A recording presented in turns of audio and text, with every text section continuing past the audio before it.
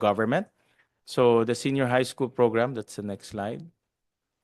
The senior high school program, about 33% are satisfied, about 40% are dissatisfied. So that's about a negative 7% dissatisfaction, net dissatisfaction rating.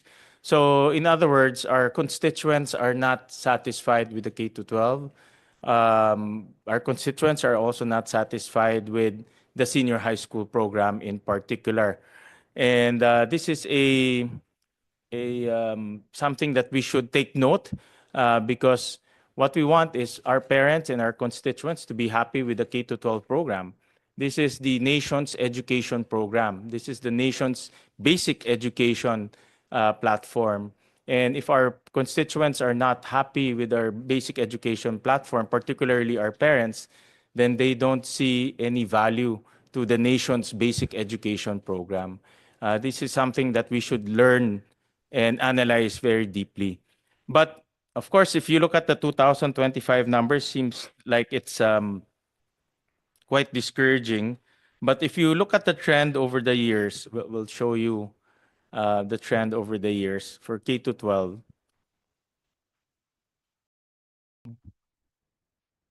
In 2019, wala namang problema. Everyone was happy about K to 12. 50% satisfied, 20%, 28% dissatisfied.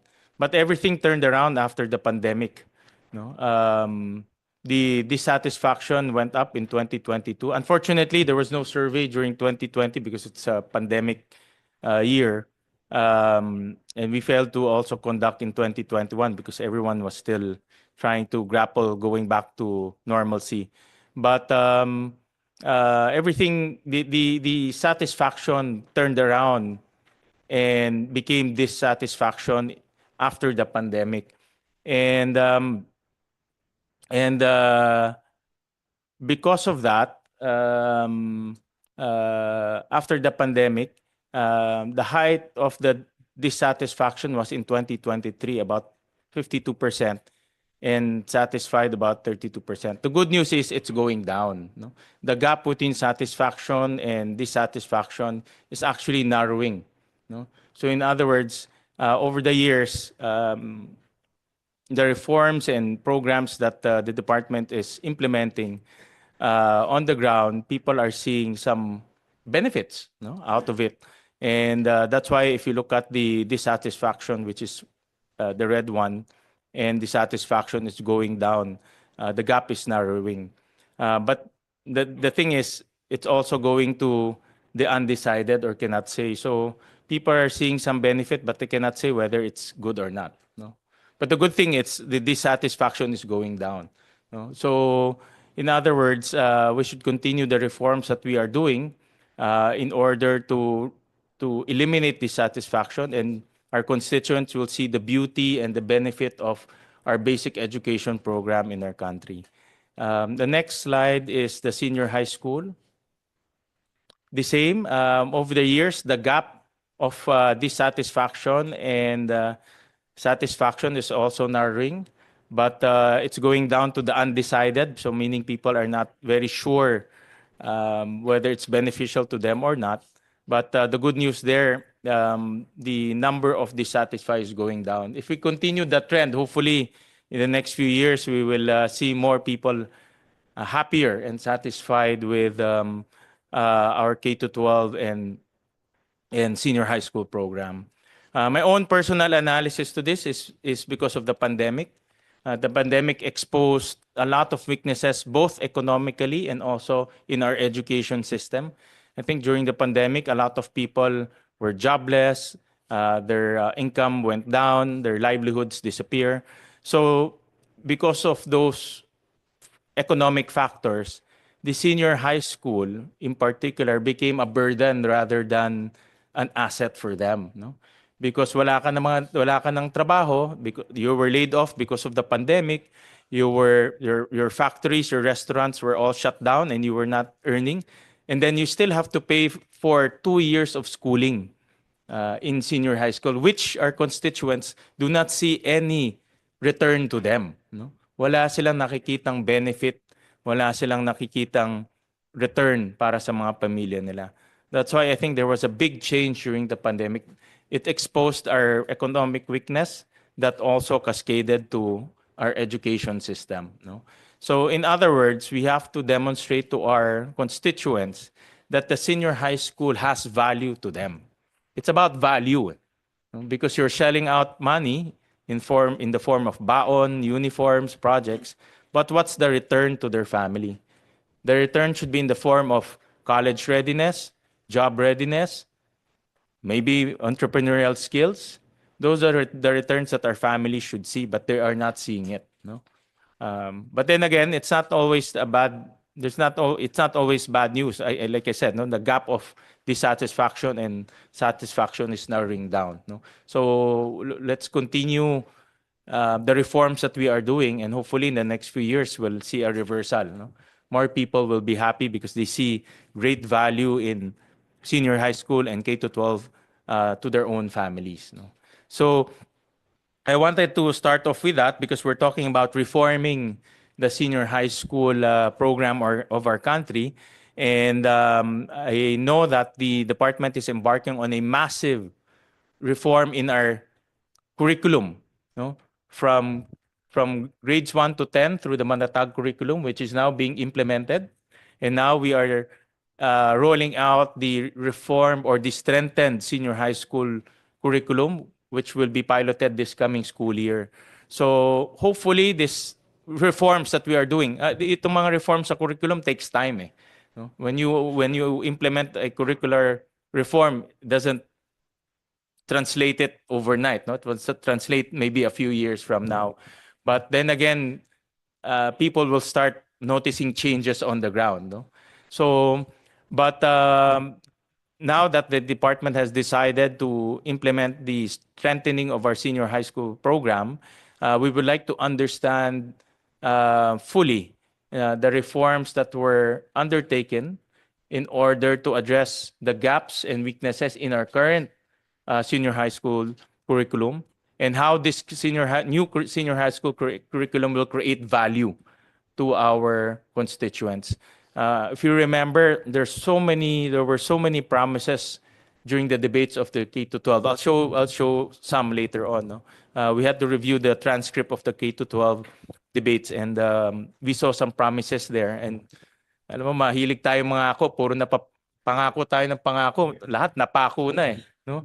So, but we need to keep our promises, because part of dissatisfaction is not keeping your promises. No? So we want to keep our promises, and we want to see whether this new senior high school program will address the gaps and will fulfill eventually the promises that were made during the debates on the K to 12 system. So with that, I know that we have a long discussion today, so I would like to start off with a briefing from the DepEd on the strengthened senior high school program.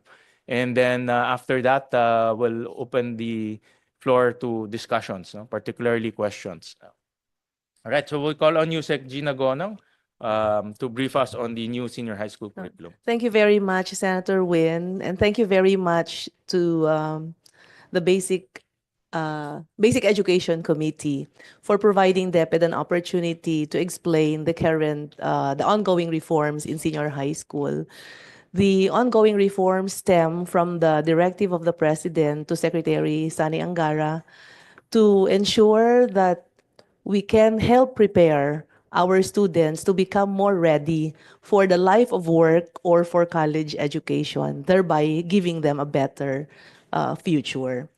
The presentation today will focus on the design of the new senior high school curriculum, and then we'll have a presentation also on the pilot implementation, and a presentation on HR-related concerns, Senator.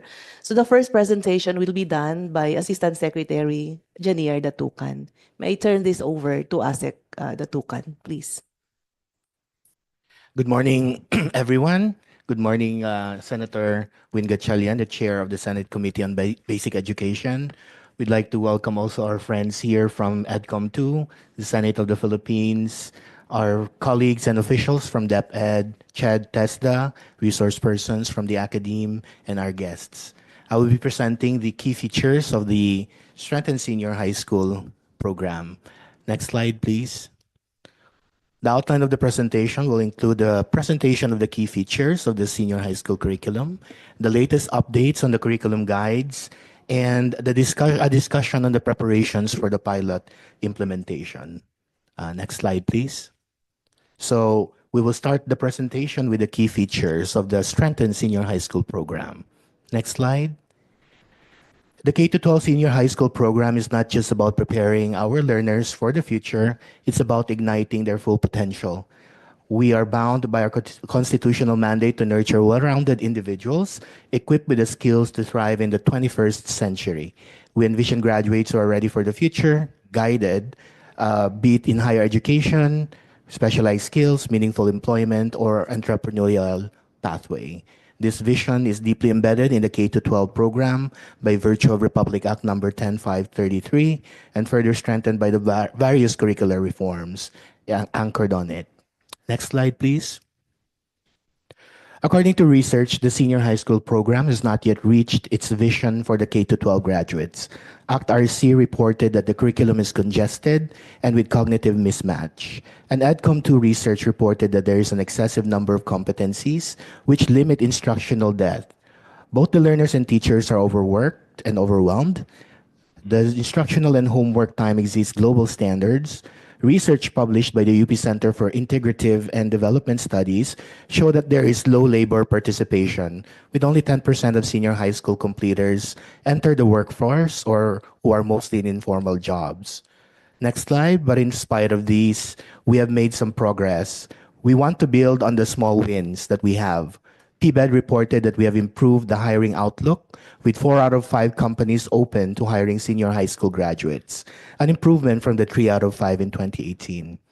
The Philippine statistician reported an increased school participation, where senior high school program boosted enrollment among 16 to 17-year-olds by 13%, which with the highest gains in low-income groups, about 20 to 21%. Next slide. The work we currently do in the senior high school curriculum responds to the directive of President Ferdinand R. Marcos Jr. during his third State of the Nation address, directing the government to harness the totality of the Filipino. For DepEd, this means preparing our senior high school students well for their future. As such, we at DepEd have committed, as instructed and directed also by our Secretary, Sani Angara, to streamline the senior high school curriculum, integrate skills training into the K-12 curriculum, including senior high school, to better prepare the learners for employment. And we work closely with industries to ensure that the curriculum, particularly in the technical, vocational, and livelihood or TVL track, aligns with the needs and demands of the labor market. Next slide, please. Updating the senior high school curriculum requires upgrading the whole system to ensure seamless and effective implementation. This includes learning delivery and assessment, teacher support, learning support, career guidance, advocacy, responsive financing, governance, and pilot implementation. Next slide, please. The strengthening of the senior high school curriculum is guided by our vision for the reform. First, we streamline the tracks and subjects to enhance clarity and efficiency. Second, we expand learners' choice to align education with individual aspirations. Third, we enhance employability by aligning education with industry needs. And fourth, we establish stackable and seamless learning pathways for continued academic and career growth. Next slide. Following this vision, these are the key features of the Strengthened Senior High School program. There's a reduction of the tracks from 4 to 2, reduction of the required subjects, streamlining the number of core subjects, academic electives, and technical professional, formerly the TVL electives, replacing strands with clusters of electives, introduction of a doorway option where learners can take up to 2 elective subjects from the other track, a revised time allotment per subject, an extension of work immersion hours from the current 80 to 320 hours to 320 to 640 hours. I'll discuss each key feature in the following slides. Next slide. The key competencies from the current core subjects have been streamlined, reducing the original 15 core subjects to just 5. These subjects will now be offered throughout grade 11 instead of being limited to just one semester. So this is offered to be in 1 year. All senior high school students are required to take the core subjects. All subjects that are not part of the core will be called electives. They will not be called applied or specialized subjects any longer. Next slide.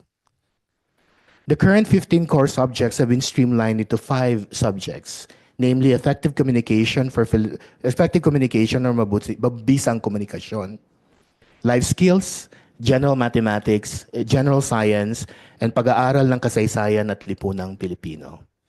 Next slide. We have the course description for each one of the 5 core subjects.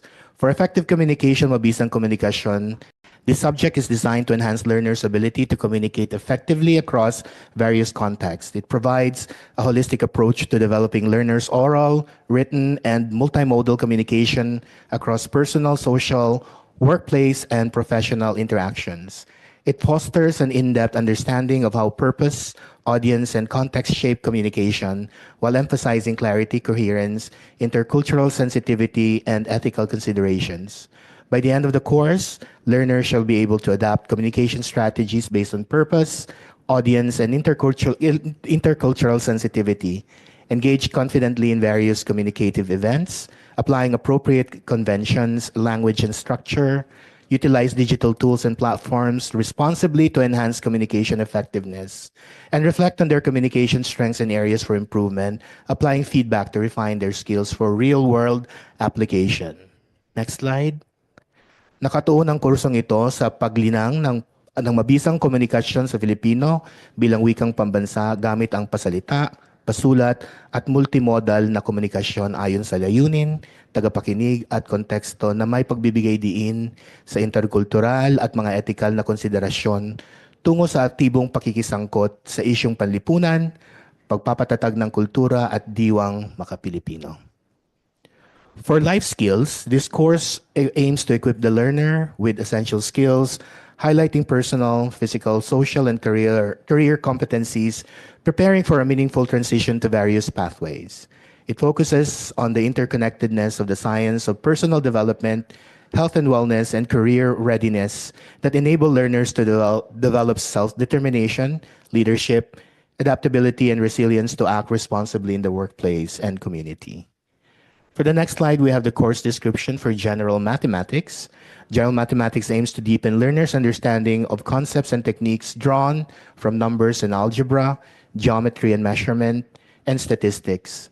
Learners will strengthen their problem-solving and critical thinking skills, enhance their reasoning and interpretive skills in mathematical and statistical contexts, and communicate results concisely and systematically using the appropriate language. Additionally, learners will be adept in choosing and using technology appropriately and efficiently, preparing them for a wide range of educational and employment pathways, including further studies in college.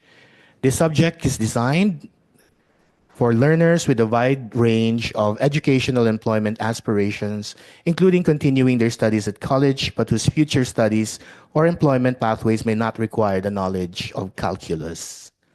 Next slide. We have general science. This course aims to equip learners with the essential scientific knowledge, skills, and capabilities to meet the challenges of living and working in a rapidly changing and advancing Philippine society. The course aims to provide learners with the fundamental scientific competencies to help shape a sustainable future for themselves, their communities, and the planet. The course focuses on understanding and applications of the scientific models, theories, and laws that relate to everyday life and work, and how these impact on the Philippines as a significant contributor to the world.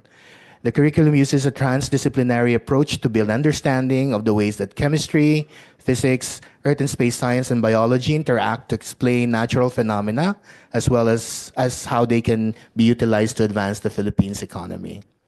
The course builds on learners' personal experiences and understanding of scientific phenomena to support them to be scientific and technological thinkers who can propose and solve problems through scientific observation, data gathering, and making and effectively communicating evidence-based conclusions.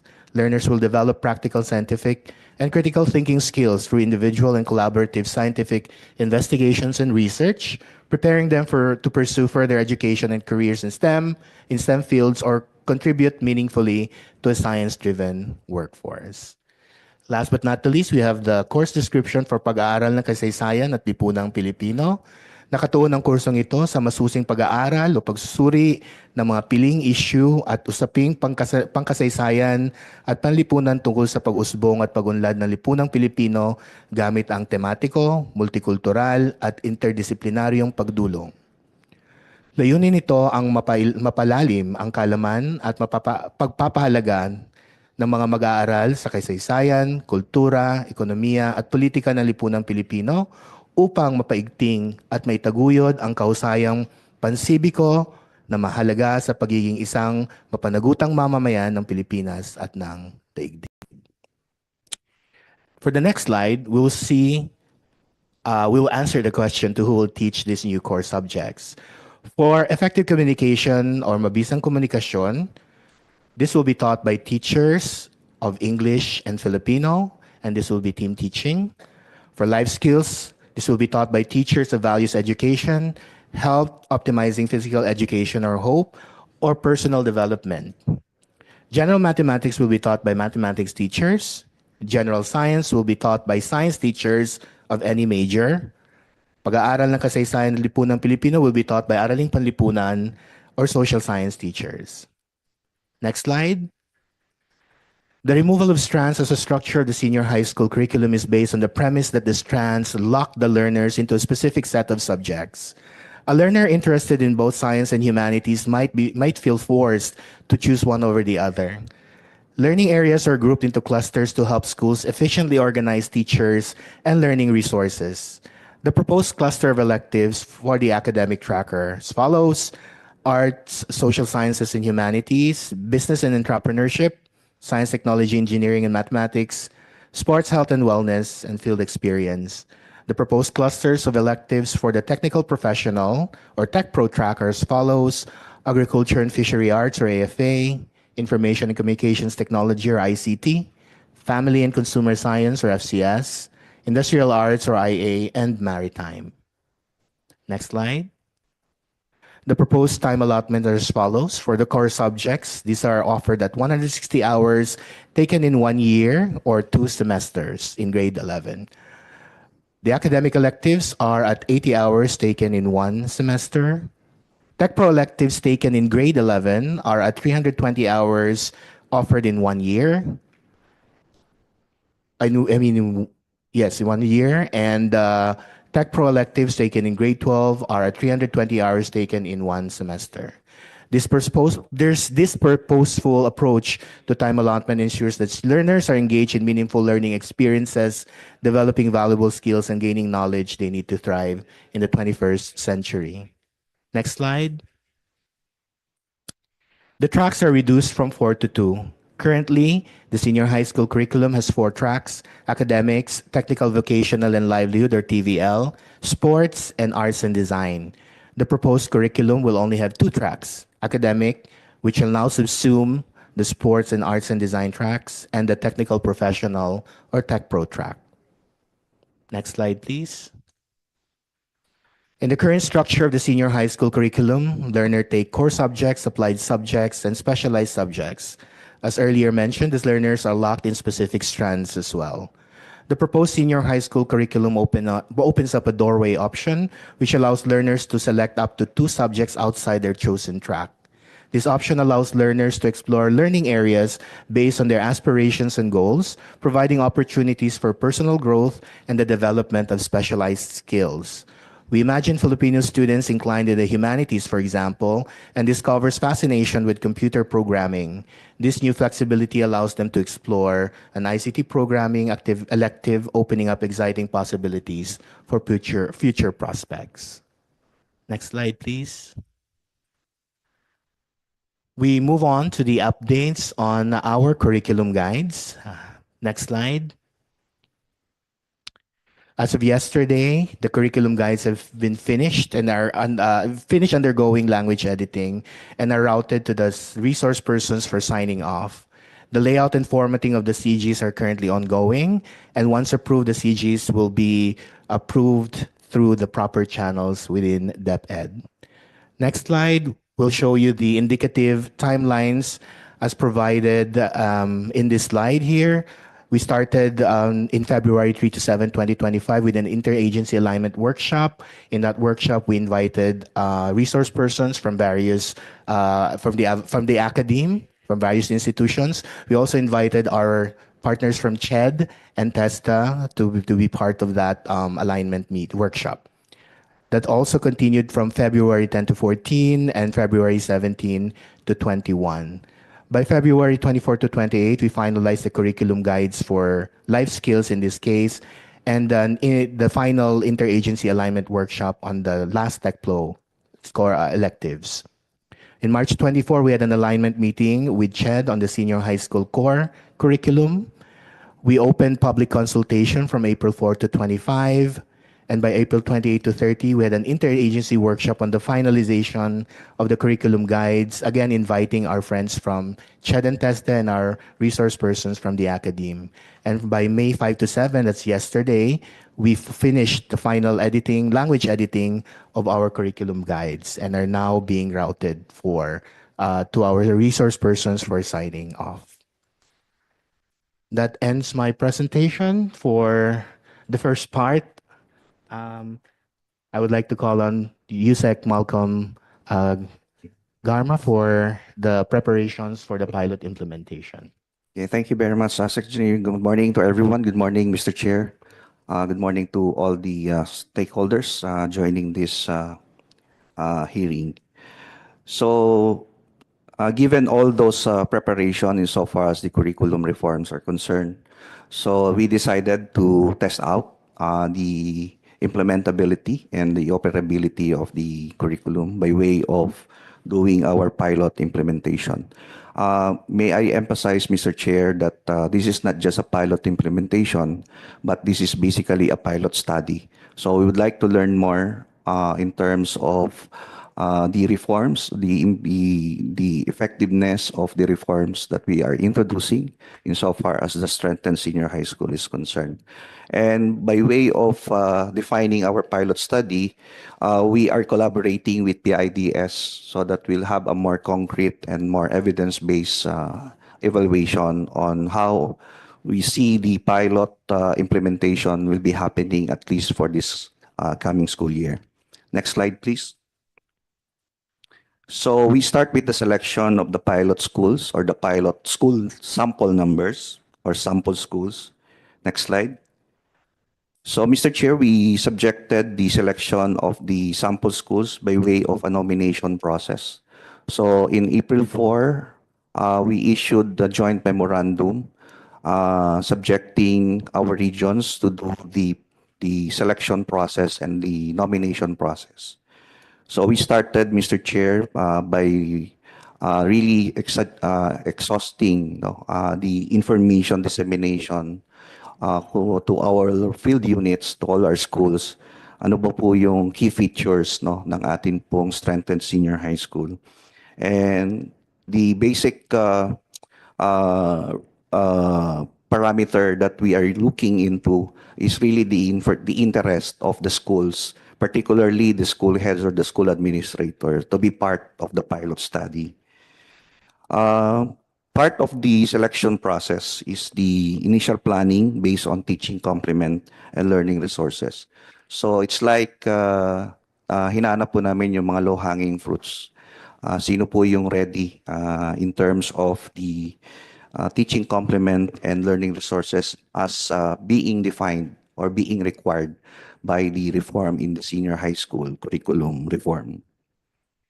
And then piece 3, we also factored in, Mr. Chair, the importance of career guidance counseling.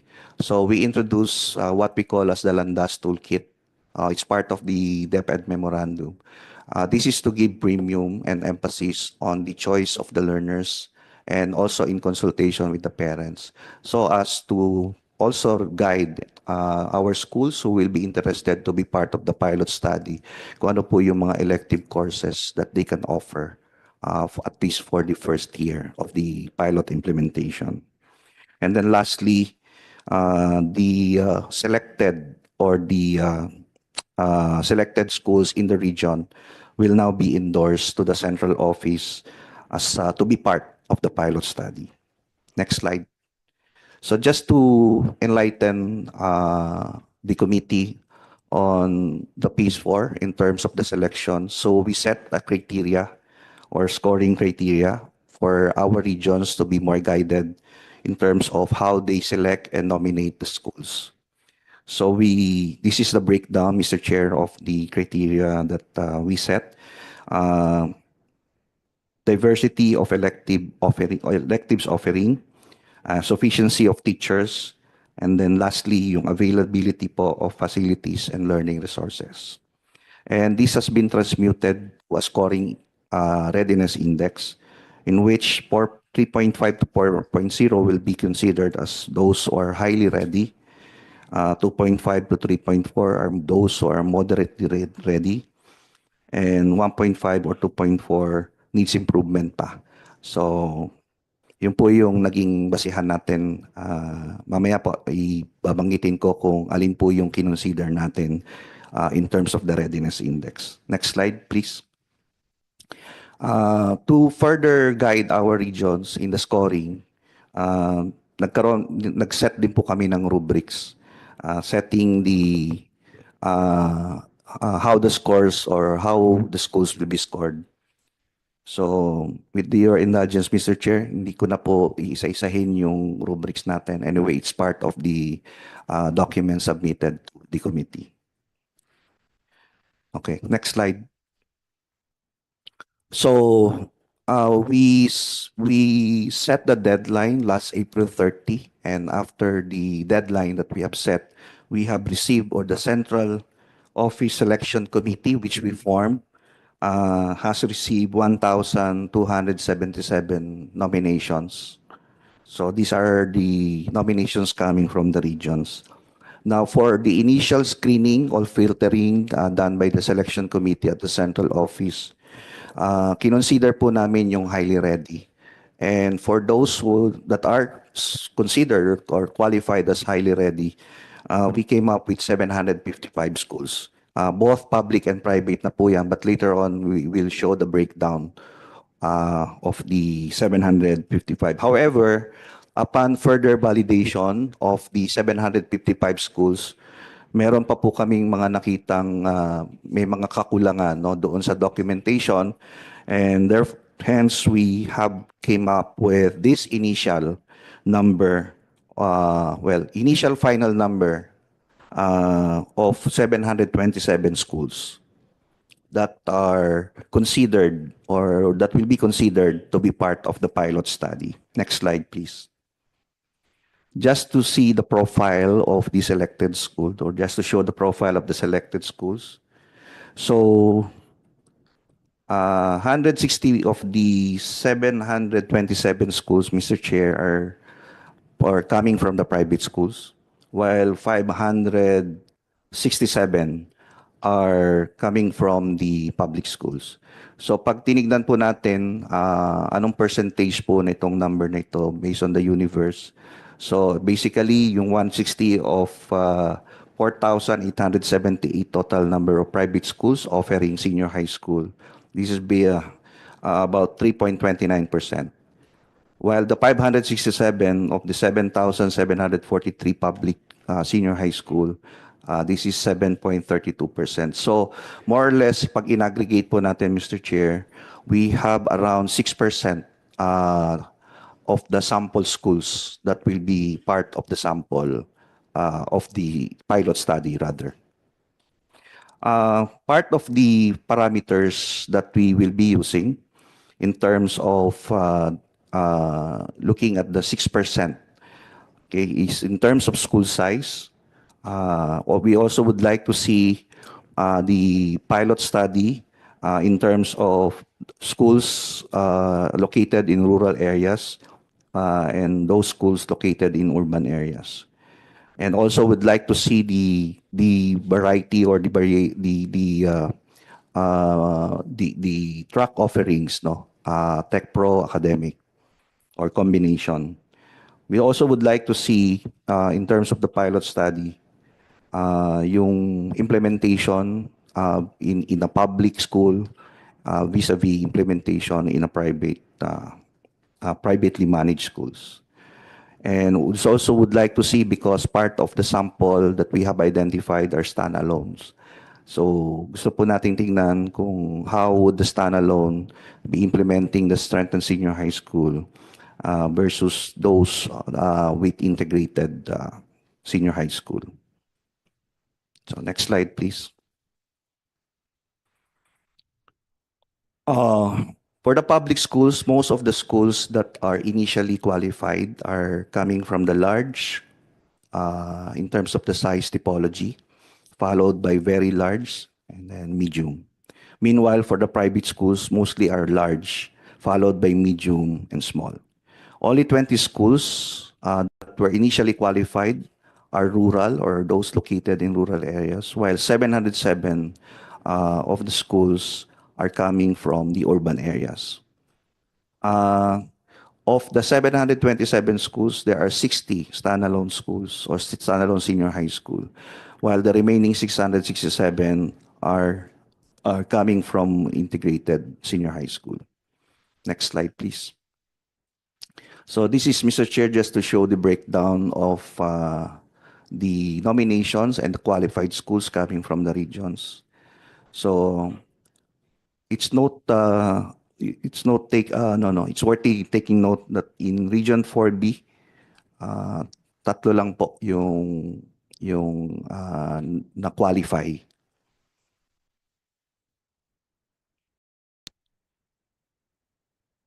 Okay. Hindi ko na po isa-isahin yung number per region. Okay, next slide, please. Okay, so further digest the profile of the selected schools. Majority of the schools are offering both academic and tech pro, while 93 are offering academic track only, and only 2 schools in NCR are offering tech pro only. Next slide. Again, we emphasize that more than a pilot implementation, this is a pilot study. Therefore, we really value yung monitoring and evaluation. And for this, we are working closely with our strategic management strand through its M&A team in terms of designing and implementing a robust evaluation study. And again, we are also in collaboration and coordination with the PIDS. The M&E initiatives aim to generate timely evidence to strengthen program implementation in support of schools, teachers, and learners. So to further guide our committee and our stakeholders, how are we preparing for the pilot implementation in terms of learning resources and in terms of the teacher complement? Sources. Learning resources. Okay.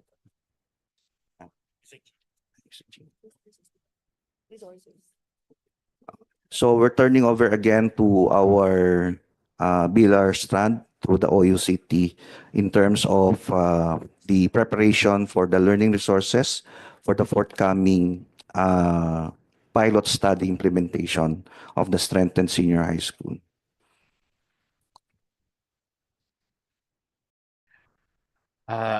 Hello again, Mr. Chair. For the preparations for learning resources, can we move to the next slide? For the pilot implementation, DepEd shall develop until June and provide a curated list of learning resources to be used by teachers in delivering the strengthened senior high school curriculum. The curation will start on May 15 to 21, and then on May 22 to 29, we have the conformance checking and finalization.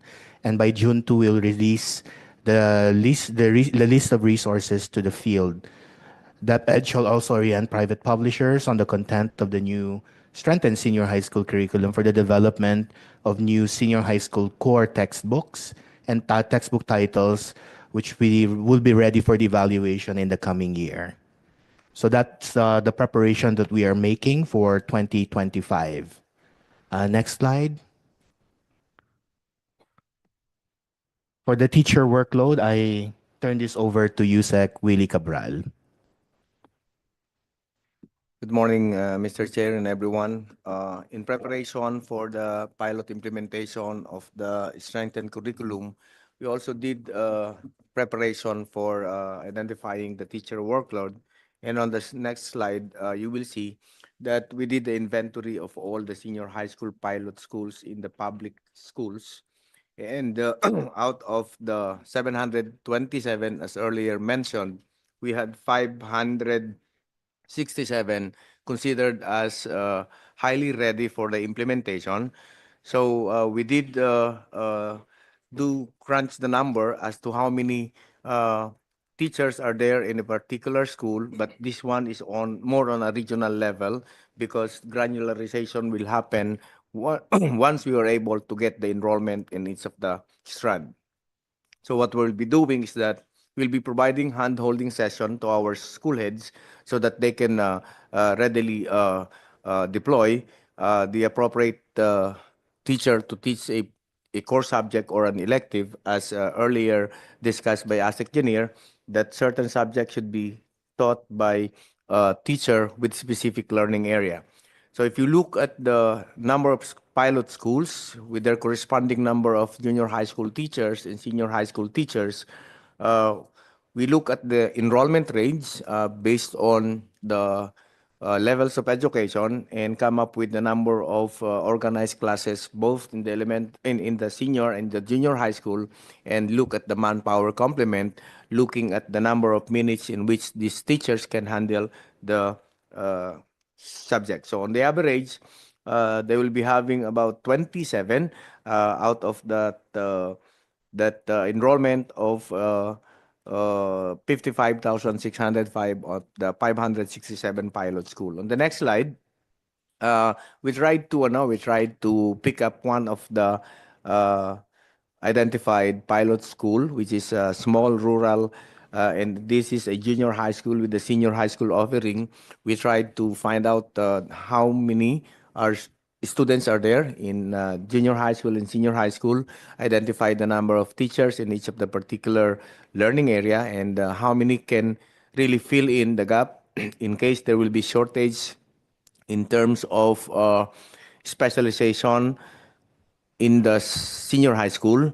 And this actually is to come up with some sort of equitable distribution of teaching load in both the teachers, especially so when the school operates on an integrated scheme of the junior and senior high school, ensuring that all of the teachers are provided with adequate number of teaching loads. In terms of possible mismatch in pilot schools, we run also the PRC taxonomy because the PRC identified that a graduate of a certain course can be attributed as specialized on math, physical science, and biology. And this will be coupled with additional capacity building so that they can readily handle the teaching of the defined curriculum guides in each of the learning areas or core subjects as identified. So as a matter of action plan, since we'll be implementing this, the teacher requirement analysis shall be fully granularized down to the school level by integrating all of the data element in our strategic inventory for deployment efficiency, which is a system that we are using as a dashboard, and to identify regions and divisions with severe excess or shortage of teachers per specialization. What's good about senior high school is that it is not lodged on a specific school. It is actually division based, so that there can be a legroom for redeployment in case there is a need to redeploy. So the data collection is also being mobilized, and the teacher specialization inventory can also be shared to all of the stakeholders, internally, externally, and then the HR policy on specifying the mismatch in terms of workload, education and training and equivalency, and if in need, there will be some sort of transfer or detailed reassignment of teachers. This will happen before June.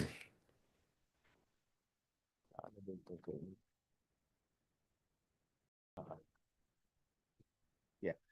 For the training on the strengthened senior high school program, which is we would like also to identify that there are several training to be conducted, particularly on the core subjects, and this will be happening May 25 to 28 of 2025, and May 28 to 31, and we have already identified the venue. But for the other Tech Pro components, we identified also the dates, but the venue are actually for determination still.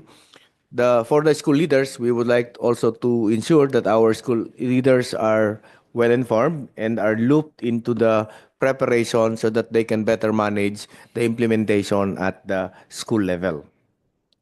So, of course, available budget is subject to the issuance of sub-allotment release order from the Basic Education Fund, and that is amounting to 157 million. And currently, ongoing po yung lahat ng ginagawa natin for all the training, and we are trying to maximize the time that we have given the window before the opening of classes. So I think that's all for the workload and the training. Thank you, Mr. Chair.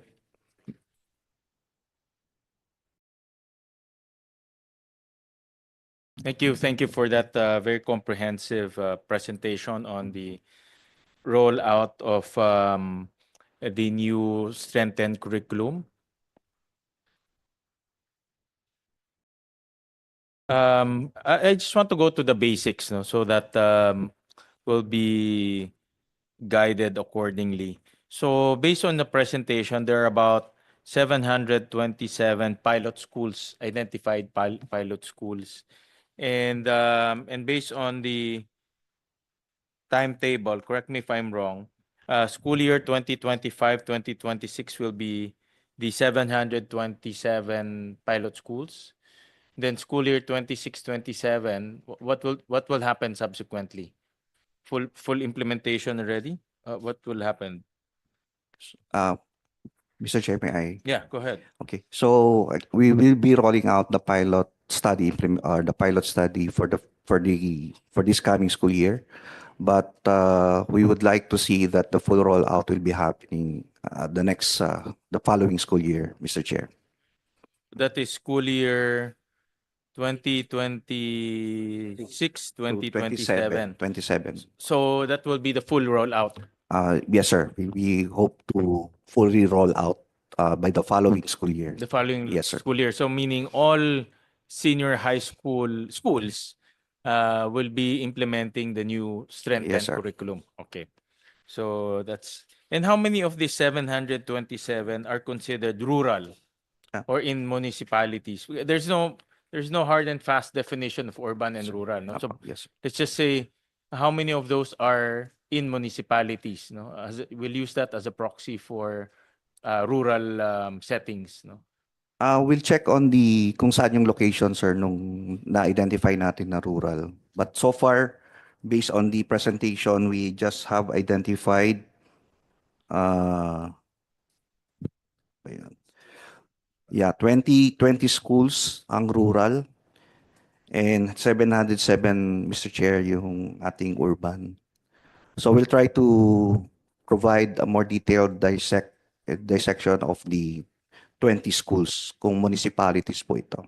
The point I'm trying to this is the point I want to emphasize. Based on our conversations with principals and frontliners, the problems of rural areas and the problems of urban areas are wildly different. Yes, no? Especially in terms of specialization and materials. No? So meaning later on we'll discuss about the electives and those subjects. So meaning if we will be coming out with electives and also different courses for Tech Pro. The principals will be mandated to look for specialists to teach those electives and Tech Pro. In urban setting, maybe it's easier. Maybe it's a challenge, but it's easier because you have abundance of talent in the area. But in rural setting, it's really different. Um, so I wanted to put a lot of emphasis on the implementation in the rural areas, but based on your um, pilot, there are only 20 out of the 727.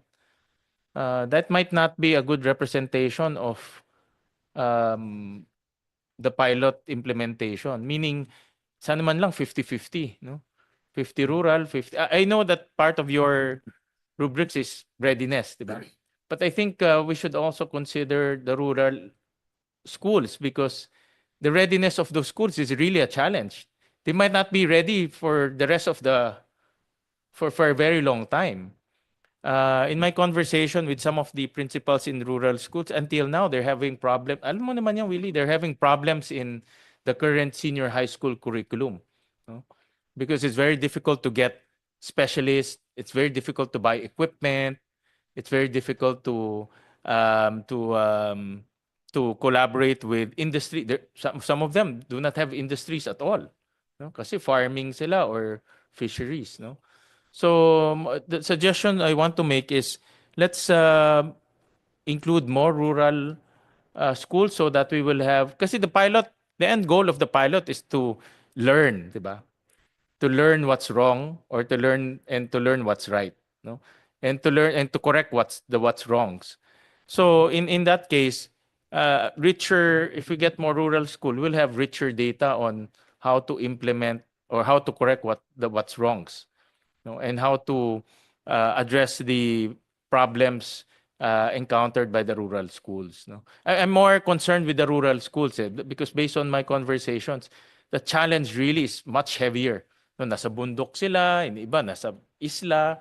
So the principals there really encounter a lot of problems. They want to fulfill the curriculum, but practically it's almost impossible, no, because of their geographic location.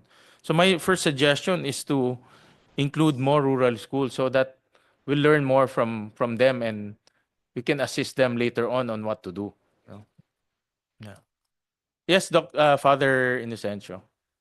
I think you raised a very important point, no? And that's why I wanted to see, first of all, since you are presenting a pilot study is a research. At the graduate school, whenever a student presents a research, first, he gives the title of the research. What exactly are you going to do with the pilot study? And that has to be defended. And then you are asked, what is the framework that you use in order to make the study? So that we have reference point by which we can refer our data that you might be gathering in that. Second is the sampling methodology. There are different kinds of methodology of doing the sampling, the random sampling, stratified sampling, purposive, all this one you learn, no? Exactly, I wanted to see those questions. What is the title of your study? And then what is the framework that you use in making the study? And what is the sampling methodology that you're going to use? I think this is a very basic in terms of research, no? And then how do you gather the data? What are the statistical tools that you're going to use in order to analyze the data? And then how do you interpret the data?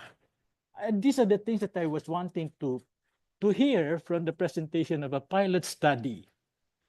I am not very clear now. How do I refer now all the things that you have planned in order to, and then if that is the case, I don't know, maybe you have already a goal set in mind that you need the data to answer this. What are those things that you need to answer?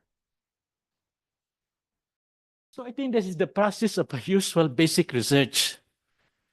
And I don't know if they can do that kind of presentation now. What is your title of the research? What do you want to correlate? What do you want to answer? What are the questions you need to answer? So I think I'm expecting that in the presentation of a study. Yusek Gina, you might want to respond, or any from the DepEd wants to respond. Mr. Chair, may I respond on behalf Go of? ahead, go ahead. Okay. So, Father, we duly take note of those questions. Again, as mentioned in our introduction, we are doing this with PIDS. And right now, it's not part of our presentation, Father, but we will be more than willing to submit to the committee the abstract of the study Yeah. as we coordinate with PIDS and together with our own strategic management strand. I usually hear this kind of remark after having given some kind of observation. We will look into it. We will study it. We will keep you informed of it. Okay? Many times. But then afterwards, we see the paper as finalized. Okay? So I think I've not lacked the opportunity to be able to reach out. I met several of you in several occasions. We had several discussions. And then also our groups, the SEAP, the COCOPEA, discussed all this issue at length. And we have come up with some of the observation forwarded to the office for consideration. The last time I met, was that I said, I needed a framework by which I can refer to the output that you are now telling us to examine, which is already a complete output of curriculum to be implemented. But we did not know how to dissect that element in the framework and try to see how does it fit with the framework that you are now trying to engage us. What is this framework of the new senior high school curriculum? And then you begin changing some kind of concepts, Tech Pro. I don't understand Tech Pro. But I know career. Students are prepared for career after basic education. Either they go for a career where they examine more the science of it and explore the expansion of knowledge. That is the professional. And then when you have the science of it translated into practical living, that is technology technical. So I said, career can be going to the academic side of it, the professional way, and then you will have to be qualified by different, acknowledging body that you are a doctor, you are a master on this. That is the professional. But the translation of all those enlightenment of knowledge, put that into practical living, that will be technology and therefore career technical, that will be the proper way to address that area. And that is the way it's now being referred to. So, to remove the bias of tech book, as in tertiary education, it's separated into higher education and lower education, which has been branded in the mind of our people that if you take tech book, you are lower. And therefore the aspiration is that they want to be higher. Everybody wants to go to college with a degree. But we know that industry said you don't need a degree in order to gain a gainful employment, even higher than the engineers and all these ones. So I guess those things are supposed to be very clear for us. What do you mean by career? What do you mean by professional? What do you mean by technological? What do you mean by technical?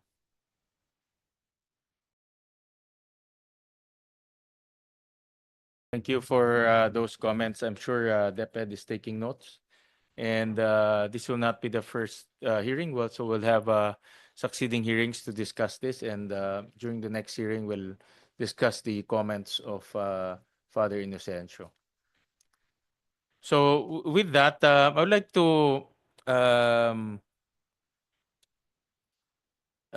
move into one of the promises. And one of the promises is to be college ready. I think this is very clear. And in fact, I'll put on the slide, we looked at the transcript, and this is what I wanted to show everyone. No? During the 2012, February 16, 2012 hearing, this is stated by Ms. Yolanda Quijano, the former Undersecretary of the Department of Education. I think this is your predecessor, Yusek Gina. No? So this is what she said. And let me just quote it. No? This is a cost-benefit analysis for household. Oops. This is done by a study conducted by Dr. Urbeta, and we are saying that the students who finish high school then work will have better income opportunities. But when students go to 2 years of college or post-secondary or senior high school, there will be a reduction in cost. The fact that the additional 2 years as a senior high school will really be handled by the government and it's for free. No? And those who complete college maybe will have a reduction of years. Yun yung sinasabi kong reduction of years, offset by the additional 2 years. This is being discussed now, and there is a higher productivity, about 9% income premium. So the intention really before was a reduction in college, and that reduction will be taken up by the senior high school level. No? So this is one of the promises before. No? And in fact, personally, I intend to take this as a personal advocacy to really fulfill this promise.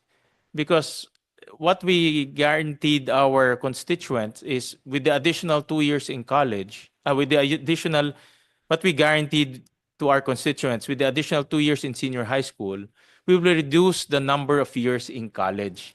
Dito nga, sinabi pa niya 2 years eh. No? Sinabi pa niya 2 years.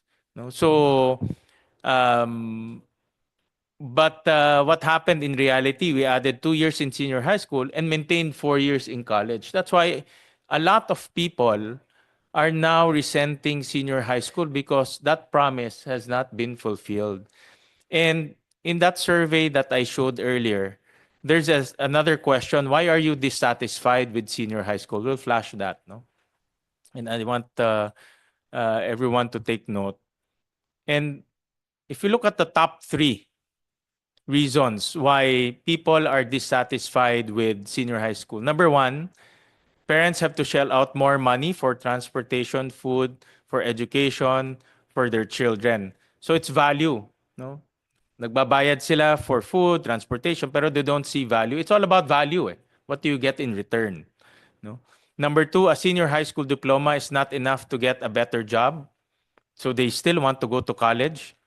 And then number 3, every family dreams of having a child graduate from college, not only from senior high school. No? So college is still the end goal because they know that senior high school is not enough. No? But then again, when they reach to college, 4 na taon pa rin. No? So naging double whammy. Kailangan ko ng college dahil hindi ako makahanap ng trabaho.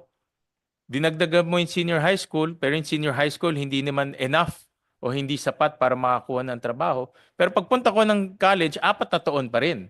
Hindi 2 taon na pinag-usapan during the hearing in 2012. No? That's how many years? 13 years ago. No? So that's why you have this massive dissatisfaction. No? Yan yung nararamdaman ng ating constituents. So, and that's what I want to focus my question right now, is this new senior high school curriculum, will this enable our, can you demonstrate to the committee, how will this new senior high school curriculum enable our students to become college ready?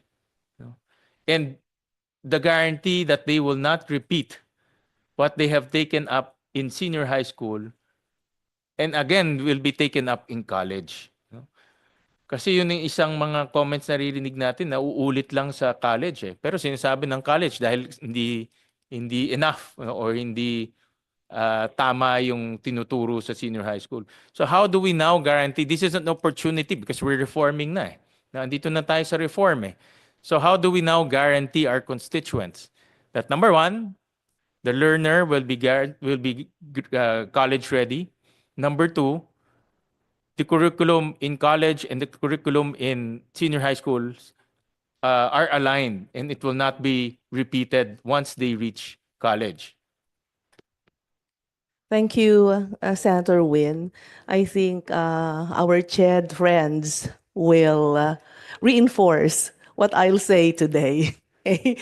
CHED and DepEd over the past months, Sen, have been meeting. Okay, we mapped the general education curriculum with the senior high school curriculum to check on redundancies, okay, to make sure that the foundational essential competencies are in senior high school and the ones that are foundational in GEC will no longer be in general education curriculum in college. So our agreement with JED, and they really sat down with us, Sen.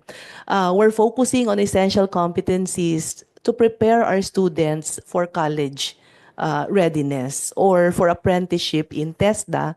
And then CHED will focus on higher level cognitive skills where students are given more critical inquiry kind of skills, preparing them to specialize in their chosen careers. So even in the finalization, Senator Win, of our curriculum guides, we sat together with CHED Technical Panel for general education curriculum.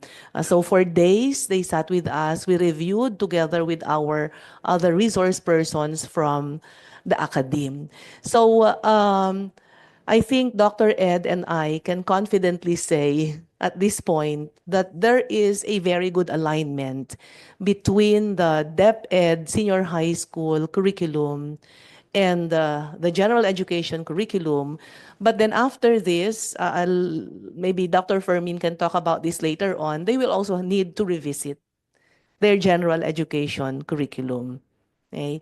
Para din siguro matugunan nila yung reduction naman ng years pagdating sa college. Senator Win. I'm very happy that Dr. Fermin is here so he can elaborate further and also attest to this very close collaboration between DepEd and CHED.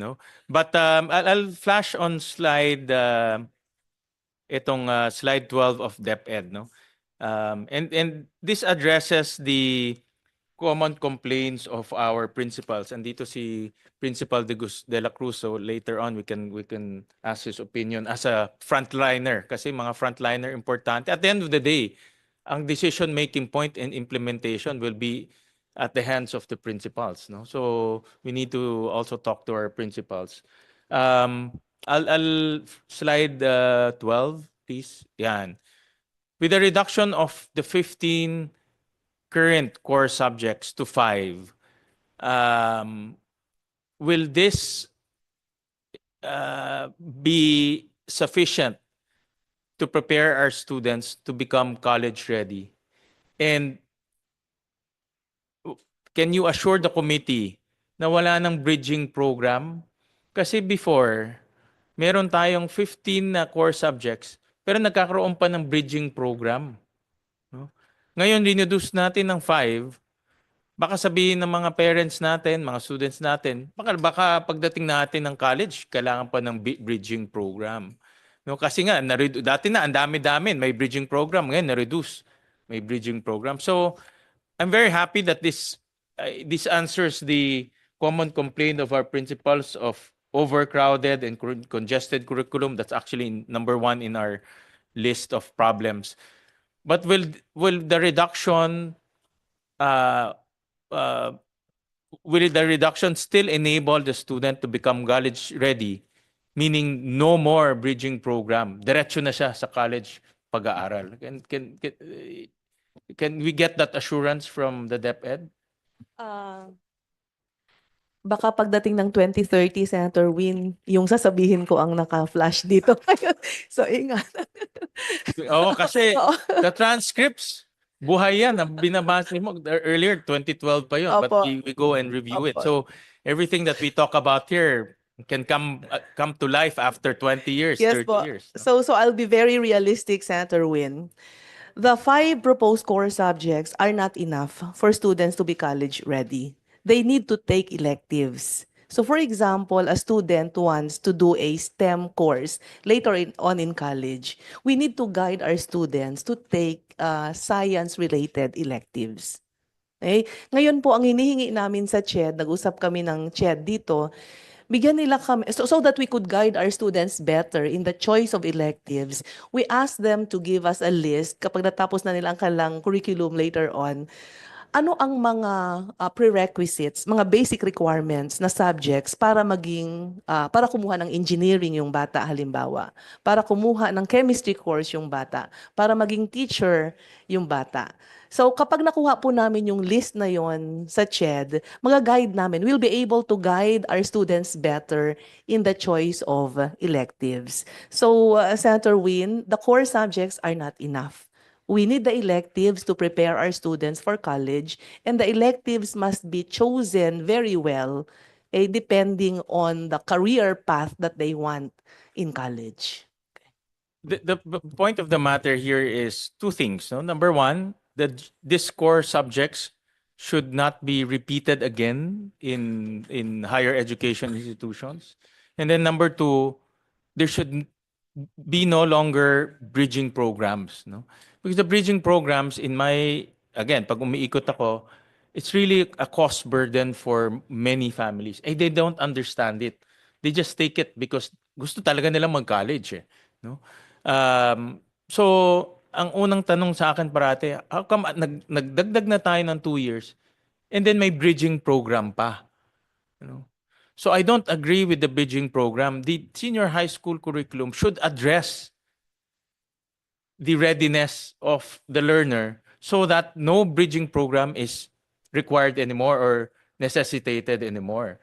No? Ready na siya kagad pumasok. It has to be designed very well. Kasi 2 years to, no? And 2 years is a long time. 2 years, tagal ng 2 years. So 2 years, dapat ready na siya dito. Para pagpasok na ng college, no more bridging program, diretso na siya sa pag-aaral niya. No? And we're not talking about here the reduction of 4 years to 3 years or 2 years. We're just talking about being college ready. No? So can we get a comment from Dr. Fermin? Because I don't agree with the bridging program. It's really a big burden to our families. No? Good morning, everyone. Mr. Chair, if I may ask the COMSEC to please share on our screen the deck of the commission, very much appreciate that.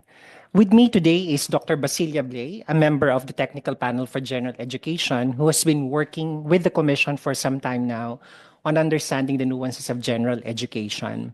So this presentation is guided by the set of questions provided by the Office of Senator Win on the relationship between and among the strengthened senior high school curriculum as it is proposed, the general education program as it exists and as it is envisioned to move forward, and higher education admission.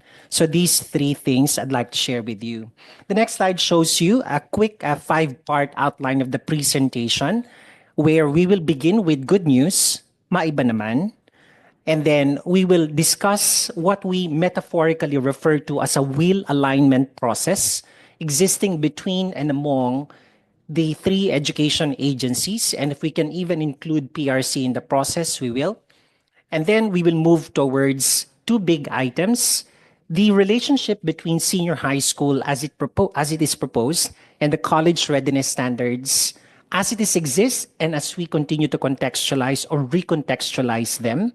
Then we move towards the senior high school elective system and their relationship with the higher education admission context, where bridging is going to be discussed shortly, Mr. Chair. And we will end with some more good news on feedback coming from the latest interagency focus group discussion that the Commission has conducted in light of these developments. Mr. Chair, for your information, beginning May 23rd all the way to May 30, zonal consultations on the impact of the proposed senior high school on changes in the general education curriculum will be conducted by the Commission, particularly through the Technical Panel for General Education, to get more inputs on how we will move forward. So if you look at the timeline, Mr. Chair, 25-26, we do a pilot. 26-27, it's a full-blown implementation. But in 26-27, the Commission is supposed to actually iron things out also to implement the possible new general education curriculum the following year, which is 27-28. I'm emphasizing this because this affords the Commission a good runway for transition.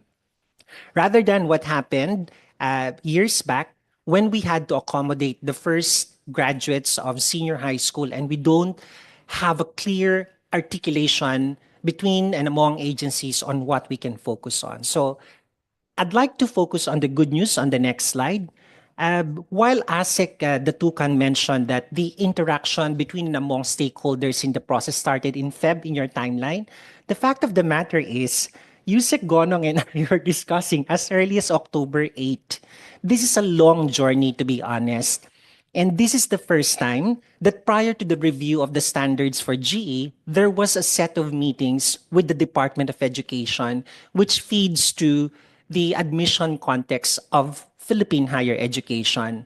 If you notice, Mr. Chair, a month after the meeting, on the initial design of how it's going to look like, the Office of Programs and Standards Development, the counterpart of the Office of the Undersecretary for Curriculum and Teaching, we met together along with the ADB specialists on the senior high school curriculum on how we can improve the design. So it was a deliberate, conscious effort to align.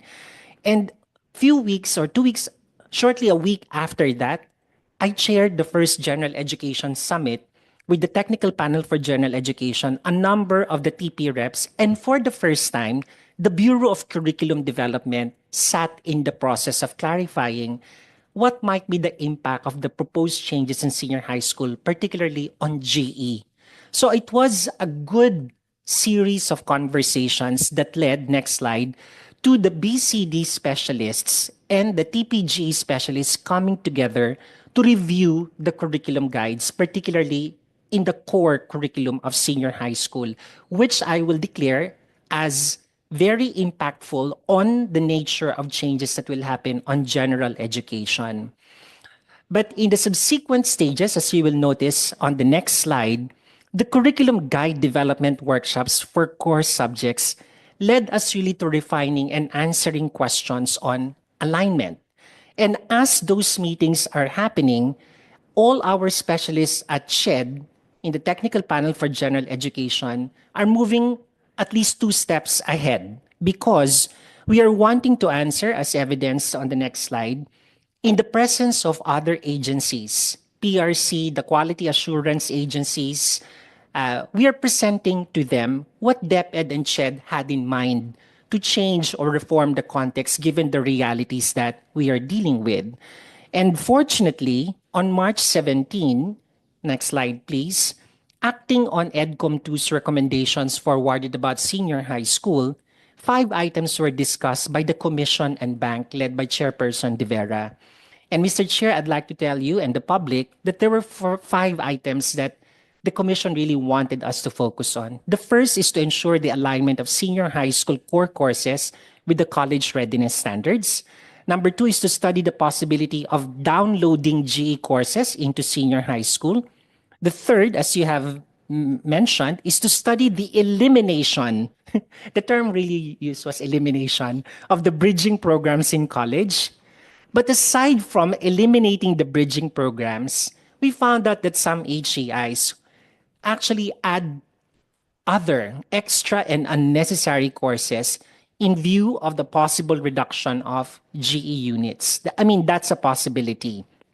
And then analyze the implications of a possible reduction of the duration of degree programs by at least 1 semester in our calculations for the time being, Mr. Chair, because we're only looking at carving out the GE curriculum first in the reduction process. So moving on, a month after, last April 23, during our FGDs, 3 questions framed the way we will approach the relationship of senior high school and higher education. The first is to answer the question, how responsive are the design and content of the proposed strengthened senior high school curriculum to the demands of college readiness? And number two, given the collaboration between DepEd's BCD and CHED's TPGE in the design and the content of the core courses, what changes can we envision in the current design of the GE curriculum? And finally, in light of items 1 and 2, what 3 or 5 major issues should CHED address relative to the G component of higher education degree programs? The long and short of this, Mr. Chair, and we're preparing the report, we receive very positive response across the various interagency representatives and technical panel representatives about this development. The common response is that finally we are talking in terms of how we align the exit stage in basic education and the expectation of higher education. So this brought us clarity, as you will note on the next slide, what we call as a unifying approach to both the competency-based and outcome-based frameworks currently in place across the 3 education agencies. And the co-chair of the technical panel for general education, Dr. Jonathan Makayan, actually underscored that this is a good start for us because we're trying to see how the pieces will fit in as we reform things.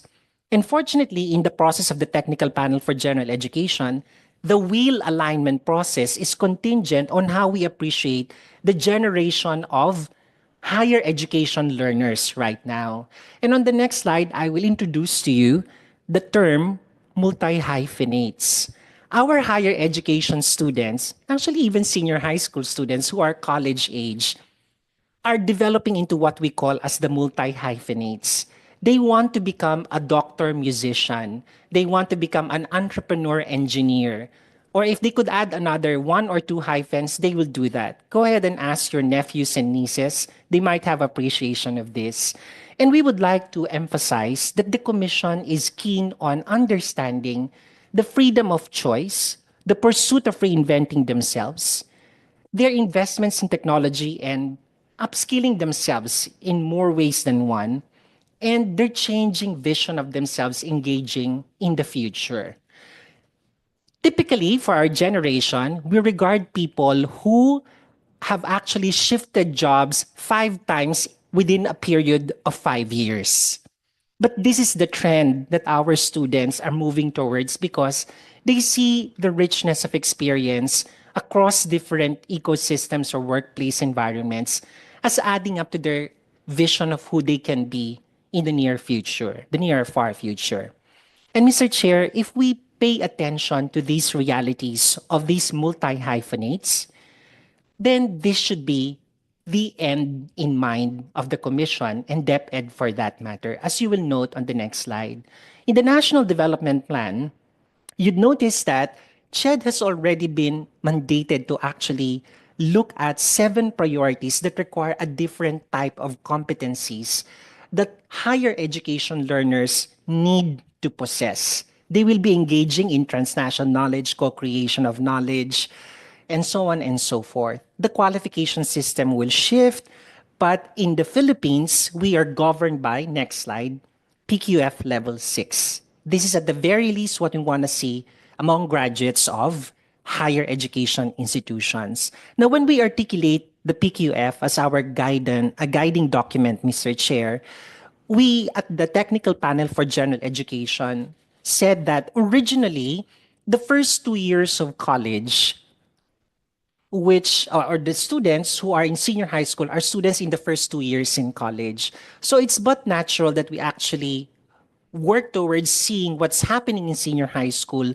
so we understand better what's going to happen in the framework of structuring degree programs in higher education. And on the next slide, we'll show you how we envision the transition. So we were describing how senior high school students will exit vis-a-vis the documents turned into us by DepEd, and how we will now reframe GE, Prof Ed, and majorship, which are the 3 dimensions of a degree program in higher education. So if you notice, Mr. Chair, as we move towards majorship, that's exactly what level 6 in PQF wants us to focus on.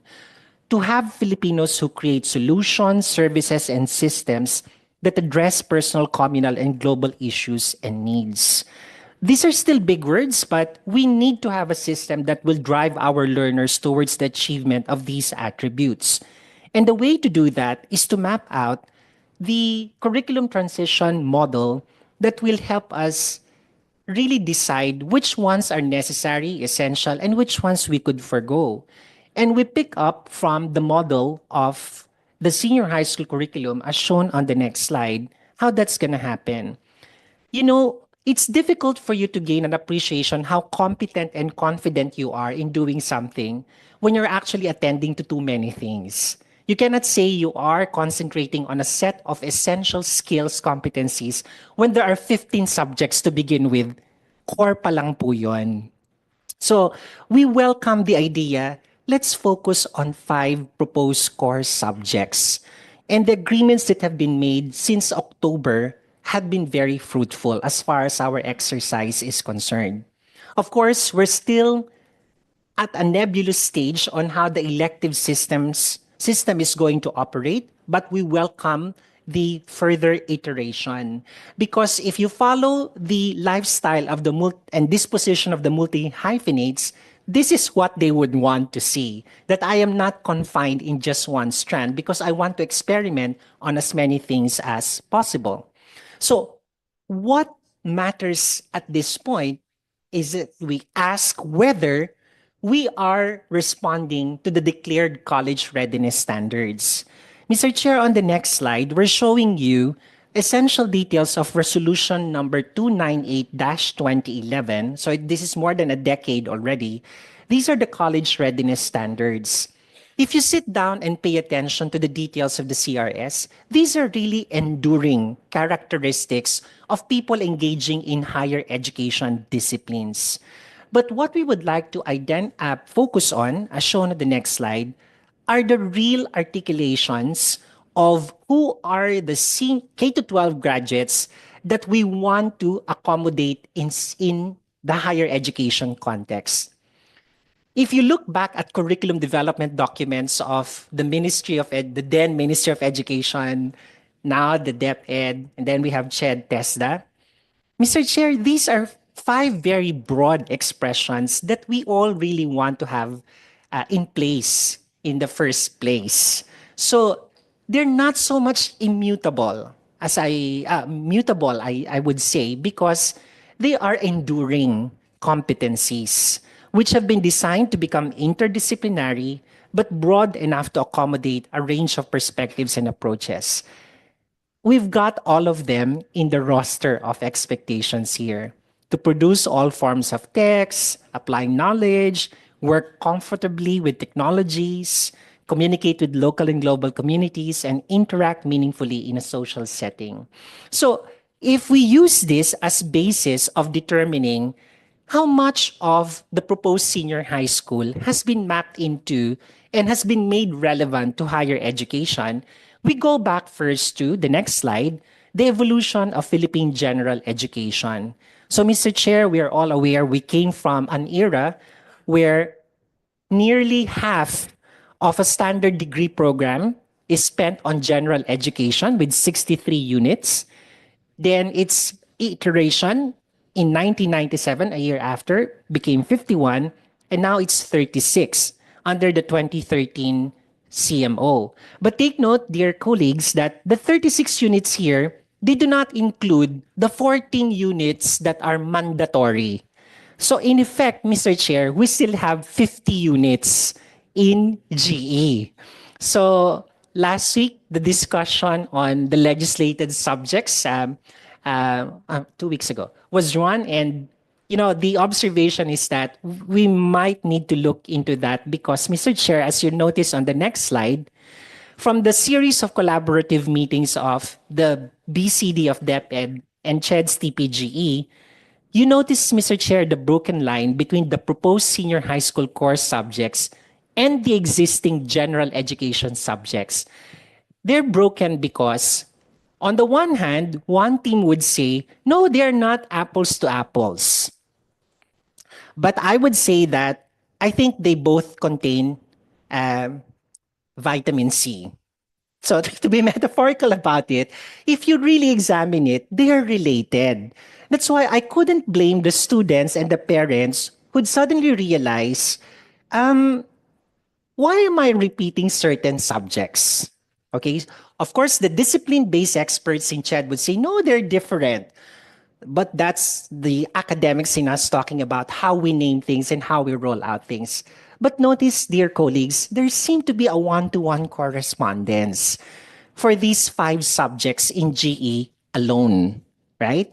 So this is the reason we engaged in crafting the standards of the core curriculum of senior high school in its strengthened version to really show once and for all. Perhaps we should rethink, it's not purposive communication that we need anymore at higher education. Let that be in the universe of senior high school so we could focus on other things. So, Mr. Chair, there is a yellow block in this slide.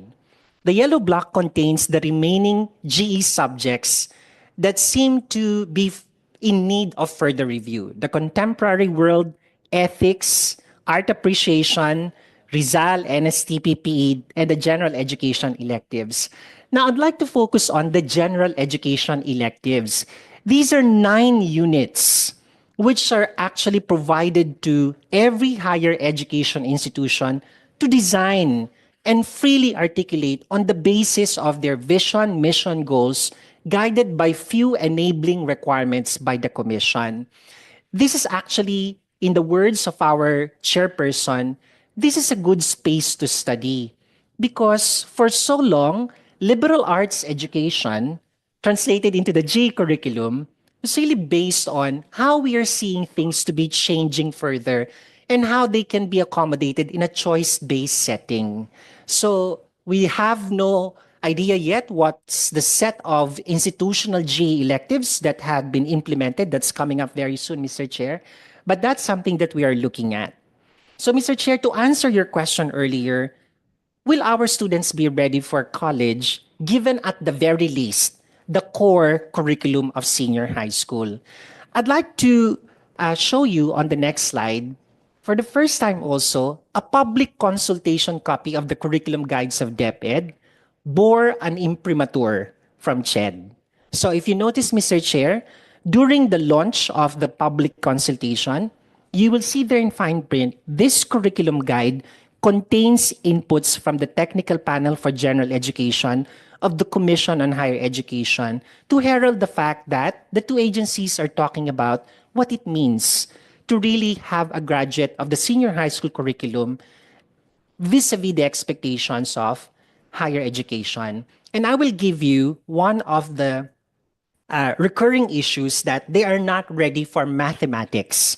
Let me ask my colleague, Dr. Basilia Blay, to tell you what was the process that underlined the relationship of the senior high school general mathematics curriculum and our expectations insofar as the college readiness standards are concerned. Dr. Blay?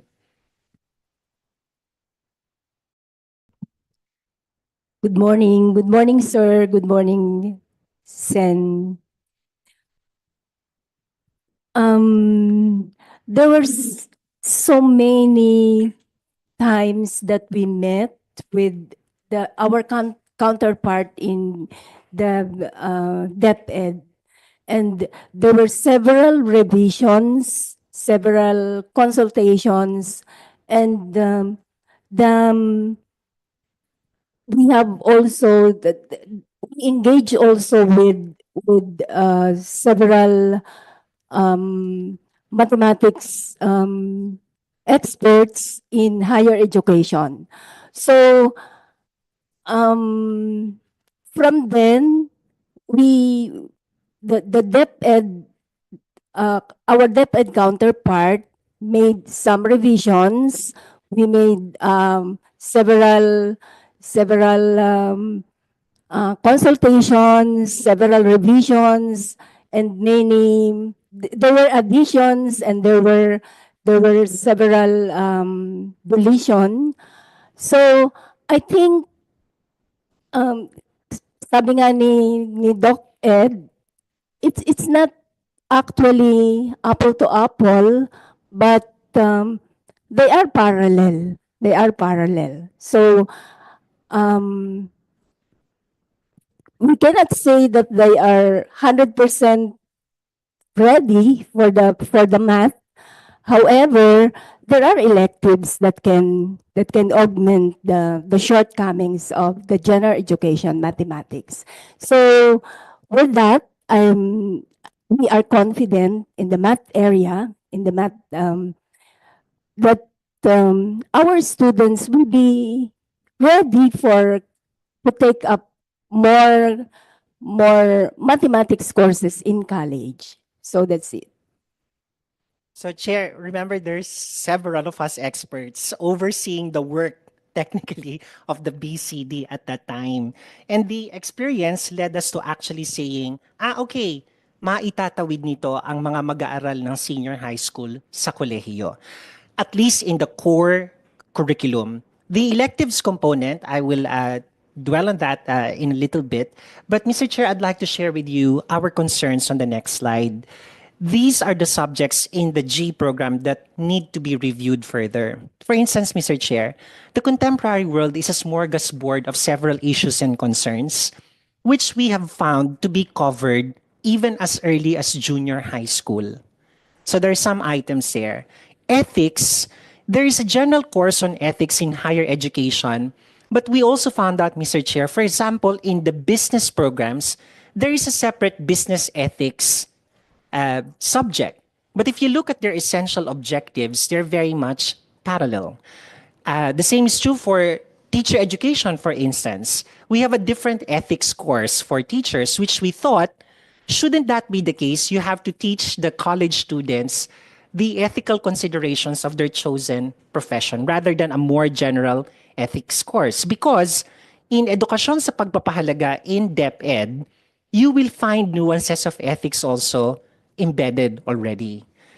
Art appreciation, art as a platform or a springboard rather for learning the other areas in not in junior high, as early as first grade or even kindergarten, it's there.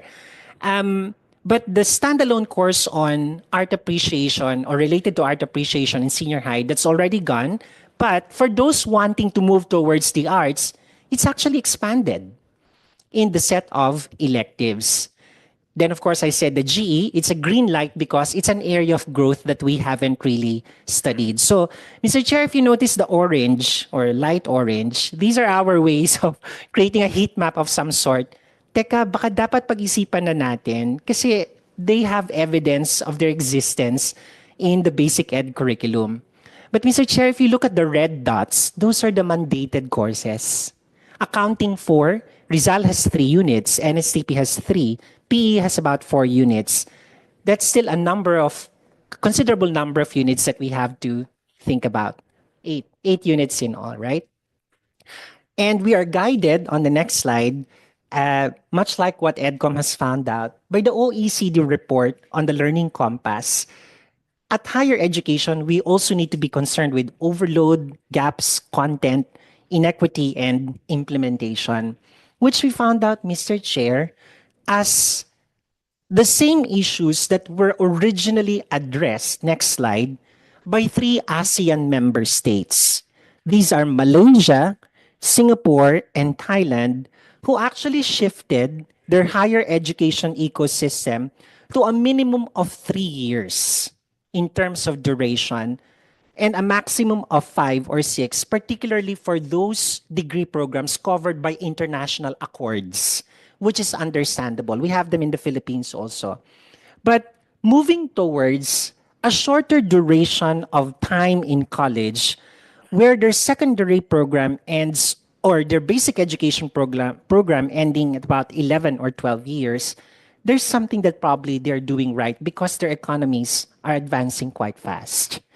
So given this, we also heeded the call and observation. In fact, even prior to the discussion by EDCOM2, as shown on the next slide, there's one degree program, Mr. Chair, who's actually seen that it's possible to reduce further the duration of the degree program. This is the degree program in tourism management and hospitality management, if you notice, Mr. Chair, if they're coming from the ABM track in senior high school, they have lesser number of units. The question is, why was it only these two programs who moved towards the recognition of the credentials in senior high school?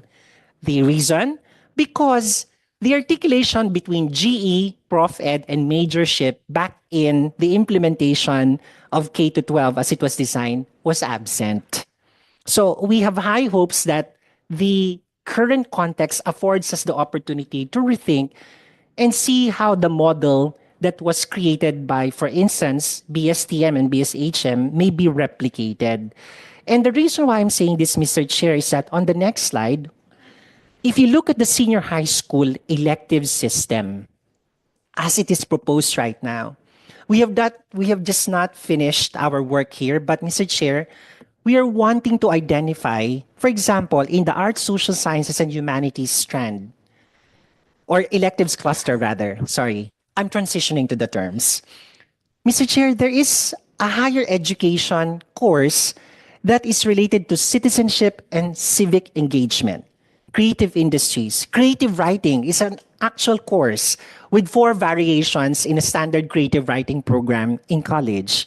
So if DepEd is mindful already that these can actually be part of the electives program in senior high school, then we can free up higher education degree programs to actually account for the more industry-related or industry-demanded skills, competencies, knowledge sets that we cannot do so much of right now because of the constraints in the design of a degree program as they exist. So if you look at STEM, for instance, Mr. Chair, if you look at some of the existing engineering programs, you will find some of these courses in their curricula. But DepEd is offering that those people who have competencies in STEM, take them early on so that you could advance a little more when you enter higher education. So the issue here, Mr. Chair, is that we need to fine-tune the senior high school credit recognition process because some of the elective courses have equivalents or related courses in the existing PSGs.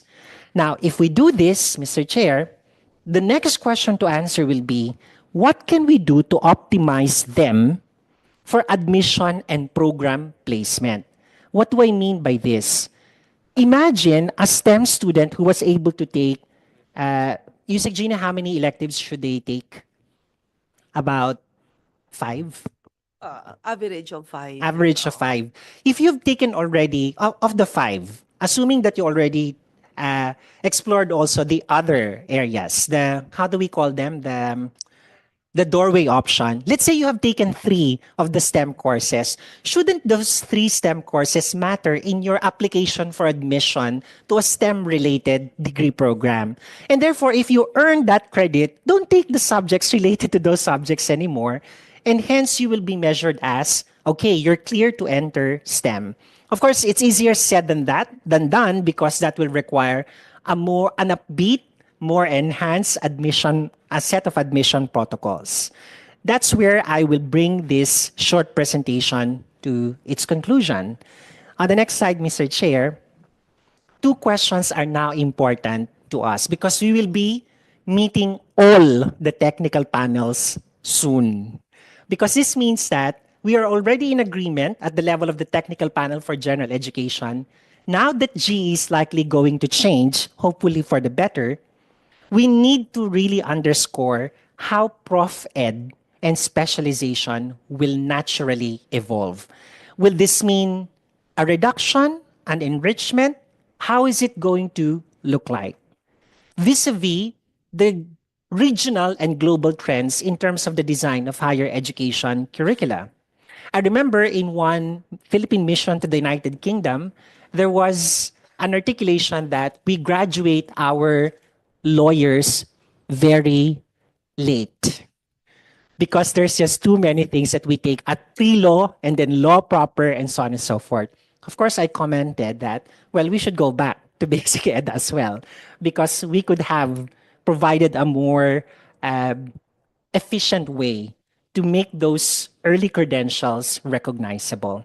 And then what are the considerations in recognizing the credentials from the strengthened senior high school within the qualification and admission context of each degree program or a cluster of degree programs? So for the information of the public, a PSG or a Program Standards and Guidelines in CHED will have a separate articulation of admission, defining admission criteria, what needs to be taken, and so on and so forth. However, if we actually place that admission criteria specific to a degree program, there's some room of interpretation or misinterpretation or over-interpretation that might happen. This is precisely what happened to the earlier graduates of senior high school. They graduated from GAS and they wanted to apply to a STEM program. GAS has X number of units in STEM to begin with. But the understanding is that you should have taken the full STEM program. So, Mr. Chair, these are dilemmas in terms of curriculum design that we're looking at. But there are two interesting insights that we would like to put forward coming from the April 23 Interagency FGD. So, Mr. Chair, and our friends from Cocopea can actually confirm this. Next slide. The first is on college admission qualifications. We were told that a more stable issuance is needed to really determine what are the minimum qualifications for admission to a degree program. And this can prove to be of lasting impact, especially if DepEd, CHED, and TESDA all agree to those qualification standards. Mr. Chair, this could mean X number of subjects in this strand can actually lead you towards this entry-level qualification or admission to X number of degree programs in college. X number of NCs can help you transition towards this degree program or a combination, which is the spirit of the strengthened senior high school. But in anticipation of the changes that will take place, Mr. Chair, we now have a problem much like earlier. What happens when displacements take place, right? Particularly those who are in the private education sector. Mr. Chair, there is a proposal to think of a junior college department, particularly in spaces within HEIs with senior high school offerings. There's going to be a reduction in the number of senior high school faculty, for sure. They will be repurposed, sorry for the term. But in private HEIs, what happens if they have that integrated system? You see, in CHED, you're required to have a master's degree before you can teach any higher education course. But the trainees in senior high school of DepEd also have the content and content-related qualifications to teach some of what we will or what exists right now as GE courses. So what I'm trying to say, what we're trying to say here, Mr. Chair, is maybe one way to cushion the impact of those changes is to create this space where we do not ask about a higher qualification yet from the faculty, but use that space to actually move towards. But if you have the essential qualifications initially articulated by DepEd, then you should be able to teach in both senior high school and GE. So I'll stop here, Mr. Chair. These are initial insights coming from the Commission. And I'd like to take this opportunity that nagpapasalamat po kami dahil sa unang pagkakataon, nag-uusap yung mga ahensya, saan tayo pupunta. I think that's a huge milestone to celebrate. Thank you, Mr. Chair. Maraming salamat after 13 years. Nag-uusap rin kayo. Siguro kung nag-uusap kayo 13 years ago, baka wala na tayong problema ngayon.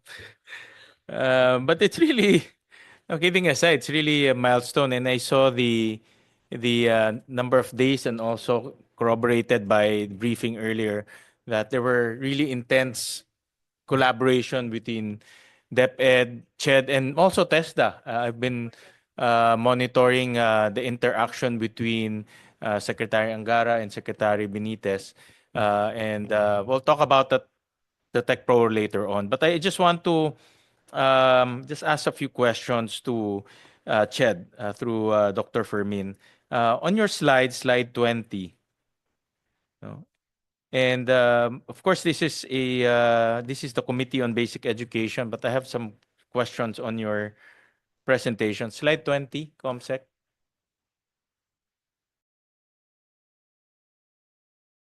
On the CHED presentation. This one. This is 9 units, I understand. Bakit ba tayo nagtuturo ng PE sa college? Diba, bakit ba nagtuturo ng 8 units o 8 units? But bakit ba tayo nagtuturo ng PE sa college? I remember when I was studying in the US, wala na kaming PE. After how many ang PE in basic, how many every year yan meron, di ba? And every SEM, no? In senior. So may PE ka for 10 years. Pagpasok mo ng college, PE na naman. Diba? It's really about time to be honest about it, eliminate and push this down to basic education. So that when you leave basic education, you just focus on your concentration, on your specialization. Like art appreciation, why do you have to teach that in college? That should be in basic education. If we really want to teach students art appreciation, I think we have art appreciation in basic education. Yeah. Rizal, lahat naman tayo in basic education, we taught Rizal at an early age. Not even in college, but also in elementary school, no? In grade 9, no?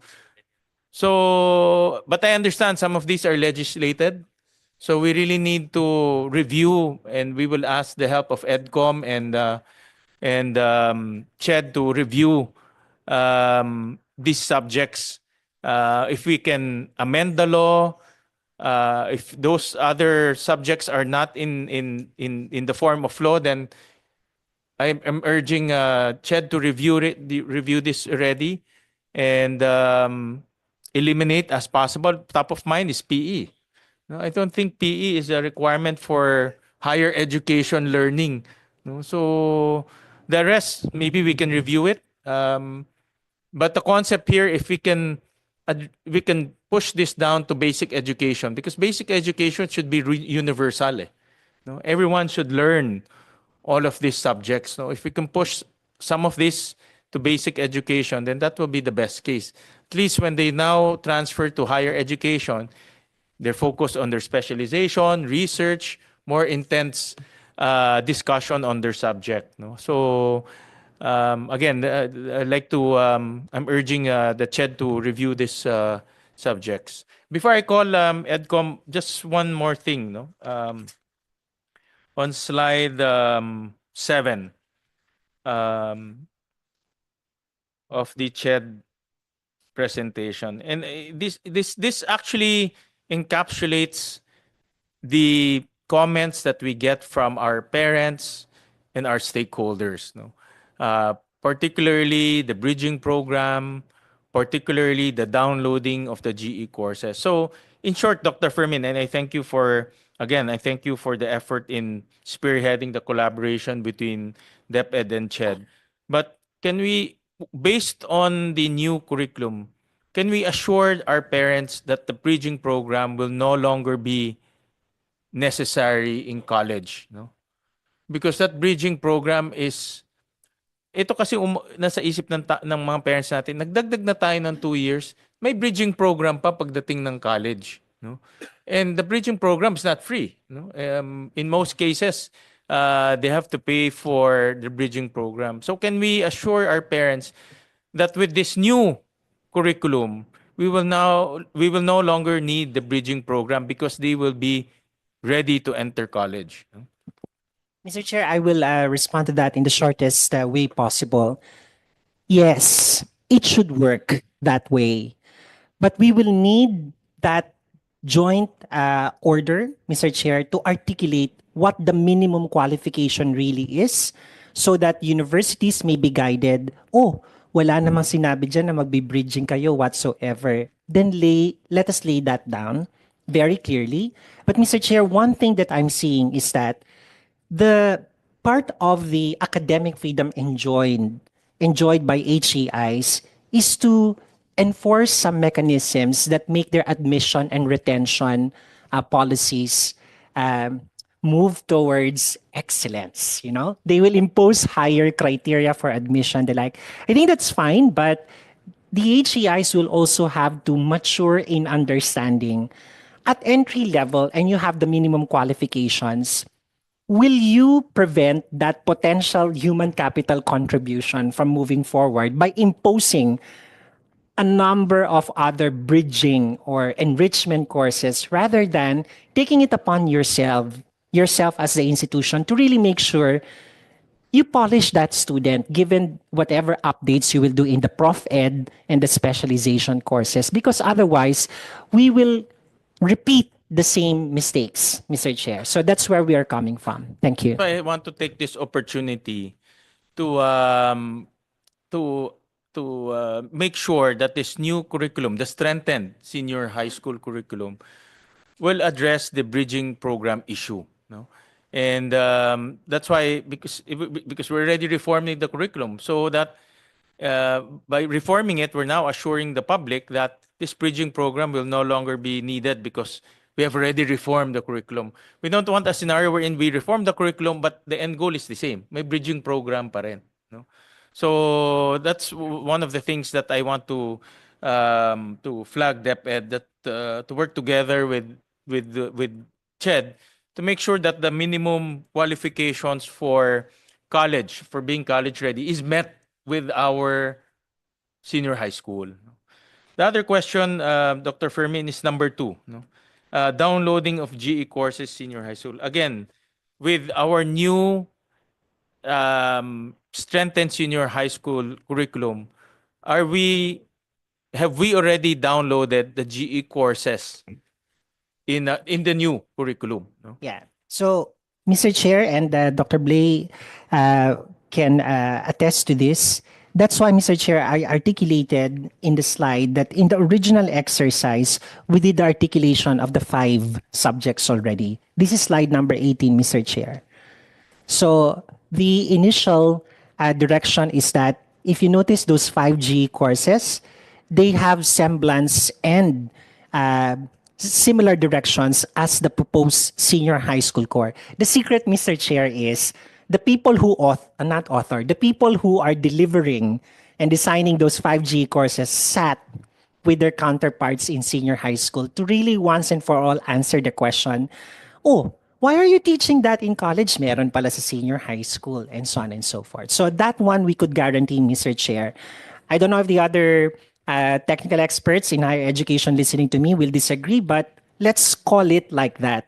Sa totoo lang, may relasyon po sila. Huwag nating ikubli yung relasyon. Thank you. Thank you. Well, that's good news. And I think a lot of our parents will be very happy. This is actually showing our students that they are now enjoying general education subjects at the senior high school level. So naibaba na natin. This is actually a clear illustration na naibaba na natin. And the promises are now being fulfilled. No? Pero parang awa nyo na yung PE, tanggalin nyo na yung PE. It's really parang mind-boggling that it's there. No? So, yeah. You see Gina and then si Dr. P. Very quickly lang po, hindi lang na-update ni Doc Fermin yung mga titles natin ngayon. Kailangan lang po i-update ng CHED yung mga titles natin dito sa history at saka doon sa life skills po. Pero yun po, ganun na po talaga ang alignment ngayon. Just updating of the names. Thank you po. Yeah, Dr. E. Thank you, Mr. Chair. Just to add to the discussion about PE, last week we had a very fruitful discussion on legislated subjects and activities in basic and higher education. Panimula pa lang po yun, Mr. Chair, kasi hindi pa exhaustive yung pag-aaral na nagawa natin. But we'll flash the number of subjects that are required for basic and higher ed to integrate. So what we found so far po is 21 subjects. 21 laws have been passed to integrate specific subjects or topics into the curriculum. The blue is required for basic and higher education, the red is for basic education only, and the yellow is for higher education only.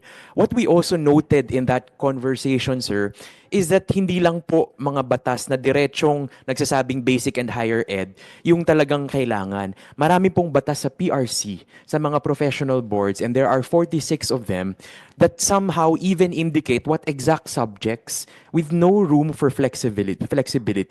May 6 po out of 46 na kung ano yung nakasulat sa batas, yun lang talaga. Magbago man ang panahon, magbago man ang mundo, yun pa rin yung kailangang ituro. There needs to be room for flexibility. Some of these laws were also rigid, and ironically po, baka hindi kasi siya dumaan sa committees on higher education kasi diretso siya sa committee na nag-handle ng PRC governing boards or professional boards. Yung iba po dito, nakasulat pati length ng program. So kung nakalagay po doon na yung program na yun ay dapat 4 years, kahit gustuhin nating iksian siya, hindi ka makagalaw. May mga programs po na nakalagay dapat 2 years. So kahit kaya mong tapusin in 1 year, bawal po dahil dun sa batas. So I think the consensus was that CHED and PRC will work closely together to review all of these 46 laws and then to propose which ones might need to be updated to conform to the realities of today and what are actually needed. Kasi po, even if it has good intentions naman, there needs to be language lang on flexibility that allows PRC and CHED to evolve and to update these programs and topics to be able to enable our professionals to actually be responsive. So just to note that for higher education, what is actually required talaga po is marami naman talaga. Rizal Law and STP, topics po yung labor education. According to our representatives from CHED last week, kung topics, kayang gawa ng paraan kasi ipapasok lang sa mga existing subjects. Pero kung stand-alone subjects talaga, doon medyo mahirap.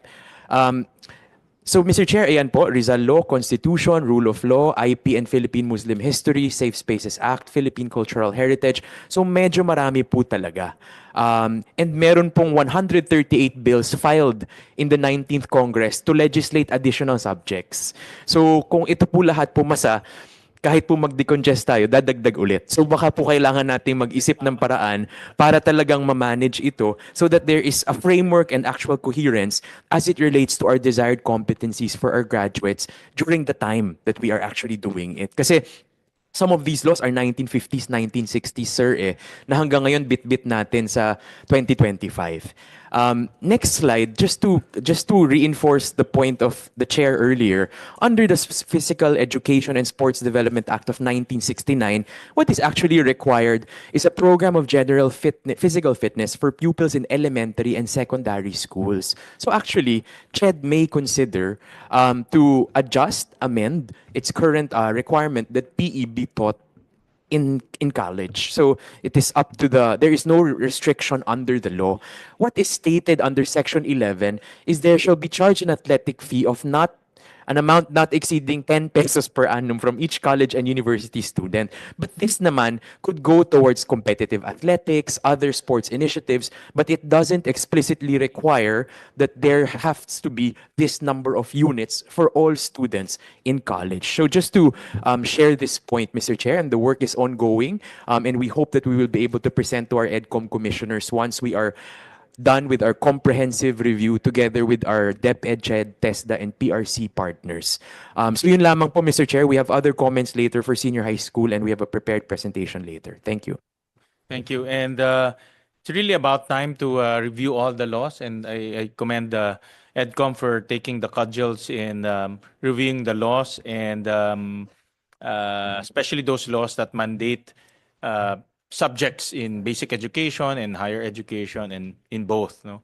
There are laws that the country feels it's important and it should be taught no matter what, just like GMRC and values education. But because times have changed and curriculum delivery is also evolving, some of the subjects can be adjusted. No? For example, yung Constitution or Rizal Law or itong physical education and sport development, maybe it can be adjusted, no? So that it will be attuned to the times. No? So we'll request EDCOM to brief us on this on a later date. No? With that, we'll now pursue. We'll call on EDCOM, no, to give their comments on the new senior high school curriculum. Thank you, Mr. Chair. Could we request the Secretariat to please put in the slides? Mr. Chair, what we tried to do was to analyze all of the comments, studies, findings that we have found on senior high school as it relates to the challenges, and then how it is juxtaposed against the post reforms of DepEd, and then just ending with several questions for clarification as to how we will actually implement it. Next slide. Next slide, please. Mr. Chair, this summarizes the three clusters of challenges, as you also alluded to earlier. Curriculum and student support issues, that it is congested, there are too many required subjects. At a certain point, there's 21st century world literature required, even of TVET students pursuing tech-voc track. So kailangan po talaga siyang pag-isipan. And then operational issues, which I think has come out most prominently in our conversations.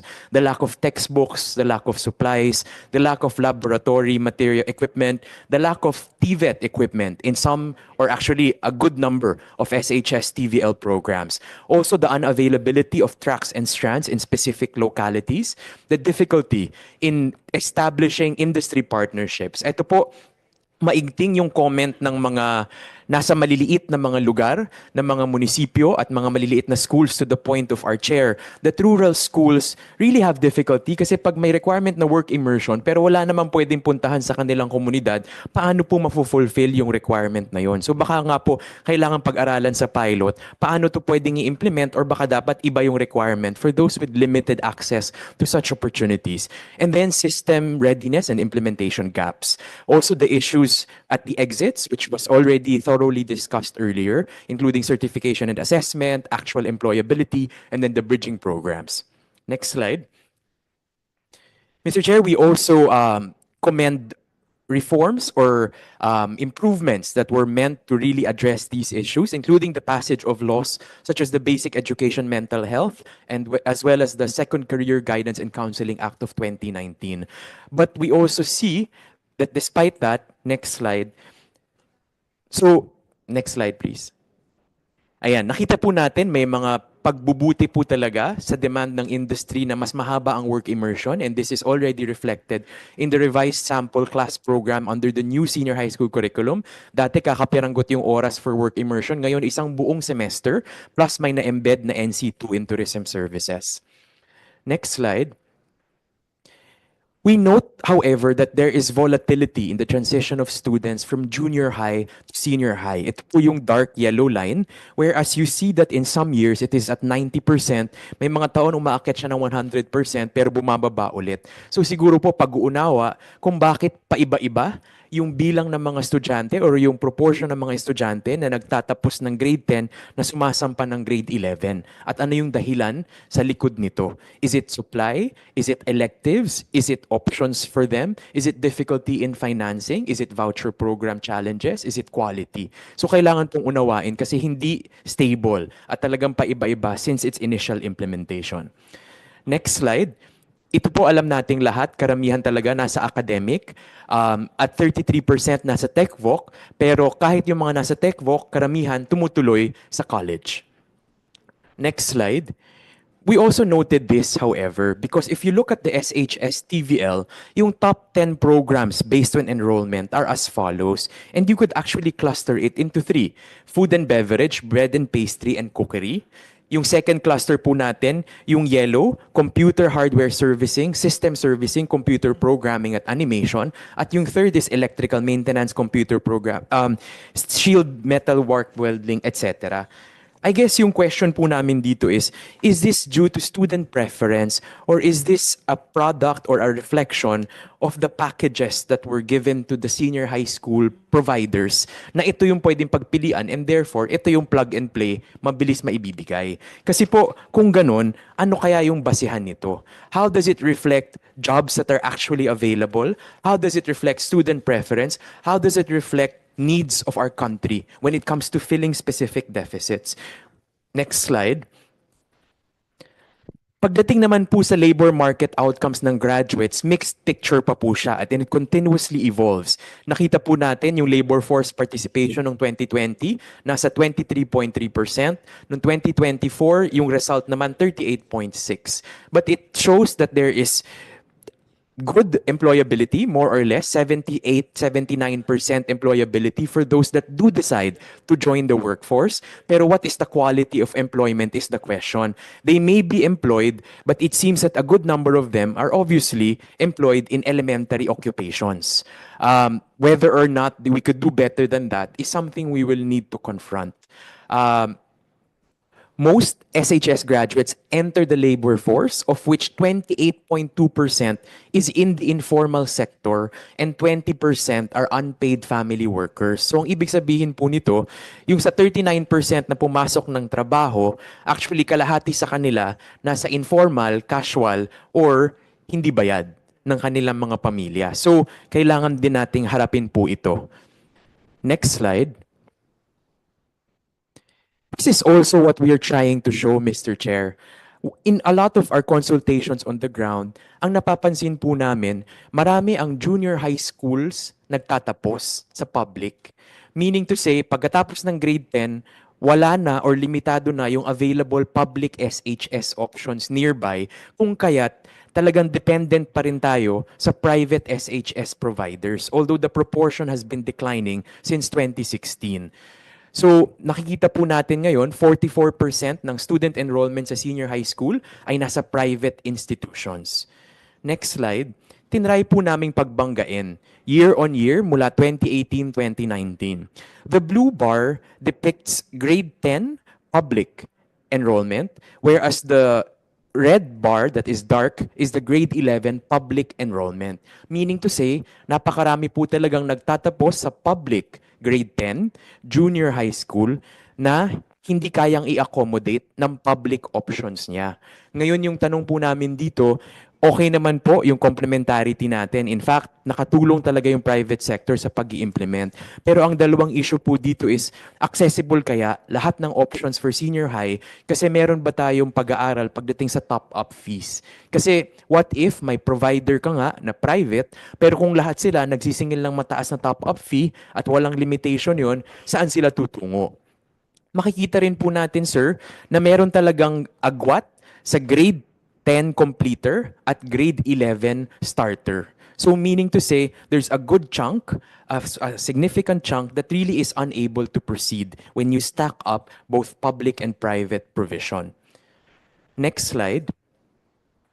Ito po yung pinropose ng DepEd and we also just mapped it out here, but they also indicated which type of teachers may teach these subjects.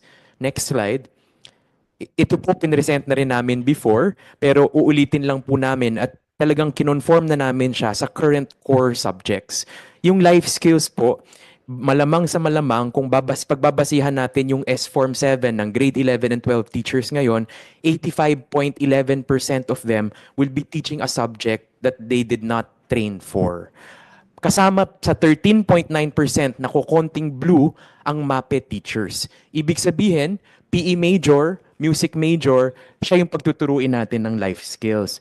Yung life skills po, tulad ng nabanggit ni ASEC Janir kanina, equips the learners with essential skills in personal, physical, social, and career competencies to develop self-determination, leadership, adaptability, and resilience. We're not saying that they couldn't, but that we really need to take a hard look at the available manpower that we have and what type of professional development programs might truly enable them to teach those subjects. Sa general science po in senior high school, kahit pagsamahin po natin si physical science, general science, biology, chemistry teachers, 17.9% lang din po sila or 17.09. 82% are still going to teach subjects that they don't have a background for. So, hindi lang po siya kasing laking problema sa math. But everywhere in these 5 courses, talagang halos or more than half will be teaching subjects that they did not study for. And this is really a big challenge because as we all know, napakahalaga po ng ginagampanan ng mga guro. Maganda man ang disenyo ng produkto at ng curriculum, kung yung magtuturo po hindi makatanggap ng sapat na suporta para maituro ito ng mahusay, talaga pong magkakaproblema rin po tayo sa kalidad ng pagkatuto. Next slide. We have clarifications on electives. So actually, we echo the questions of our chair when it comes to the electives. Kasi po ang tanong po natin dito, what assumptions guided the choice of electives of subjects and of clusters. Kasi po makikita natin under academic track, accountancy, business, and management. HUMS, STEM, ay yun yung ngayon. Yung bago po, arts, social sciences, humanities, business, entrepreneurship, etc., which is flashed here.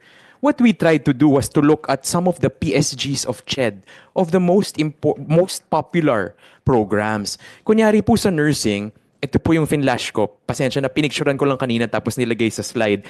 Ang mga subjects po na ititake nila, fundamentals of nursing practice, nutrition and diet therapy, nursing informatics, nursing research, care of the older person, nursing research. Yung question ko po, how has the electives taken into consideration the actual programs that they will be taking in college and what is it meant to do? If we're saying that the electives will prepare them better for college, assuming, for example, that I was going to pursue nursing and I took STEM, I'm wondering what thinking in empowerment technologies, pre-calculus, chemistry 3 to 4 really relates to the professions that they are going to pursue. Alam naman po natin ano yung pinaka in-demand na courses sa college. Public ad, teacher education, criminology, nursing, etc., etc. Paano kaya natin hinambing yung mga available professions and PSGs versus the available electives? And do they all carry the same weight? Should it be clustered this way? Is this the choice of electives that will really prepare our graduates? All that to say that implementing this number of electives might be difficult because students will have varied choices and directions in life. We are thinking, hindi kaya mas mainam pa na hanapin natin yung pinaka-generic competencies na mahalaga na malaman nila at matutunan regardless of what college program they will pursue. For example, intermediate and advanced digital skills, research skills or quantitative skills. Yung mga ganong questions or leadership, project management, which you somehow need as you progress in your life and in your career. Pag-iisipan lang po siguro, and this is just a question that we want to pose to understand the choice of electives, the number of electives, and clusters. Next slide. Ito rin po yung just to reinforce the point of our chair earlier. Karamihan po sa standalone senior high school, 70% are small. When it is small, we are meaning to say about 400 students based on DepEd definition. Kung mas kukonti po sa 440 yung estudyante, realistically, may bilang na po ba tayo kung ilan ang actual viable number of electives that DepEd could make available in a small school versus a large school versus a very large school? Because kung ganito yan, baka pag nasa small school ka, limitado yun. And the choices become then very critical. Kung ang pinili ng isang school is i-offer lahat ng STEM at small school siya, hindi niya kakayanin sigurong lumawak pa sa iba't ibang mga electives. Kakayanin ba niya in terms of manpower, in terms of number of students? I think we need to simulate that and figure that out to the point of our chair earlier. Kasi if we are modeling very large options, they might have the luxury of having all of the options. Pero sa small, can we maintain and assure that our students will really have genuine student choice? Next slide. This is a typology sampling in senior high school in Region 6. As you will see, Mr. Chair, only in Iloilo City will you have schools that are really large. All the other municipalities, majority, 70 to 80% are actually small. So we might need to truly figure out our design in a way that is differentiated depending on the size and the location of our senior high school programs. Next slide. We also expect that assuming all current proportions remain constant and assuming and using the data on increasing student population, tataas po ng matindi rin ang demand for SHS TVL. It is projected to reach 742,000 by 2027. So medyo mataas po talaga ito, and I know that TESDA is here with us. Next slide. Pero again, based on our question po kanina, yung choice natin ng Tech Pro clusters and NCs, what went into thinking about and making these decisions? Kasi po, for example, how does it consider available jobs or actual demand? Like alam po natin maraming barangay healthcare workers na kailangan. Alam natin maraming ECCD, daycare workers na kailangan. Alam po natin na may demand pagdating sa iba't ibang fields katulad ng welding. So how is that considered by the choice of these offerings or these clusterings? How will these resolve deficits in the workforce? And tiningnan ko nga po kanina, baka naman actually pwede talaga siyang i-take pati ng magka-college. Kasi po, for example, may health services NC2 na kung iisipin mo, baka mas appropriate pa sa mag-nursing kaysa mag-take siya ng calculus at ng iba't ibang STEM programs. So baka po pwede nating pag-isipan siya more holistically. Anyway, we're talking about Philippine Credit Transfer System. We're talking about how you could actually do seamless transfers between TVET and higher ed. Might we also just consider that some of the NCs may give them actually better training, better preparation for the college programs they wish to take and have those credited already too. Next slide.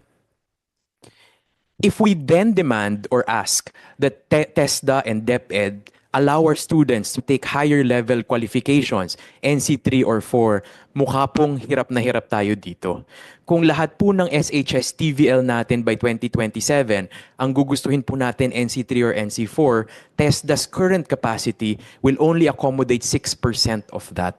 So ang question po natin, what is our target in SHS Tech Pro in terms of level of skilling? Because if it is anything that is NC3 or NC4, it means that beginning now or next year, we need to start building these programs because there are no providers, no capacity on the ground.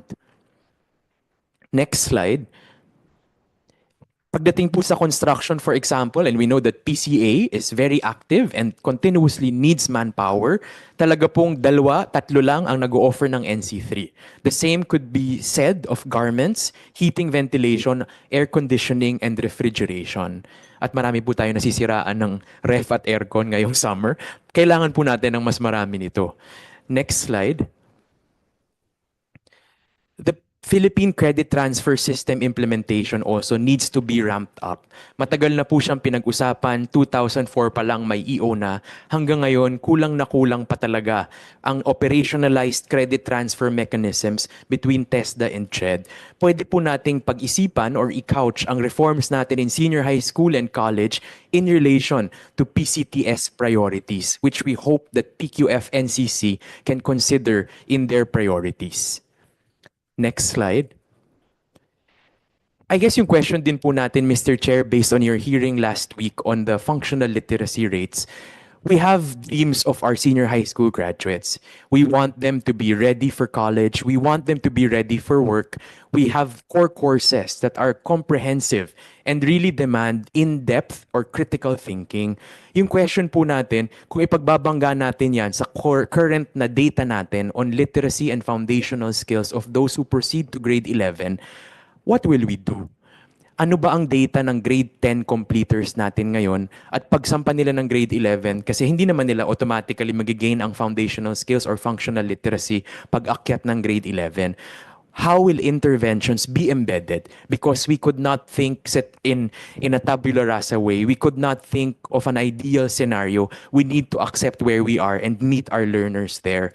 If, for example, 30% of our students from grade 10 don't have foundational skills or functional literacy and they proceed to grade 11 with the 5 core courses, what will we do? How will they imbibe that? How will they learn that? How will we include that in the design? Because that seems to be a major consideration as we are seeing in our data today. Kita din po natin sa grade 2024, grade 12 NAT results, most of our learners demonstrated low proficiency level in all learning areas. How are we considering these results, all of this data, in the current design of senior high school? Next slide. And finally, Mr. Chair, guidance counseling and also NCAI.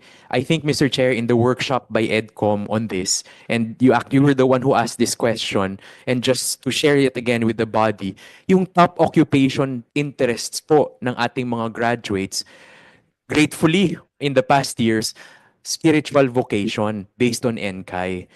Kung ito po ang pagbabasihan ng mga resulta ng pagpipilian nila sa senior high school, should we adjust to this or should we adjust our tools?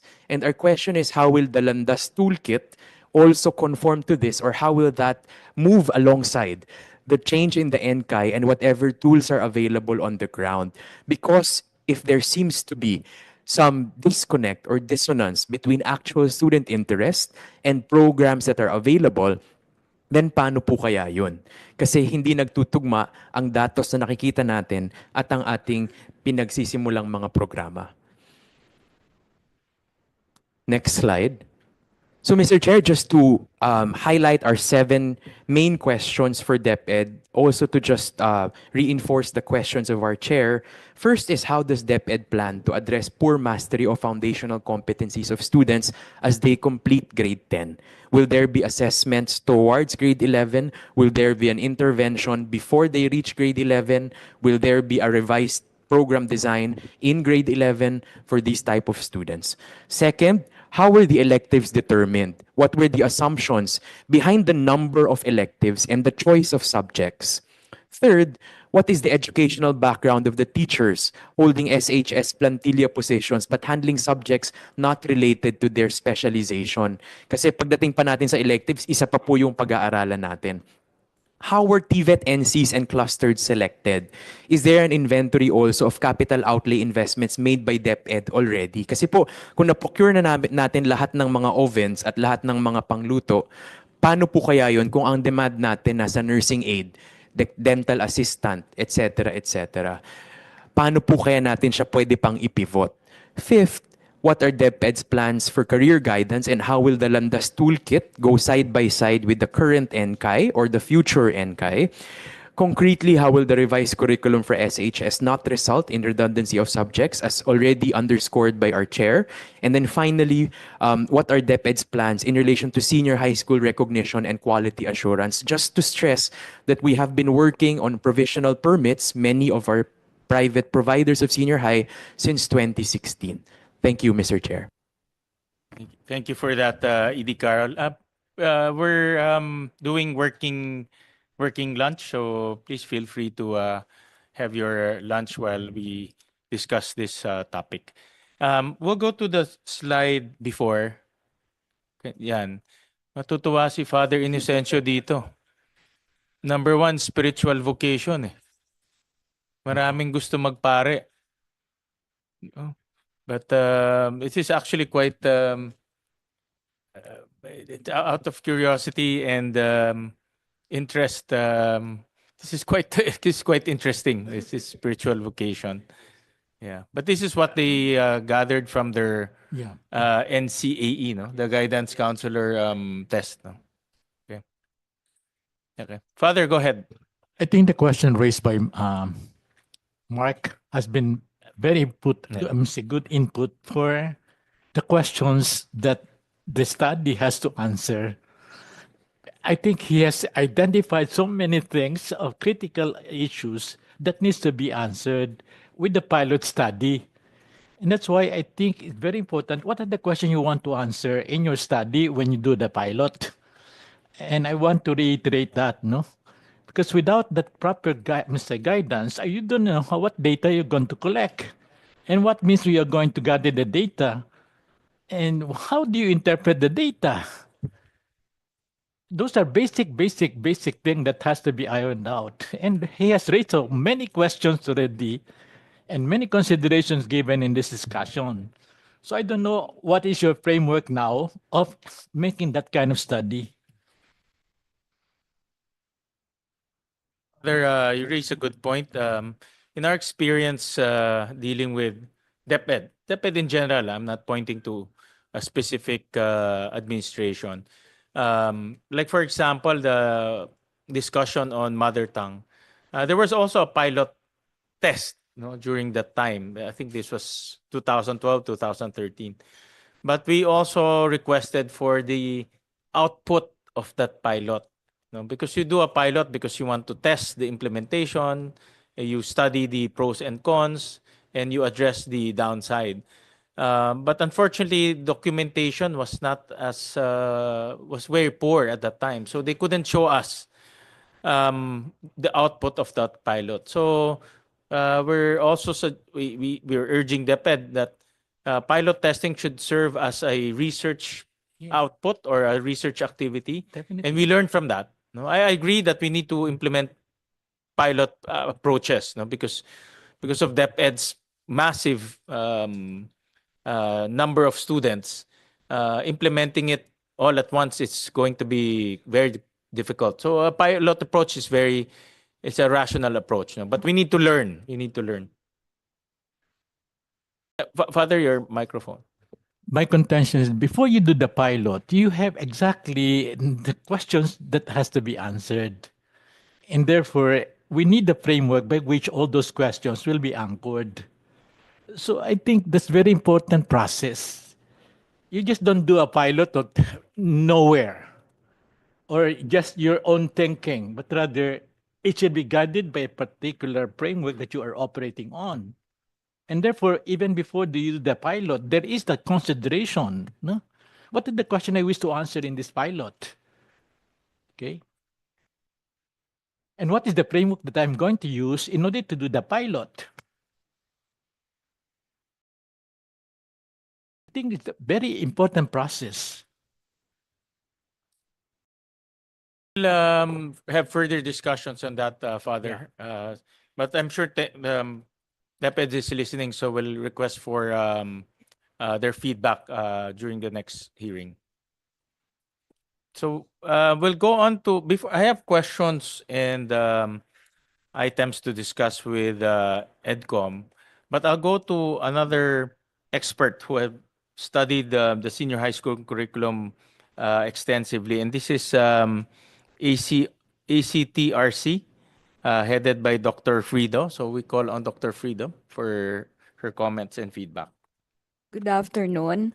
I don't have any prepared slides, but the Assessment Curriculum and Technology Research Center completed the review of the K-10 curriculum way back in 2021. And then a few months ago, also completed the senior high school curriculum review. So in all the discussions raised today, I just like to point out that in our interviews with parents, students, teachers, principals, employers, really there is a need for not just the design, because we're talking now about the design of the curriculum, which is the intended curriculum. But our findings also show that the implemented curriculum has to be considered largely. Even in the K-10 curriculum, there was a need for students to keep the pace of the entire curriculum in their grade level because there were just too many topics. But with the revisions, there is already a reduction. Also, another important factor, and that was raised by Doc Carol, is the qualification of teachers. It's very alarming. I am in science. I sat with BCD as a resource person together with the Australian consultants, trying to strengthen, refine the core curriculum and even the electives. I must say that it is a very big improvement compared to what we have written or developed in K-12. Of course, a curriculum is very dynamic. It has to address issues that arise.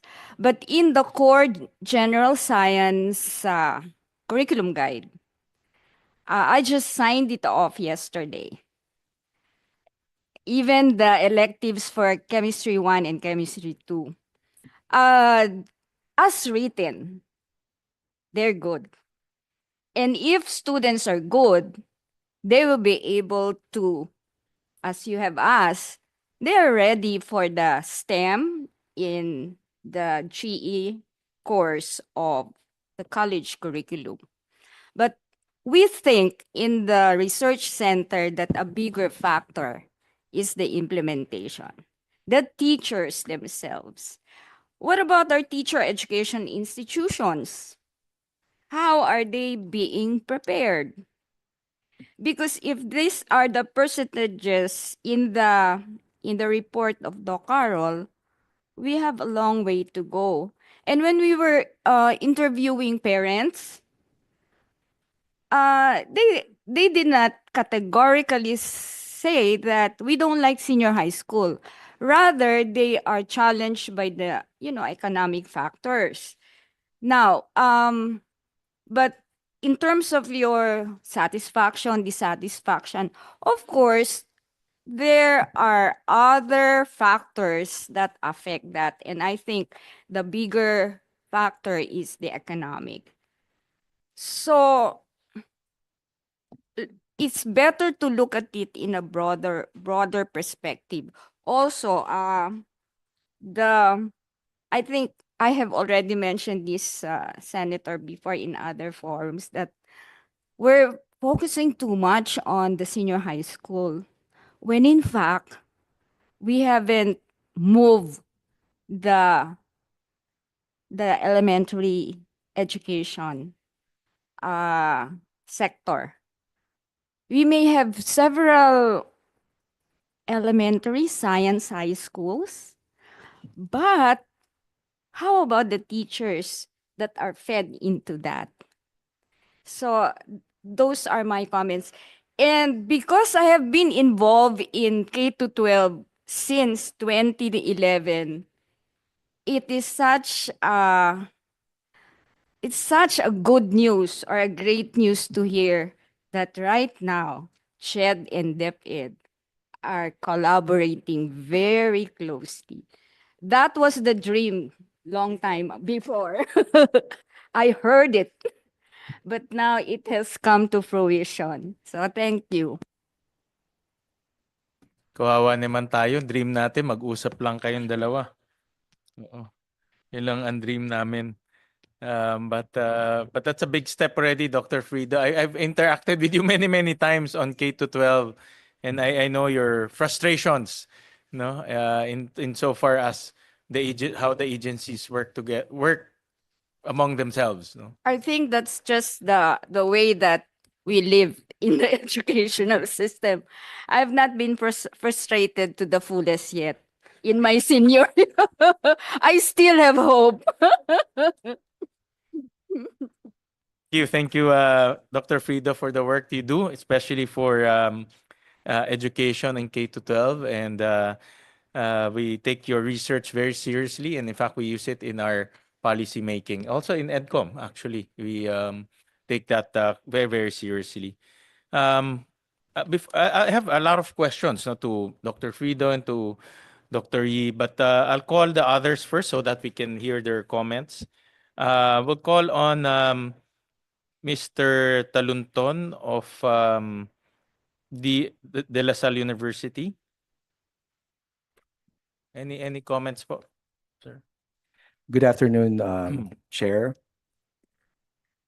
Well, it's saddening that that only this time that CHED, DepEd, and TVET are meeting, but it's a good progress, as we say, because those have always been our observation from the private sector, that sometimes many of the policies being presented are disconnected. And we get to observe this in our institution, DLSU, because we happen to have a program from preschool to the graduate level. So, and given the resources that they're available in the institution, we are fortunate to be able to provide support to our teachers. And we saw that in our experience, when you provide this support resources, especially to the teachers, the curriculum that is intended to be executed could be very successful. Because in our experience, that's how we saw the senior high school. We did not see very much a lot of problem in terms of the design, but in terms of implementation, when there are benchmarking being done in our school, that's usually our observation, especially with our public school counterparts and other small private school who are doing benchmarking with us. In the case of De La Salle University, just to share, we, with the privilege of having the college units working with the senior high school, we started the senior high, for context, we started the senior high school in DLSU as a basic education unit in 2016. This academic year, we made a major shift in changing our organizational structure, moving the senior high school under the academy, which is a college-like unit in the university. Meaning, we are treating the senior high school this time more like a college unit because we saw that alignment in terms of the program between senior high school and our college counterpart has more fruitful results. Talking about the value that our clients are getting, the premium of our senior high school program in De La Salle University is the seamless connected program of our senior high school to the college program. When we implemented it in 2016, we already introduced the credit subject program. For example, in the ABM strand, almost all the specialized subjects are already credited in our College of Business program if they study in the LSU. And I think this is one of the reasons why parents continuously enroll in De La Salle University because of this value. Maybe it's in the context of a private school, but imagine if this is also done in nationwide when you get to create that seamless connection for the students. Hence the reason why we moved to the academy, because our plan is to really do advanced placement because of the duplication of the subjects.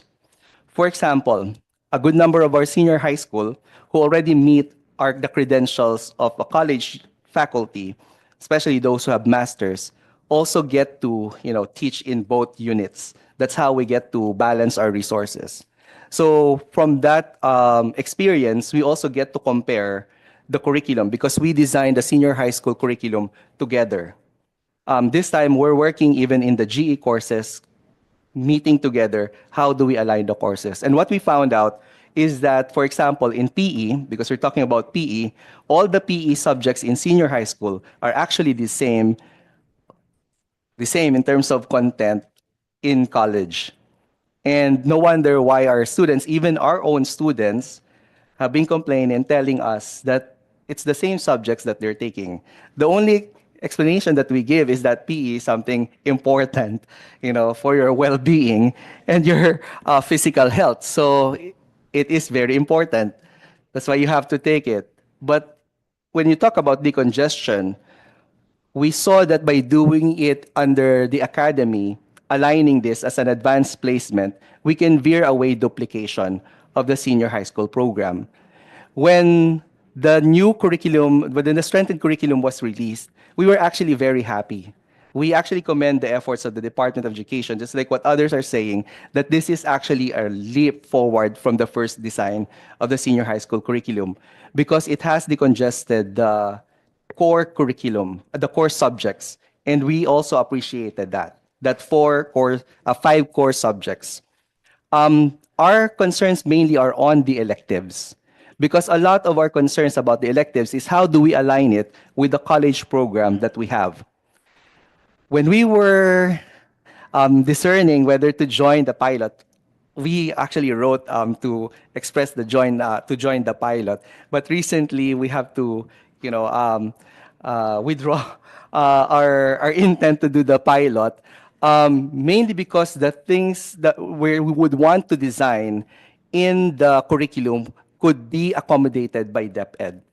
For example, in the electives, we are actually thinking of really putting the college courses, especially the foundational, to be credited, to be in the senior high school.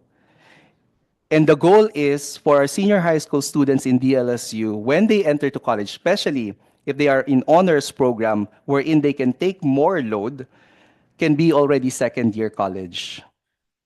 That was our dream in De La Salle University.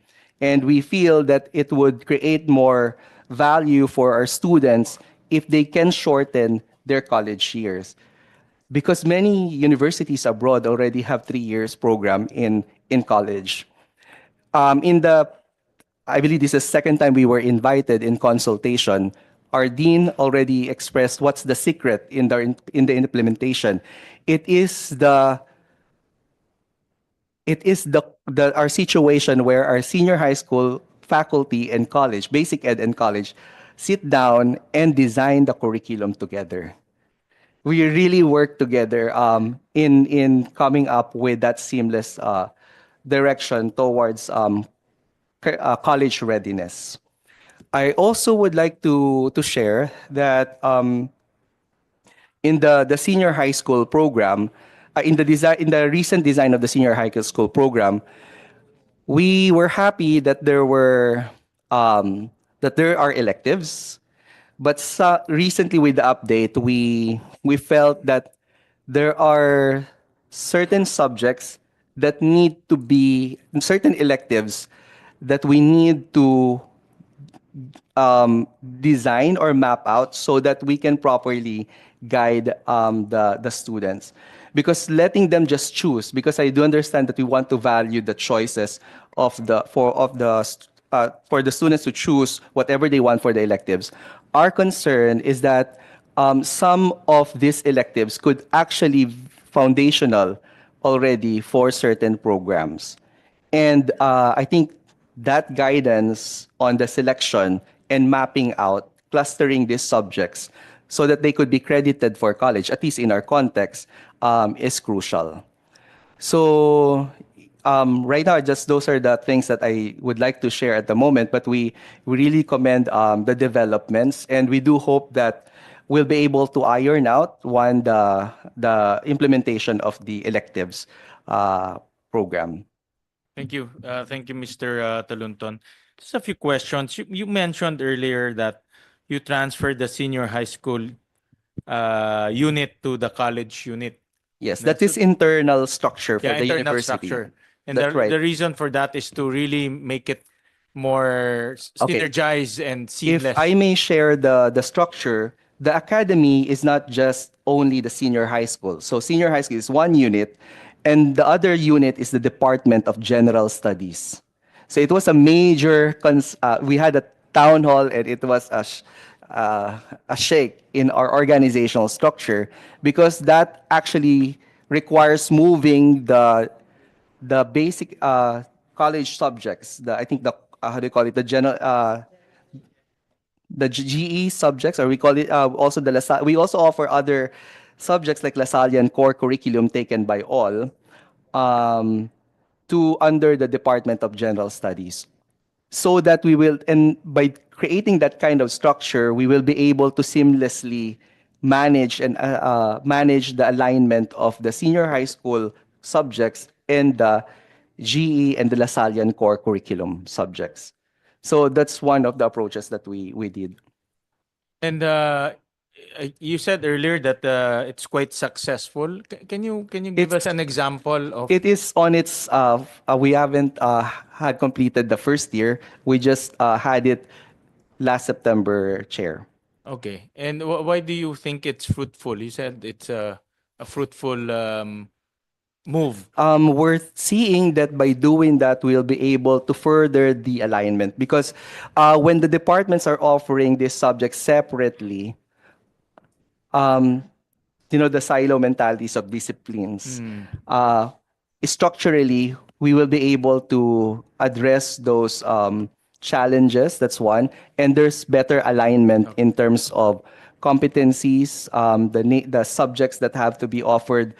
And one thing that we're also thinking at the moment, but we haven't implemented this, we realized that within the colleges, let's say the College of Business, there are actually different foundational subjects that are offered for the different courses and departments under a certain college. So we were actually thinking of coming up with a common foundations, for example, for all computer science programs, so that we can also bring this to the level of the senior high school. So that when a student moves to, let's say, College of Computer Science, regardless of the program, those foundational could easily be credited if that would be the case. But those are just the initial plan design. That's why we don't know if we fit those designs could easily fit in already with the current piloting design of DepEd. I think that's one of our reasons. Does LaSalle have a tech voc track? We do not have the technical vocational track, Chair. So you only offer academic track Only the academic track. in the hopes that they will transfer to the LaSalle University. That's true, Chair. Okay.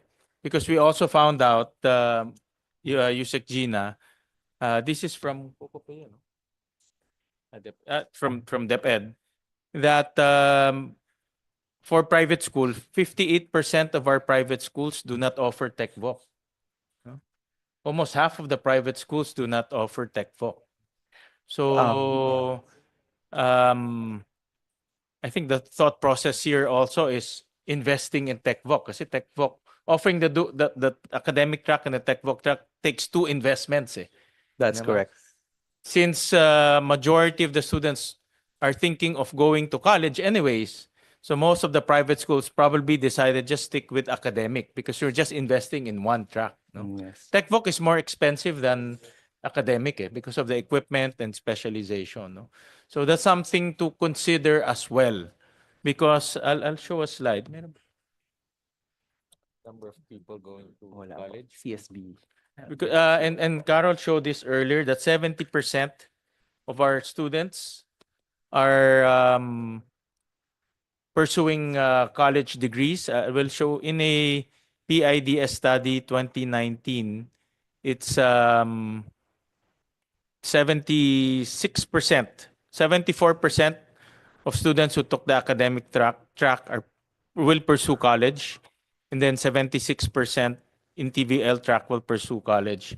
But there's a later study, this is a tracer study by DepEd, that, where's the next one? That 82% of senior high schools actually went to college, no?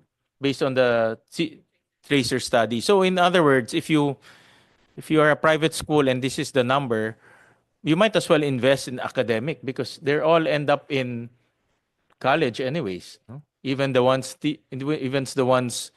who are taking TVL. No, I think that's the same thought process that went to LaSalle. I would like to confirm that, Chair, because when we initially thought of bringing to the idea of offering technical vocational to the university, one is that our clients' option and preference is not really towards TechVoc. It's really college education.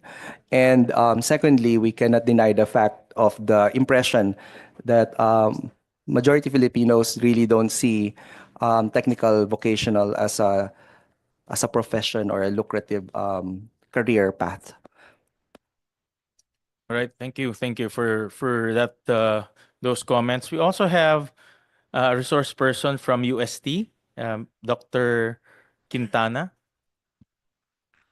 Good afternoon, Senator Gatchalian, and to the members of the Committee on Basic Education. When I received the letter from our dean, I was asked to prepare a position paper.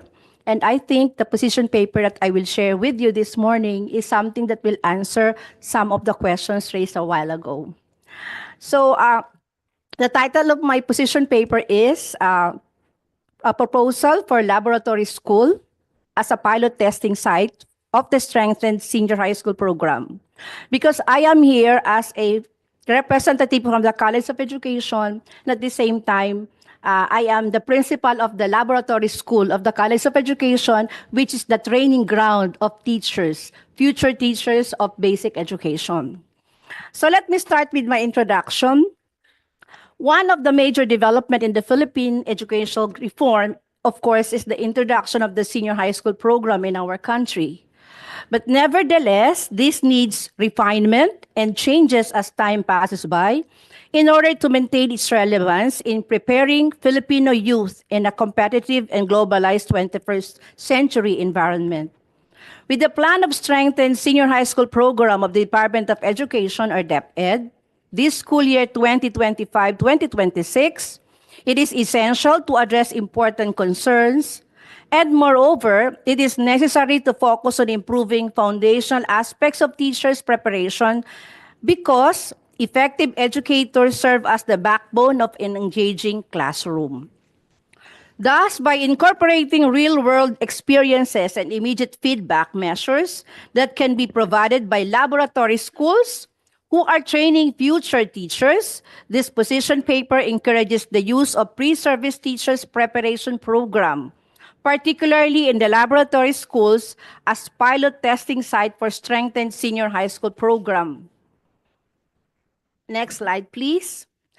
A teacher laboratory school is an innovative educational environment where pre-service teachers can apply theoretical knowledge while experiencing practical teaching. These schools act as training grounds where aspiring teachers can work with mentor teachers, try out numerous instructional principles, and get candid, constructive criticism on their methods. The goal is to enhance the quality of teacher education by providing an authentic, supportive setting that fosters growth and development in teaching skills, the curriculum that they deliver. Now, this form of integration could enhance teachers' readiness, which will eventually impact senior high school students' academic performance that will have an implication in the strengthened curriculum. Next slide, please. The primary objective of designing laboratory school as pilot sites are threefold. First, curriculum refinement, creating structured feedback system, and lastly, aligning of training programs. Just like what Mr. Talonton mentioned a while ago, it is really important that we talk also in the university. And annually, what we did is to sit down with the junior high school teachers and administrators, senior high school teachers, administrators, and those who are teaching in college, for us to be able to identify the gaps that we have to address. Now, first, curriculum refinement. Practical exposure of pre-service teachers using the strengthened senior high school program will definitely highlight the strengths and weaknesses present in this new curriculum. Pre-service teachers will be able to develop ways to establish learning environment that is suitable to the teacher training program standards through determining areas where students struggle and gaps in the way the curriculum is delivered. Feedback from supervising teachers who are constantly observing the delivery of the lesson, who are mentoring pre-service teachers, is very crucial in ongoing curriculum development since it maintains the learning material current, interesting, and useful. Now, in the study of Wilson 2017, it is emphasized that active engagement of pre-service teachers in the real classroom environment leads to meaningful enhancement in curriculum design. A valuable real-time insight into what students need is additionally generated on ongoing feedback exchange between young educators and their seasoned mentors, which enables prompt and vital modification to teaching strategies. Now, pre-service teachers, on the other hand, gain from practical experience in this way, and it will also make the curriculum more engaging. Second, the main objective is to create methodological framework, in assessing the effectiveness of the strengthened senior high school curriculum. How can we do this? through regular assessments in the laboratory school that will enable the pre-service teachers to adjust strategies and curriculum in real time while taking classroom dynamics into consideration.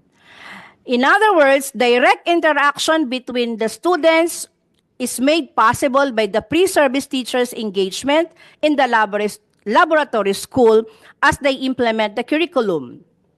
More importantly, feedback from the supervising teachers who are closely observing and monitoring them could provide valuable perspective and recommendations regarding the efficacy of the method of instruction or the strengthened high school curriculum as a whole.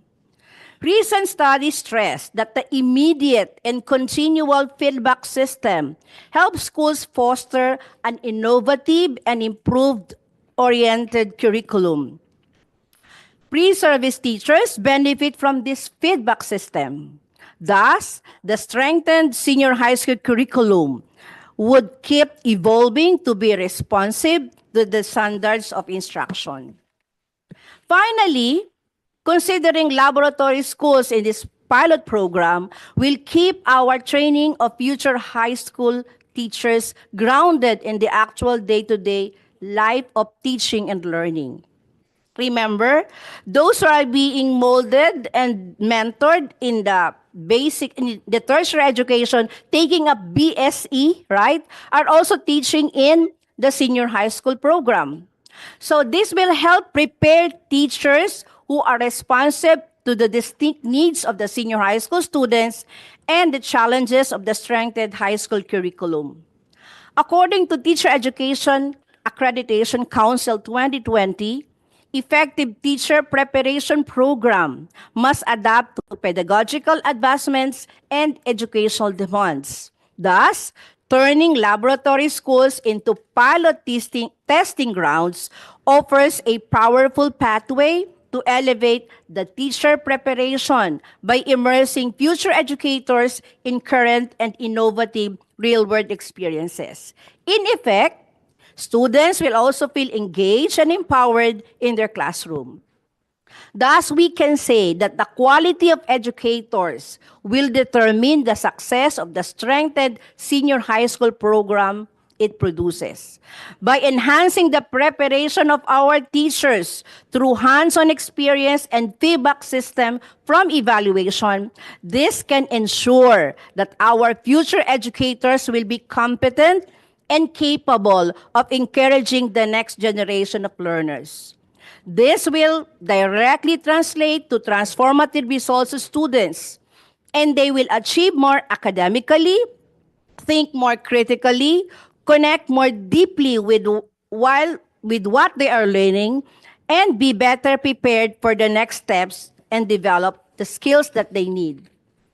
So finally, in conclusion, I recommend that the Department of Education consider this proposal, given how it can significantly contribute to the strengthening of the pre-service teachers in conjunction with the assessment of the effectiveness of the Department of Education strengthened senior high school program that will be implemented this school year 2025-2026.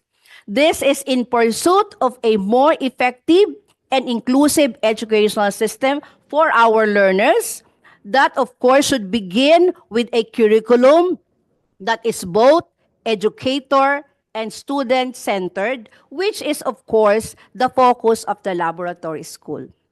Thank you very much and good afternoon. Thank you. Thank you, Dr. Quintana. We're also fortunate that the president of the National Association of Public Secondary School Heads is also here. So we call on Dr. De La Cruz for his comments, and taking note that at the end of the day, at the end of this discussion, it will be the principal who will be implementing this new curriculum. No? So she or she will probably bear the brunt or the success or the accolades, whether if this curriculum is implemented well or not. But she will also be responsible in making sure that the curriculum is implemented as close to the intention as possible with meager resources. Yung resources kasi yan ang always yan ang alam ko sa mga principals natin, yan ang pinakamalaking challenge, no? So so we want to hear from Dr. De La Cruz, being a frontliner, his comments on the new curriculum. Maraming salamat po, Mr. Chairman. Una-una po, nagpapasalamat kami at naimbitahan kami. Kasama ko po ang dalawang punong guro sa DepEd Manila. Sila po ay implementers din ng senior high school. With us is Ma'am Eva Nacion of Torres High School, a very big school at Tondo, and Ma'am Luna from Marcos High School. Unang-una po, nagpapasalamat kami dahil napatawag kami rito. Pangalawa po, nagpapasalamat kami sa aming mga boss sa DepEd Central dahil po sa pagpapa-implement ng pilot class. Mahirap po sa aming mga punong guro kung lahat kami ay sabay-sabay na magpapa-implement ng bagong programa. Napakaganda po ng naging adhikain o naging panuntunan ng DepEd Central na magpasimula lamang sa mga bilang na mga paaralan na handang-handa na. Kasi po mahirap para sa aming mga nag-implement na by opening of the school year, eto na, Bulaga, nandito na ang bagong strengthened senior high school. With that, maraming salamat po sa aming mga boss sa DepEd Central. Pangalawa po, nagpapasalamat kami kung sino man po ang nagbalangkas nitong core subject dahil po ito ay malaking kaginhawaan sa mga mag-aaral. Sa dami po ng subject areas, sa totohanan po sa senior high school, kahit kami pong mga punong guro, pag gumagawa po kami ng programming, nalilito na po kami. Lahat yung United Colors of Benetton, ginagawa na namin. Kasi po, revise kami ng revise until such time na simula na ng klase, nagre-revise pa rin kami. Now that there are only 5 core groups at yung subjects na elective, mas madali po sa hanay ng mga punong guro na makagawa kami ng programa. Yun po yung mga pinagpapasalamat namin. Ito naman po sa akin po ang mga request ko sa aming mga pamunuan. Ganun din po kay Mr. Chairman. Sana po ay magkaroon ng maraming trainings sa mga teachers.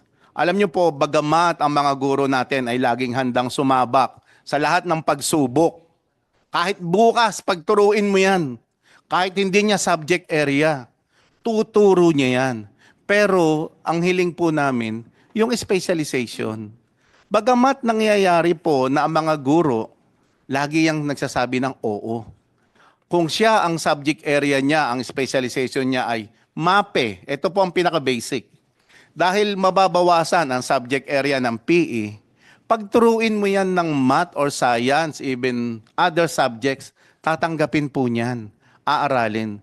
Provided, bigyan po natin sila ng mas malalim na trainings, they will be adaptable. Makakaya po ng mga guro. Magagaling po ang mga guro at masunurin. Yun lang po ang lagi nilang sinasabi, Sir, sana magkaroon po ng training bago magsimula. At isama na po ang mga punong guro sa trainings na to kasi po mahirap din sa mga nagpapatupad ng programa. Pag kami hindi namin alam, pag nag-o-observe kami, kailangan alam din namin yon. Yun po yung mga kahilingan namin. Gayun din po, lagi-lagi yung sinabi ni Mr. Chairman, Mr. Senator, yung pong resources. Pag nagpasimula tayo ng programa, ang mga guro po ay maraming kailangan. Sa amin pong mga punong guro, magbabago kami ng mga classroom setup. Kung yung dating setup noon na maraming subject areas, pag ngayong 5 na lang, babaguhin namin. Yung malalaking kwarto, paliliitin. Yung maliit na kwarto, palalakihin. Dahil magko-combine. Yun po ang aming kahilingan. At of course, para sa mga guro, mabigyan kami o masuplayan kami ng mga kinakailangan textbooks. Mahirap po sa mga guro na nagtuturo ng kulang kami sa textbooks. Bagamat lagi ko pong sinasabi at nagpapasalamat kami sa mga boss namin sa DepEd Central, dumarating po ang mga libro. In the advent of this pilot class, sana po yung mga paaralan, selected schools ay mabigyan ng mas maagang kailangan nila. Gaya po itong dalawang katabi ko rito. Sila po ay mapalad na nasama sa pilot class Sana po ay mas maaga na maparating yung mga libro para sa kanilang mga guro. At ito po yung huli, ang aking pong kinatatakutan. Dahil po lumiit o kumonti yung mga subject area, ang worry po ng mga teachers namin ay yung ma-excess sila. Paano kung sila ay hindi nasama doon sa 5 core group subjects at nandoon sila sa elective classes? Kung sa elective classes, hindi pa rin sila napili ng mga mag-aaral, saan po ilalagay ng mga punong guro yon? Sana po magkaroon ng mas magandang preparasyon sa mga guro na hindi mapipili sa 5 core subjects at saka sa elective subjects. Yun lang po ang ilan sa mga ano ko. Maybe later on we'll ask you, Sequili, to respond to that. No, yung that's a valid concern by our teachers. Na what if hindi sila kasama dun sa electives? At what if dun sa nabawas na subject, hindi rin sila kasama? We'll request later on, no, you, Sequili, to comment on that. But we're also blessed that one of our principals here is part of the pilot school. Tama po ba, ma'am? No, si Ma'am Luna? Yes, sir. Uh, Good afternoon po, Senator, and to everyone. When we get your comments or your can you give us a snapshot or a description on how you are preparing as a pilot school for the new senior high school curriculum? Well, actually, sir, Mariano Marcos Memorial High School, upon learning that we will be piloting the strengthened senior high school program po, we started the innovation, we started the improvement of some of our classrooms para to fit the new curriculum for the Tech Pro. Actually po, we are offering academic and tech TVL. So now that in the advent of the strengthened senior high school program, it's already Tech Pro na po. And we are preparing by procuring some of the equipment that the school needs po, sir. And if I may add, sir, yung sa kay Dr. De La Cruz Yeah, go po. ahead, ma'am. This has been a question when we had our orientation with the parents. A parent po asked, after po ng implementation, kung ang batang under the old curriculum babalik para mag-enroll. Example po, grade 11 siya before and he stopped or she stopped. Opo. No sir, hindi naman actually repeater. Basta nag-stop lang po siya. Uulitin po ba niya ang grade 11 since strengthened senior high school curriculum na po? Yun po yung isang tanong. Paano po itong bata na to who was enrolled before and then stopped schooling? When he enrolled again, will he be repeating grade 11? Yun po yung isang tanong doon. Can anybody from... Yeah, Ma'am Luna, before I direct that question to DepEd, paano kayo naghahanda as a pilot school? Sir, we attended series of orientation po through our division focal person, senior high school focal person, sir. We had orientation with the other co-pilot implementers like De La Salle, UST, J. Abad Santos, and what's the other one? Recto High School, sir. We have had series of orientation programs, and then we were given yung slides and the guidelines po for us to prepare. Preparation is largely the responsibility of the principal, diba? Typically, The principal, sir, the assistant principal, and with the help of our PSDS, with the help of DepEd Manila, Yep. we were able to, little by little, we are taking baby steps, sir. Yeah. I to want to get the prepare. comments of our principals. Any of the principals. I'll show a slide. Ito yung mga electives. There are about 50 electives, academic electives. Yan. No? And then I'll show the tech voc.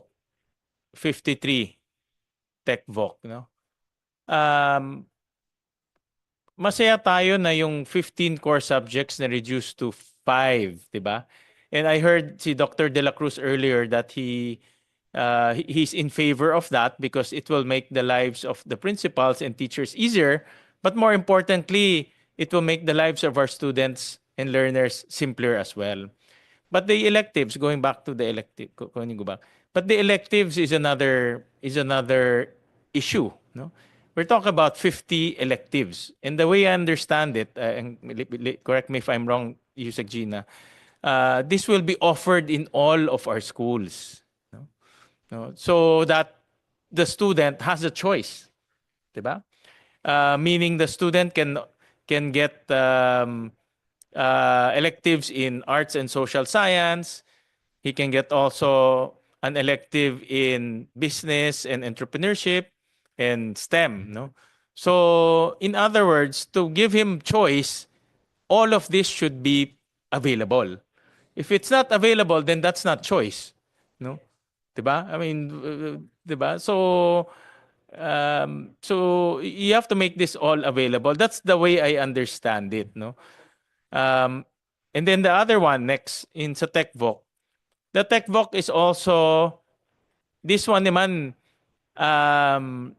The way I understand it, these are the 53 TechVoc or Tech Pro courses that a school can offer, but the principal now has the responsibility to consult, diba? Consult your students, consult the parents, consult the industry on which course is in demand in your locality, no? So there's a process. But of course, pag sinabi nila, let's say, ang gusto ko ay, ito, nakita ko dito, gusto ko ay animation or computer programming, then the principal should also make sure that that course is available and you have people or you have teachers who will teach that. So my question is, tama nga ho, nabawasan yung core subject, but looking at the electives and the Tech Pro clusters, mai-implement ba yan ng ating mga principals? Considering that yung specialization is a challenge now? No? Anyone from our principals? Kasi at the end of the day, like last week, kausap ko yung mga principals namin. One of yung mga comments nila in our current curriculum right now is the issue of specialization. No, napakahirap kumuha ng specialization or specialized teachers who will teach. Even at the present curriculum right now, nahirapan sila. Mas nahirapan sila sa TechVoc. No? Kasi gusto nga ng bata, let's say, illustration, pero hindi naman sila makakuha ng tao magtuturo ng illustration. So, they're forced now to come up with courses that they think that they can get specialized teachers, no? So before I recognize Father, let me just ask that question to our principals, and then I'll recognize Father. Good afternoon, Senator Gatchalian, and good afternoon to everyone. Actually, that is one of our challenges, no? If we're going to start with this strengthened senior high school program. Right now, the school where I am assigned is only offering TVL, and the only specializations that we have is automotive, food and beverages, and computer science. So it's the reality that once a student will enroll in the school this coming school year or probably next year, if they're looking for an elective in which they have to take animation or illustration. So we don't have that. So they have to be contented only on what specializations or tech pro that we have in the school. Ito po, itong mga electives na ito, kaya ba i-offer ng mga schools natin ito? Kaya ba i-offer ng mga principals natin itong mga electives? These are 50 electives. As long as we have the teachers and resources, of course, we can offer this. Oo. So, but based on this, for example, kayo po mag-implement, kaya niyo ho to? Walang, based on your current capability right now? To only the specializations that we have, so we can offer it. But looking into that, there are 53 electives, of course not. Hindi mahirap po, no? Because of the specialization. Yes, Okay. and we don't have the facilities. We don't have all the facilities for this. Okay. Yeah, Father, go ahead. I think you hit the nail at the head. Because when you operationalize this kind of implementation of electives, even us in Don Bosco will not be able to offer the electives of 50 to be able to address the electives. And it's a logistically nightmare for a very small school to operationalize this kind of presentation of electives. And I don't know how will be the success of this kind of program when even the electives are fragmented, and I don't know how this elective can fit into the requirement of the core of the TechBook program, because the program in TechBook, in order to be recognized as a program, you need basic competencies, you need common competencies, and the core competencies. The core competencies itself, when you do the kind of separation of this kind of subject and only address it through elective, I don't know how it will catch up with the requirement of competency standards that has to be satisfied by a particular qualification. A nightmare.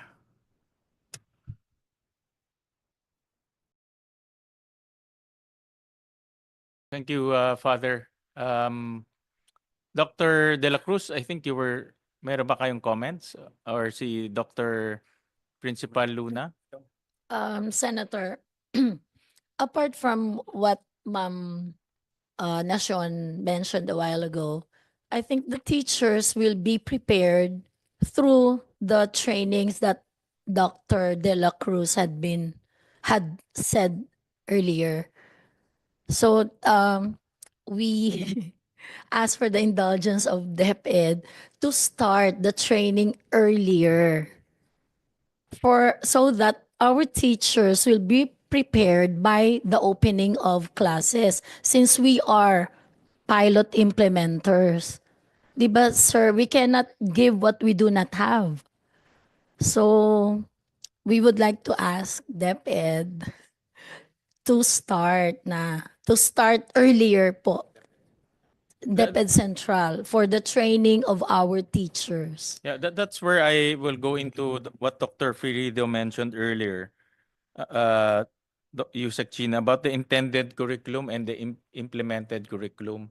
Because I support this. No, I support the simplification and decongestion of the curriculum.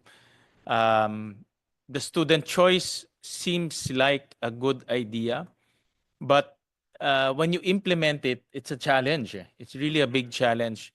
And the more choices, the more challenges, no? Because we obviously have to get specialized teachers. You have to build laboratories. You have to buy equipment and etc. No, so the intended curriculum, as what Dr. Ferido mentioned, is might be wildly different from. I mean, the implemented curriculum might be wildly different from the intended curriculum, and this is where I'll point out. I have this same research, same comment that I got from our principals in Valenzuela. I'll flash it in slide 7 of the EDCOM.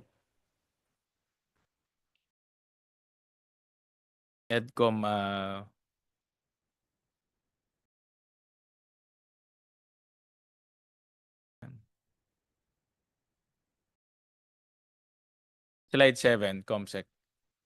Yeah. Like for example, in this case, food and beverage services, bread and pastry production, cookery. No, these are the top choices. And I found out sa Valenzuela ganyan rin eh. No, in home economics cluster is the top.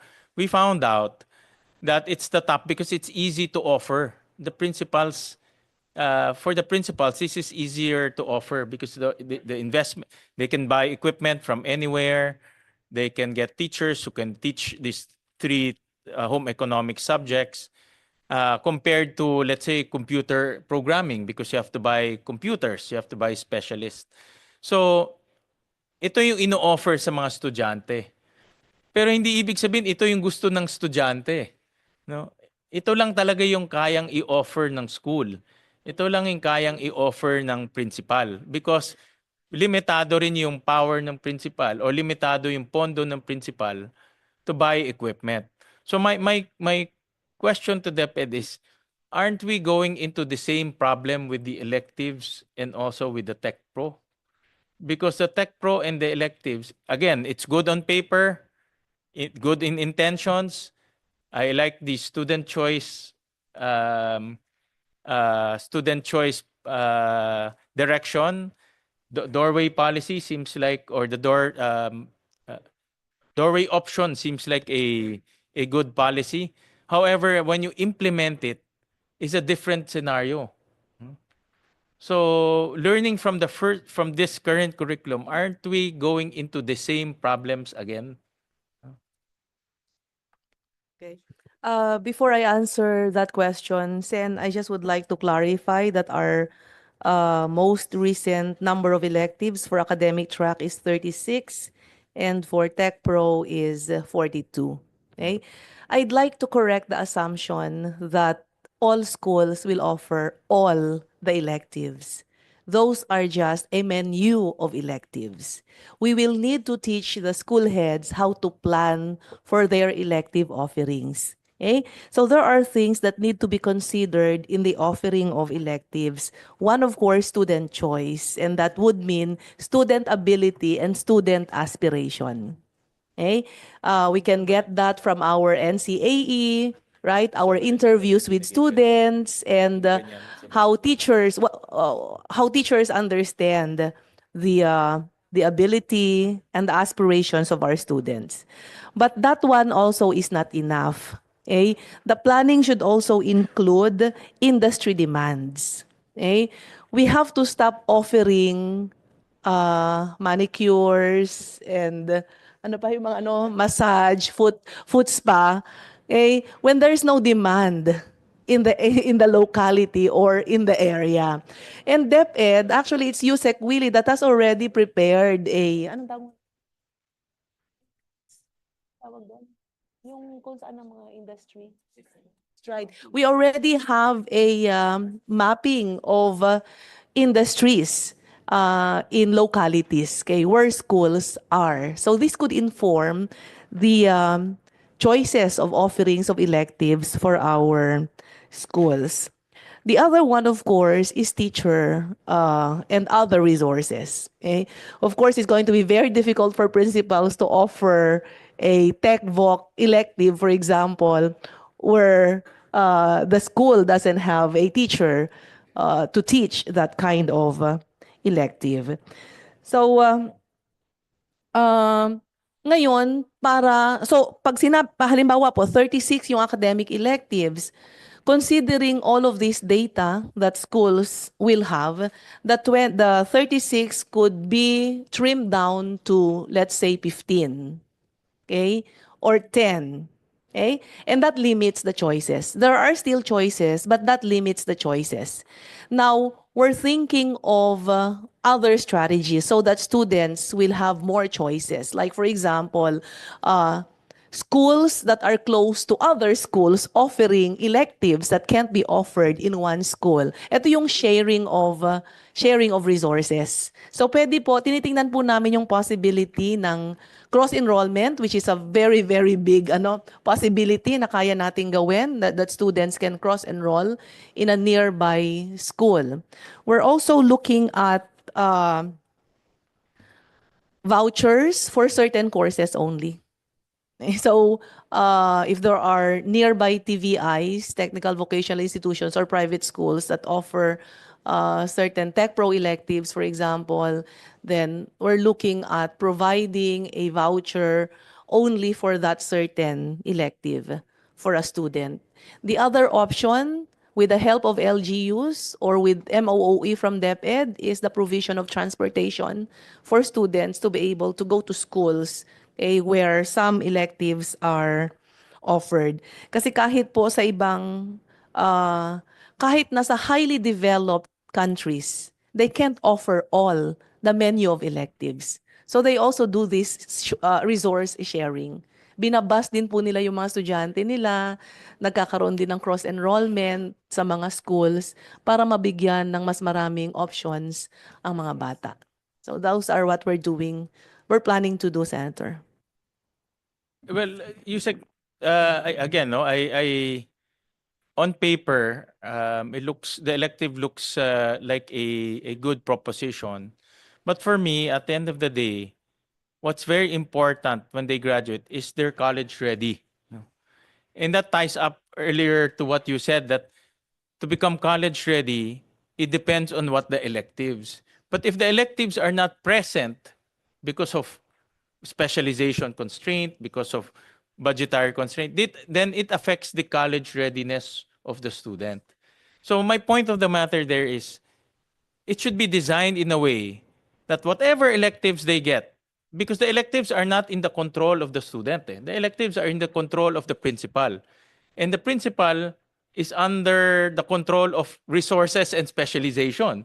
No? So, which is a wild card in their locality. Especially for small school. Kanina pinakita ni Carol in slide, that slide with small schools, 70% are small schools.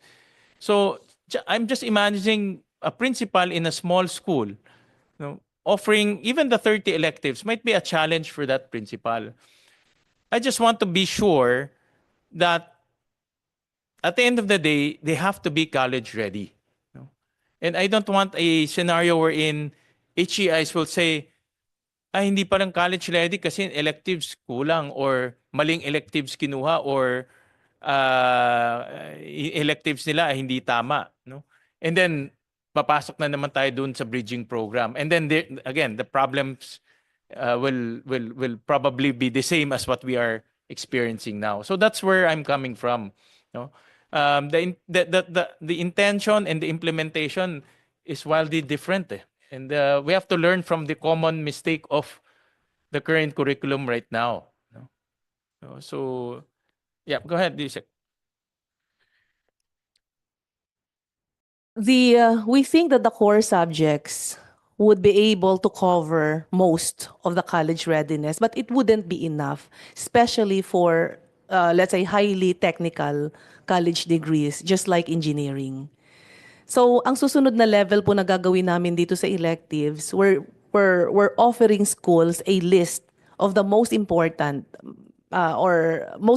electives that could cover many of the courses in college. Yung mga halimbawa walang mga licensure examinations, yung mga ganong degrees. Kasi iba-iba iba yung college readiness ng isang engineer, college readiness ng isang maglolo, isang magdodoktor.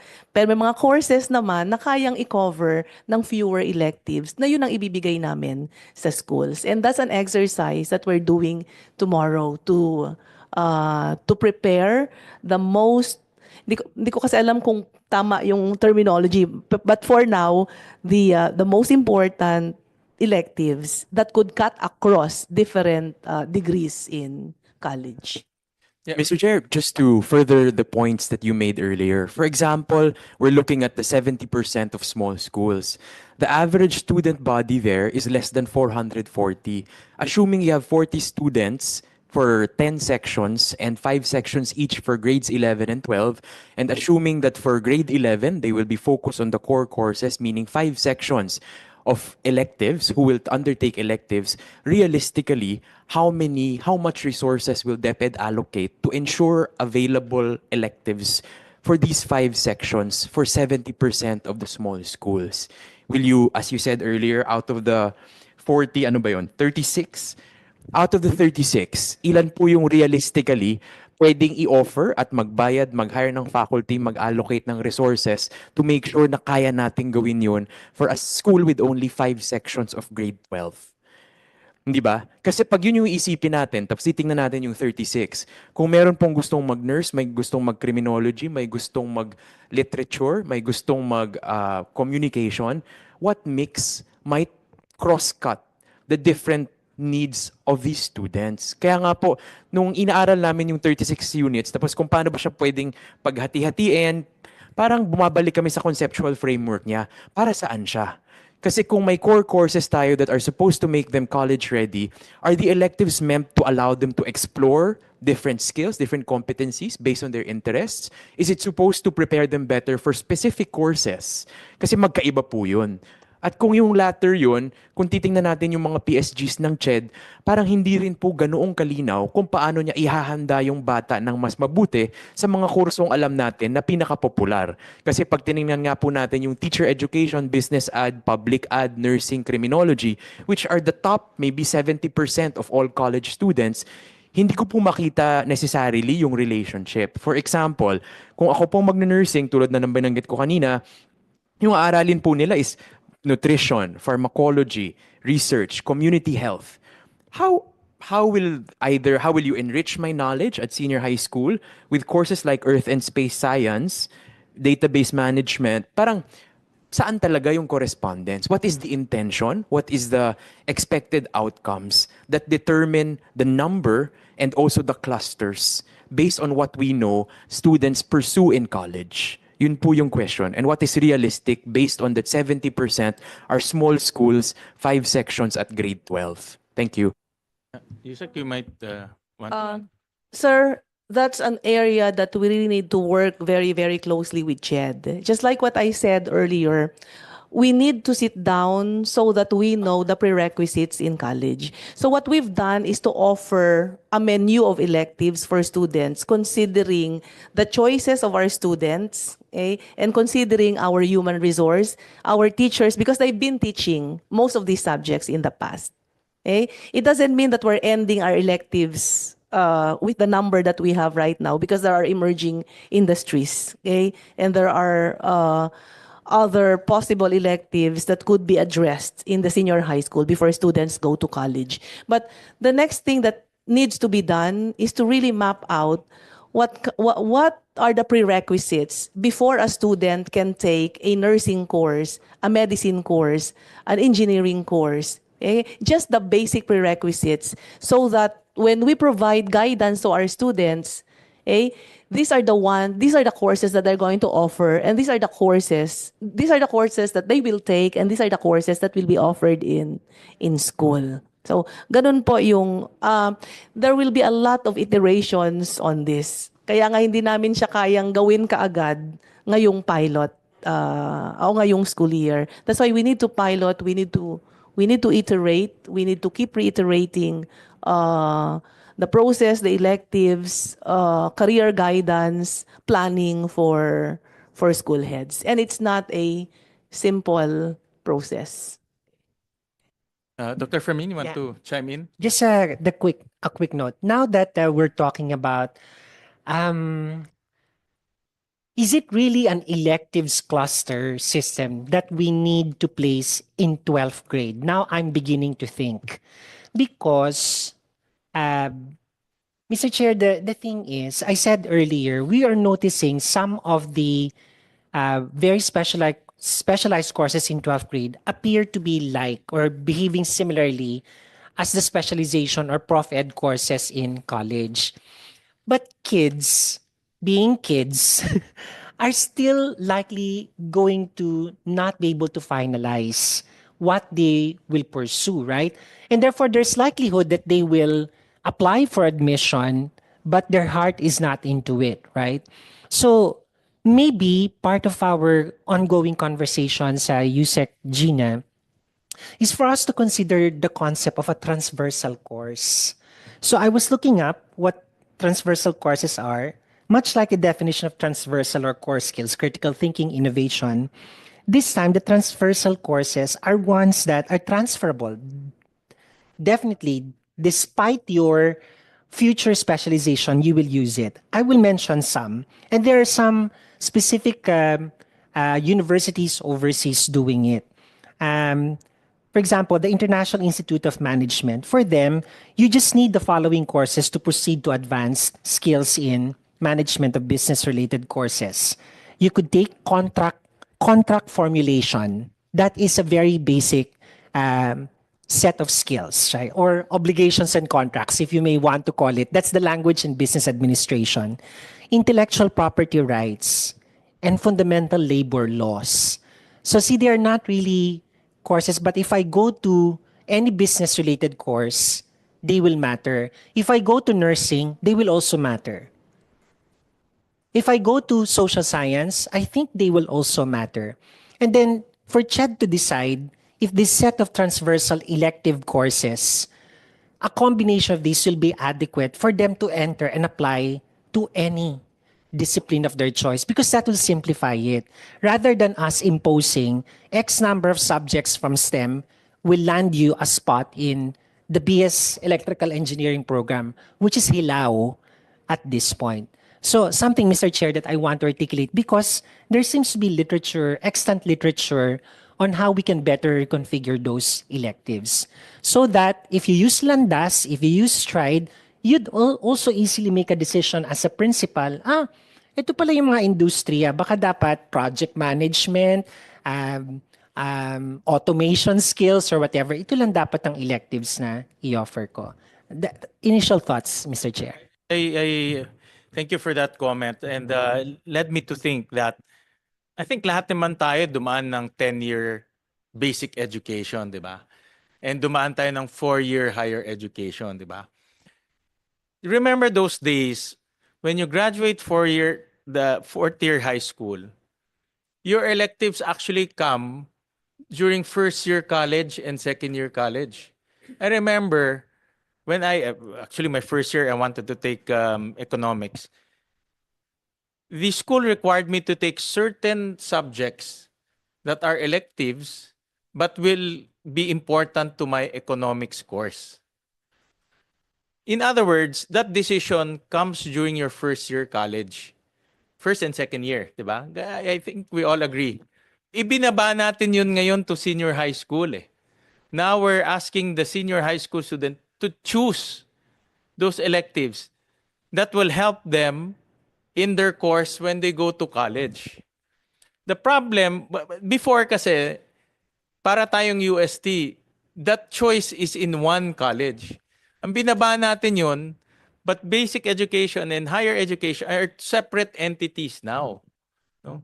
They're now separate entities. So without these two talking very, very closely, the student will be penalized for choosing the wrong electives. And that's what we are trying to avoid. Kasi dati, when in the old system, di ba, Dr. Firmin, in 4 years, you will not be penalized because you're going into the same college. Eh. Sasabihin niyo, pag kumuha ka ng, let's say, economics, pag hindi mo kinuha calculus, hindi ka pwedeng pumasok na economics. So you're herded to that direction. But you're in one school. Ngayon, binaba kasi natin yun eh. The penalty now is in the student eh. No, that's the complication. No, that's a complication we're trying to address. So, in my opinion, if there is a way, no, conceptually, Yusek Gina, please study this, that the core subjects is already an assurance to become college ready, and then bonus na lang lahat yung electives and in tech voc. bonus na lang sa kanila na hindi siya maapektuhan when it comes to college readiness. Study that possibility. That's possibility. Ang ginagawa natin kasi the electives becomes a mandatory to become college ready. But paano kung nagkamali siya doon sa electives? Kasi like ako, from economics, nag-transfer ako to finance. No? It happens kasi na pagdating sa senior high school, iba inisip niya. Pagdating na ng college, iba na naman iisipin niya. Pero penalized na siya doon. No? Penalized na siya doon. So, I'm trying to remove that penalty. I'm trying to remove that penalty by making sure that the curriculum is designed in a way that when you take these core subjects, college ready ka na. Bonus na lang si elective. Added knowledge na lang yan sa'yo. Bonus na lang si TechVoc. Knowledge na lang yan sa'yo. Study that concept. Because it will now save a lot of complication to our principals. Diba? So, principals, kasi yung principals pressured na i-offer yung gusto ng bata. Pero kung wala talagang magtuturo, no? Lalo na yung mga maliliit na school, yun wala siyang choice kung i-offer niya lang kung anong pwede niyang i-offer. No? Pero hindi naman yun yung kailangan ng college. So yun yung problema natin. That's why maganda yung sinabi ng UST that they transferred their senior high school to college. In fact, they're treating it as a preparatory college para seamless. Para seamless yung college and senior high school nila. No? So those are I want DepEd to think about that concept because I don't want to repeat the same mistake. Baka after 13 years, nandito na naman tayo, sabihin natin, mali pala ginawa natin. Diba? Tapos babalikan ko yung transcript ni Dr. Fermin. Diba? Father, I think you mentioned again another area of consideration. At this stage, we know that students are not mature to decide on a career. There is the phenomenon of vocational floundering. That's why the first year college is always a Bachelor of Shifting course. That is the reality because they are not mature to make decisions and therefore there will be this vocational floundering. How do you adjust now this kind of proposition that you are doing now of elective in terms of there's no surety that the students will pursue that kind of line and they will be continuously changing decisions at the same time. So that factor, no, the vocational floundering is a reality at that stage of life of the student. That vocational floundering happened in the past, no, in age natin. In the past, that happened in college, in universities. Yeah. And it's easy to adjust because you're in the same institution. But if that floundering happened in senior high school, It will be worse. it will affect your university path, in other words. No? So that's the complication we're trying to address. Good thing is, both Ched and DepEd are talking to address that. That's a good part. That's a big part. But it's a complication nevertheless that we need to think about. Yeah. So we have a few more resource persons to hear from. Director Balawag of BARMM, MBHT BARMM. Yes, Honorable Chair. Assalamualaikum warahmatullahi ta'ala wabarakatuh. Thank you very much, Honorable Chair. Actually, I have also questions. Unahin ko na lang siguro dahil baka hindi ko kayang sagutin pag-uwi ko doon sa BARMM. Yung mga observation ko kanina, Honorable Chair. Una, in all presentations, except for the presentation of the EDCOM, I have not seen BARMM as part of those who were involved in survey, doon sa implementation, as well as doon sa mga findings ng senior high school. I just want to know, hindi ko rin alam who is in better position to answer what will be the stand or situation of the BARMM pertaining to the implementation. Kasi meron din kami mga senior high school in the Bangsamoro Autonomous Region in Muslim Mindanao. Pero doon sa presentation ng aking mga kasama from DepEd, I only observed 16 regions, minus the 17 that is the BARMM. But in the presentation of the EDCOM, doon sa regions offering NC2, NC3, NC4, na at least nasali yung BARMM, ano.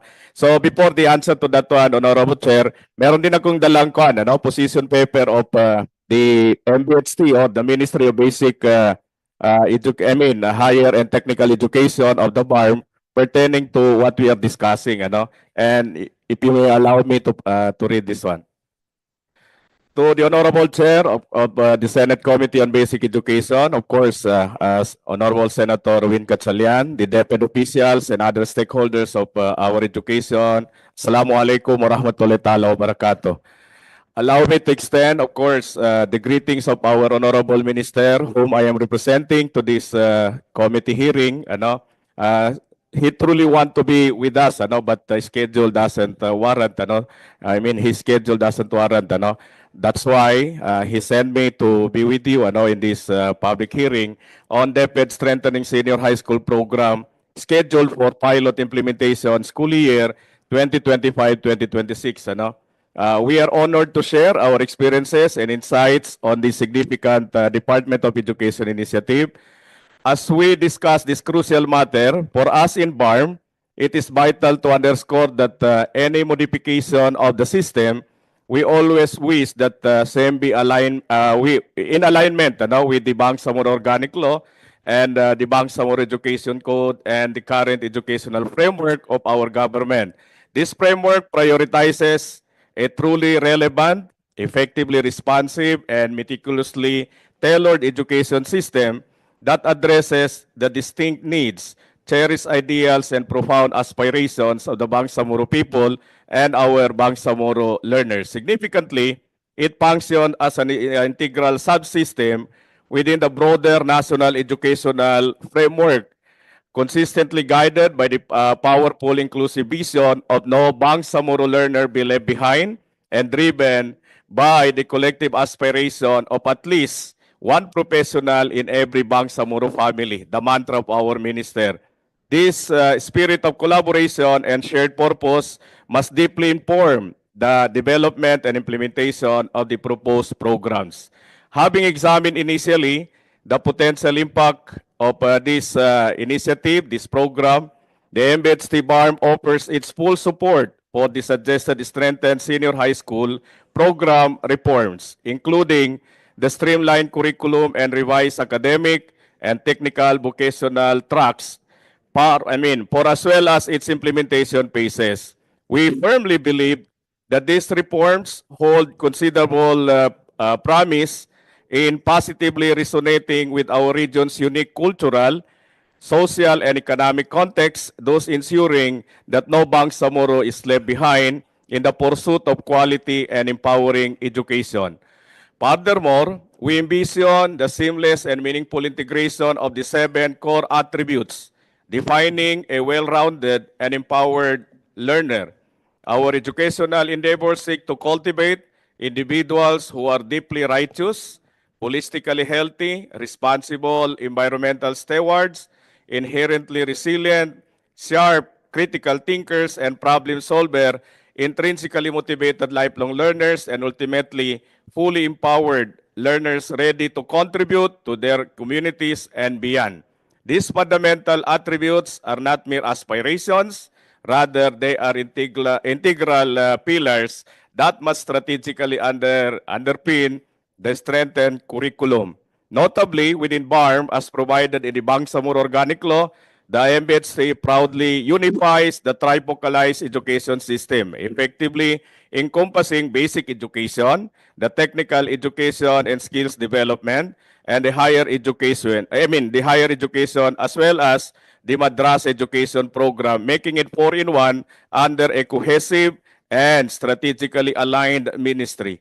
Moreover, our ministry, through the dedicated efforts of the basic education and its senior high school program, has established a very strong collaboration with the technical education skills development, on which we are moving towards the possibility of looking into all our senior high school programs will be monitored and supervised by the two subsector of the Ministry of Basic, Higher, and Technical Education.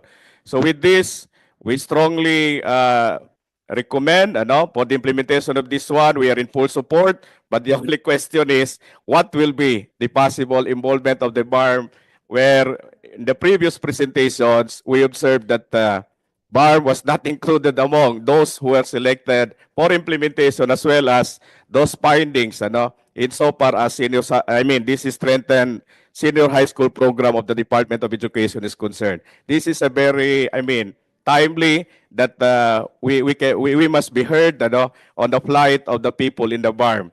We all know that in the recent illiteracy findings, number one is Tawi-Tawi, and that Tawi-Tawi is part of the Bangsamoro Autonomous Region in Muslim Mindanao. Thank you very much, Mr. Chair. Good afternoon and wassalam. Well, rest assured that the BARMM is part of our education system. Under the law, it will have to comply with the national curriculum.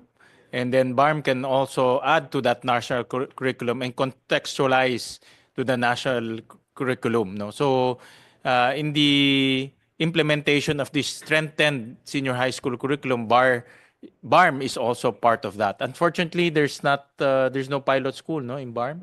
Yeah, Yusek Malcolm, go ahead. We're already scheduling a meeting with the BARMM officials, sir, to discuss with them the possible inclusion of BARMM in our pilot study implementation. Strongly suggest to include BARMM as a few BARMM schools in the pilot implementation, because Yes, sir. the environment there is really different. No? Ibang-iba. Magandang context sa pag-aaral. Yeah, so it's also good to learn from the implementation complications in the Yeah, BARMM. and even, Mr. Chair, even Sulu, we are also reaching out to Sulu for the inclusion in our initial implementation. Okay. Yes, Director Balawag. And in fact, the previous statement of the Honorable Chair, most of the schools in the BARMM, in the island, most of them were considered to be the last mile schools, where remote schools could possibly a subject of the pilot implementation, Mr. Chair. Thank you very much for consideration. Thank you. And please expect a call from Yusek Garma so that they can coordinate with you as to the inclusion of schools in the BARMM. And lastly, we have colleagues from TESDA, represented by Ms. Agnes Panem. Good afternoon po, Mr. Chair, Senator Win, and the Chair of this Honorable Committee. We would like to share in this committee po our engagement on this strengthened senior high school program, TESDA and DepEd collaboration. I have a short slide po na I would like to share for the group, for the body. Next slide, please.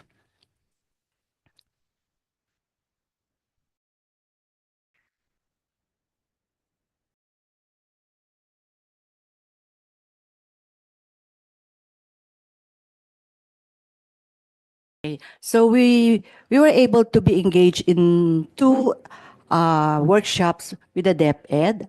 The first one was the interagency alignment workshop on core subjects and Tech Pro electives curriculum guides last February.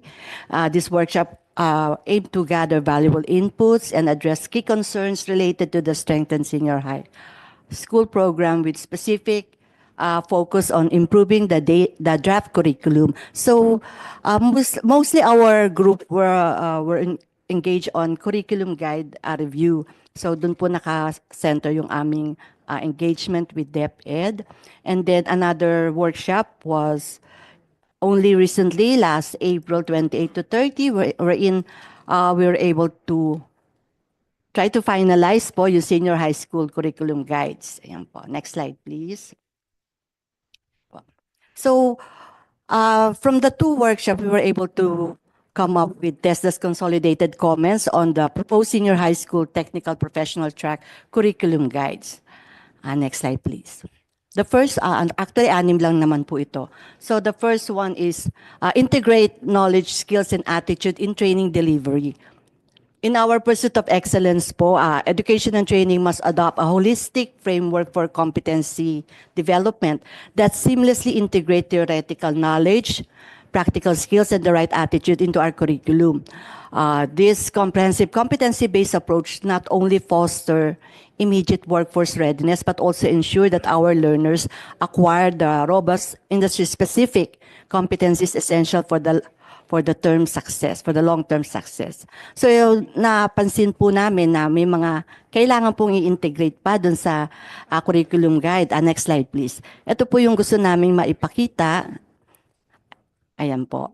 So sa atin po kasing training regulation, nakalagay na po doon yung required knowledge and skills.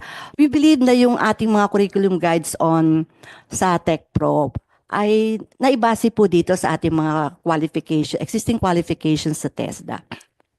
At nakalagay na po doon yung mga required knowledge na somehow missing po doon sa ating curriculum guides. No? Kaya sinasuggest po sana namin na ma-consider po ng ating mga counterparts na developers ito pong mga nire-request po natin.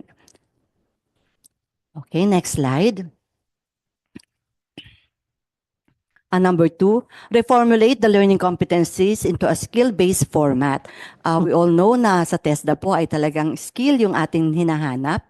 So ang nais po namin na ma-enhance po yung formulation ng mga learning competencies po na nailagay po dun sa ating curriculum guide. Karamihan po kasi we have noticed na marami pong activities na more on discuss. For all we know na sa TVET po, although we discuss, we learn about fundamental principles and skills. Pagkatapos po nun, ready na kagad for another learning activity that would progress into acquiring talaga kung ano yung competency na hinahanap natin. So ito po yung isa pang request po namin with our counterparts na sana i-consider yung reformulation ng mga learning competencies na nakalagay po dun sa Tech Pro subjects. According na lang po dun sana sa TR natin para po pagka na-hit po ng ating mga learners yung actual competencies na yun, ay talaga pong masasabi natin na talagang competent po sila. Next slide please. Yan po. So yan po yung sample lamang po ng mga sinasabi ko na kinakailangan po natin ma-align po sa ating learning competencies po. Next slide. Sige pa po, next slide pa po. Ayan po actually mga samples po nung when we try to find out kung ano po yung para maipakita sa inyo. Next slide pa po. Na talaga pong when we review the curriculum guide, iniisa-isa po talaga namin yon na hindi natin mamimiss yung mga industry standards po na nakalagay po doon sa ating training regulations. Okay, next slide. So you will notice na mostly yung mga learning competencies is more on discussion na we would like to reformulate po sana together with our counterparts. Okay, next slide. And then after a series of discussion, parang ang tagal bago mai-practice kagad ng bata yung actual na magki-create siya pala ng logo. So yung mga ganun na we might we can save on time para po ayusin po yung mga learning competencies para kagad-agad po ay matutunan niya rin. Together with the fundamental principles, habang gumagawa po siya, ay na-enhance niya na rin po yun habang ginagawa niya yung skill na yun. Next slide, please. Sige pa po. Ito na po yung pangatlo. Ang aming pong pangatlong comment ay on incorporate performance criteria in the curriculum guide. Ito pong ating curriculum guide ay hinanapan natin ng portion kung saan natin ibabangga yung actual skills. Paano natin ma-measure na tama yung pagkakagawa. Pag tinignan po kasi natin yung ating training regulations, next slide please. Sa ating pong training regulation, meron po dyan portion na performance criteria. Ang ating pong performance criteria are evaluative statements that specify what is to be assessed and the required level of performance. So, dun sa curriculum guide, kinakailangan meron silang way to measure kung tama yung pagkaka-perform nila. It's either may tolerance or yung no error, no damage, no harm to one's body or property. Mga ganun po ang tinitingnan natin paano niya pinapractice yung skill na nais nating ituro o i-develop sa ating learner. So we would like to have that reformulation po doon na sana sa curriculum guide ay isama po natin yung performance criteria na available naman po doon sa ating training regulation and we could always adapt it. Next slide po. Yung number 4 naman po ay review the range of variables, critical aspect of competencies and tools and equipment and materials. We have noticed na hindi po explicitly specified doon sa ating curriculum guide yung mga gagamitin doon sa ating mga gagawing mga skills, no? Dapat explicitly nakalagay po iyon para alam nung learner o kung ano yung hahawakan niya o gagamitin yung mga software o kaya mga tools. At in the same manner, yung ating pong mga principals, alam din po yung magiging preparation kung ano ba yung mga kailangan nating tools na dapat na i-ready. So, next slide po. Diyan po sa ating training regulation, nakalagay naman din po iyon. So, we can easily adapt it kung ano po yung pwedeng mga pamamaraan o kaya mga variables na kinakailangan pong specify dun sa ating pong pag-perform ng skills. And then, meron naman din po on critical aspect. Nasa TR din po yun. Nasa pangatlong page ng isang unit of competency na yun. Kung ano yung talagang kinakailangan niyang i-demonstrate na skill. Minsan baka ma-miss natin yun na in the end, pagka nagpa-assess tayo dun sa ating learner, ay hindi niya makuha yung talagang tamang certification kasi nga hindi natin na isa-isa doon sa critical aspect of competency. Sige po, next slide pa po. Ayan po.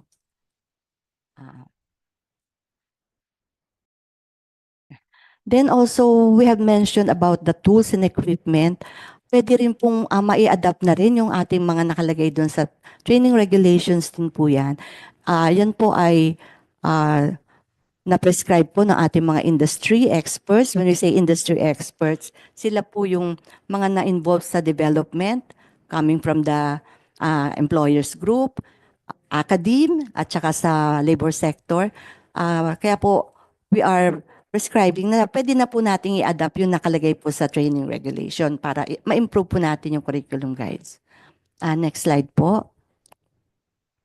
Sa number 5 po, ang nakalagay ay assess time allotment and clustering of units of competencies. Doon po sa sample ng visual graphics, maganda po yung pagkakalatag ng first quarter and second quarter.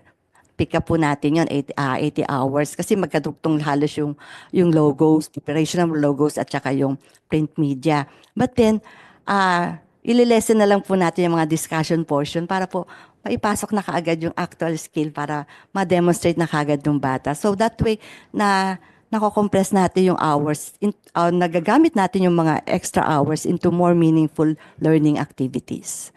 Then sa number 6 po, consideration of class size in curriculum design and time allocation. Of course, kanina po naririnig ko yung mga problema na regarding sa mga resources. So, ganun din po ang nakikita natin na lalo na po sa class size po ng senior high school, sa existing po, alam namin na napakarami. Pero sa TESDA po ay 25 lang yung pinaka-prescribe namin. So, malamang po, doon po, nakikita ko na po yung magiging adjustment. And we hope na this committee will be able to address some of these issues na ilabas namin para lang po mapag-aralan din po. Honorable Chair. Ayan lang po, sir. Thank you very much po. Thank you. Thank you. And lastly, Kokopea. Yep. Good afternoon, Pome. Mr. Chair and colleagues. Respectfully manifesting the proposal suggestions of the Coordinating Council of Private Educational Association.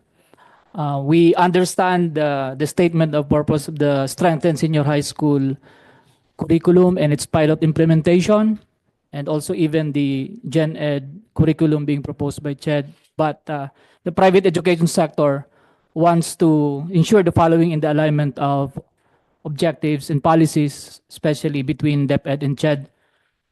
First, stability of policy amidst reform fatigue. CHED and DepEd should ensure that whatever change that will be introduced is grounded on solid legal grounds in order to survive the administrative changes in the future. So policy should be stable enough to survive shifting directions and passions that go with change of administrations. Second, clarity of policy for stakeholders. Policy should be clear enough to prevent different and incorrect interpretations on the implementation, but flexible enough to allow innovation in curriculum design of PEIs. Third, most private schools establish programs that made them invest in securing the needed social and physical structures. Some schools even built a separate building for the original senior high school program before. So therefore, results of the pilot implementation must be cascaded to PEIs immediately, as this will impact the infrastructure utilization and retooling and retraining of our teachers and even enrollment concerns. So we emphasize, just like what our colleagues here in the private sectors said a while ago, that we need to retool and retrain our teachers. Fourth, and this is what we are really somehow afraid of, is the proposed structure may bring significant impact on the existing human resources of private schools. What medyo nakakatakot talaga dito po yung we might result to redundancy because we are under the labor code, the law that governs us is the labor code of the Philippines, and that is the recourse in these cases. A while ago, the public sector mentioned about their concerns about this, but I think since you have the plantilla, this is more concern of the private schools because sa amin po talaga, no teaching load, no work. We cannot naman demote them to become staff, di ba? So what we are emphasizing here is that CHED and DepEd must be able to reduce displacement of students going to higher education due to misalignment of course or subject descriptions of electives on the new senior high school curriculum, and displacement of teachers and faculty must be reduced or avoided. If not, there must be a program of assistance for the affected teachers and faculty. Lastly, COCOPEA therefore offers some recommendations. Number one, I would just like to reiterate the manifestation a while ago of Dr. Fermin because we were there in the FGD. We suggest that for DepEd and CHED, and if necessary, PRC and CHED, to issue a joint order to set the minimum academic qualifications for senior high school completers' admission to higher education. Must be program strand specific to ensure alignment and eliminate duplication of courses in college, and teacher and faculty qualifications as well. Now, why joint order? Because it is more stable than a DO and CMO separately issued, as it would require unanimous approval of the agency heads to amend or repeal. And number two, for DepEd and CHED to explore allowing PEIs to offer an integrated program which consists of HSS and 2 years of Gen Ed in college. Suggestion na naman po. Meaning a one-stop shop will reduce bureaucratic barriers, allows simplicity of procedures for PEIs, and it will also allow more alignment, seamlessness, and reduce displacement of faculty teachers in PEIs if they offer an integrated SHS Gen Ed program, both in DepEd and CHED.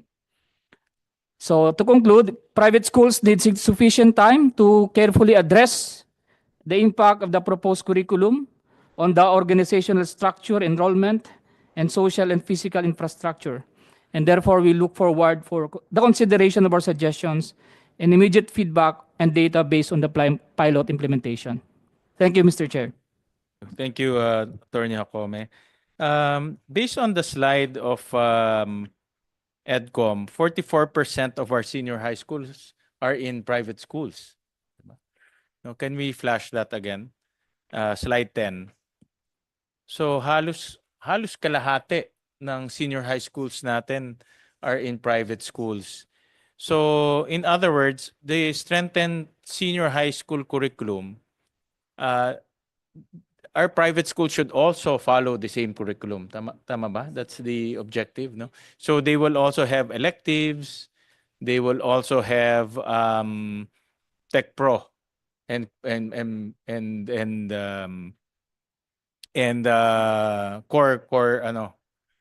core learning. Okay. I would assume that a lot. I don't have the data right now, Carol, but maybe you have, no? I would assume that a lot of this 44% are, most of them are probably voucher system with top up, no? So meaning they can afford to study in private schools, no? But then again, if you go by the DepEd numbers, out of that 44, kalahati don't take TechVoc. Kasi half of that, 58% of the private schools offering senior high schools do not have TechVoc. So that 44, you divide that into half. More or less, more or less. They don't take TechVoc because their goal nga is to go to college, you know. So that's just to take note of that, no? Yeah, go ahead. Sir, I'll just add. So I guess two things to highlight. In 2016, the initial implementation, I believe the proportion was 60%, no? 60% private. So pababa na siya ng pababa. From 60, nasa 44% ngayon, yung private provision. The other thing, sir, that we want to highlight based on the statement that you made in your observation is that minsan, I think po, minsan, based on the case studies we've seen in several municipalities, it is not because that they can afford it. It is because sometimes they really have no options. And so we want to ask DepEd actually to give us a sense of which areas are there no proximate public SHSs that are actually affordable, and have we done any analysis on what is accessible senior high school? Kasi paano naman yung mga bata magtatapos ng grade 10 tapos bahala na kayong humanap ng private SHS na kaya nyong bayaran? Kung hindi nyo kaya, paano yun? What if lahat ng nasa munisipyo may pa-top up? Paano natin gagawin yun? And what are controls there to make sure that there are affordable ones? So may mga ibang kayang mag-afford, baka may iba titigil na lang or susubok pero magda-drop out kasi hindi kayang i-sustain. So yung pag-aaral lang, sir, na ganun to make sure that there's equitable access talaga to senior high school, because malinaw po na 44% private and napakarami po talaga na nanggagaling naman sa public junior high school. So, siguro po kailangan talagang pagtuunan ng pansin habang inaaral natin yung supply side. Kasi baka may mga hindi tayo natutustusan ng maayos dahil po sa problemang to. Thank you. Yeah, that's a good point. And I'm sure DepEd is also taking note of that. So, going back to our discussion, are there any more comments on our discussion on the strengthened senior high school curriculum? Anything from EDCOM or CHED? Or yes, go ahead, Mr. Cesar. Yes, thank you, Mr. Chair. Question lang po from our friends from DepEd. Kasi based on their presentation, dalawa yung magpa-pilot, the public and the private. Parang kulang ng information yung support provision for private institutions. Anong mangyayari sa kanila when we do the piloting? Are they on their own? O merong support na manggagaling sa DepEd? Yun po yung isang observation ko dito. Then second po, of course, yung investment nila in learning resources, ang mention lang po nila yung mga libro. But based on our experience sa TESDA kasi, talagang the most difficult and expensive investment are the facilities and the teachers' development. Second, those are the most expensive. Maganda yung catalog. Actually, natuwa ako sa catalog. Kasi yung catalog, parang at the end of the day, it will relieve TESDA from offering NC1 and NC2. Kasi parang nandun na sa high school. However, realistically, tama po yung observation ng Mr. Chair that it's when implemented, it will become complicated. Kasi masyadong marami yung options. Then that means masyadong marami yung investments. Diba? And sabi ko nga kanina, based on our experience, the reason, the most difficult part of uh, developing a program is the investment on facility and teachers. Basically, yun yung pinakamagastos sa amin. And kung marami yung gagawin natin doon, then that means mas magastos. And I've seen yung mga competitive na mga bagong NCs. However, those are technology-based as well. Meaning, kung matatandaan nyo yung definition ng fake news, tama siya ngayon, ito yung in-demand ngayon, but 3 years after, baka hindi na siya in-demand. Yan yung mangyayari. And considering yung frame of thought ni Chairman na ang priority natin ay yung estudyante natin makapunta sa college. Secondary or plan B, yung may option siyang makapagtrabaho. Di ba? So, now, when you go into investment, ano ba yung titignan natin? Kasi kung ang pinipili natin yung mga mahal na kurso, then that means high investment. And in some cases, these expensive courses will expire in just a short period of time. Unlike we have courses or we have programs that are time tested. Kumbaga, hindi man siya hot pandesal ngayon, pero proven na siya na in demand siya over the years. Like for example, yung sa electrical, automotive, nasa agriculture.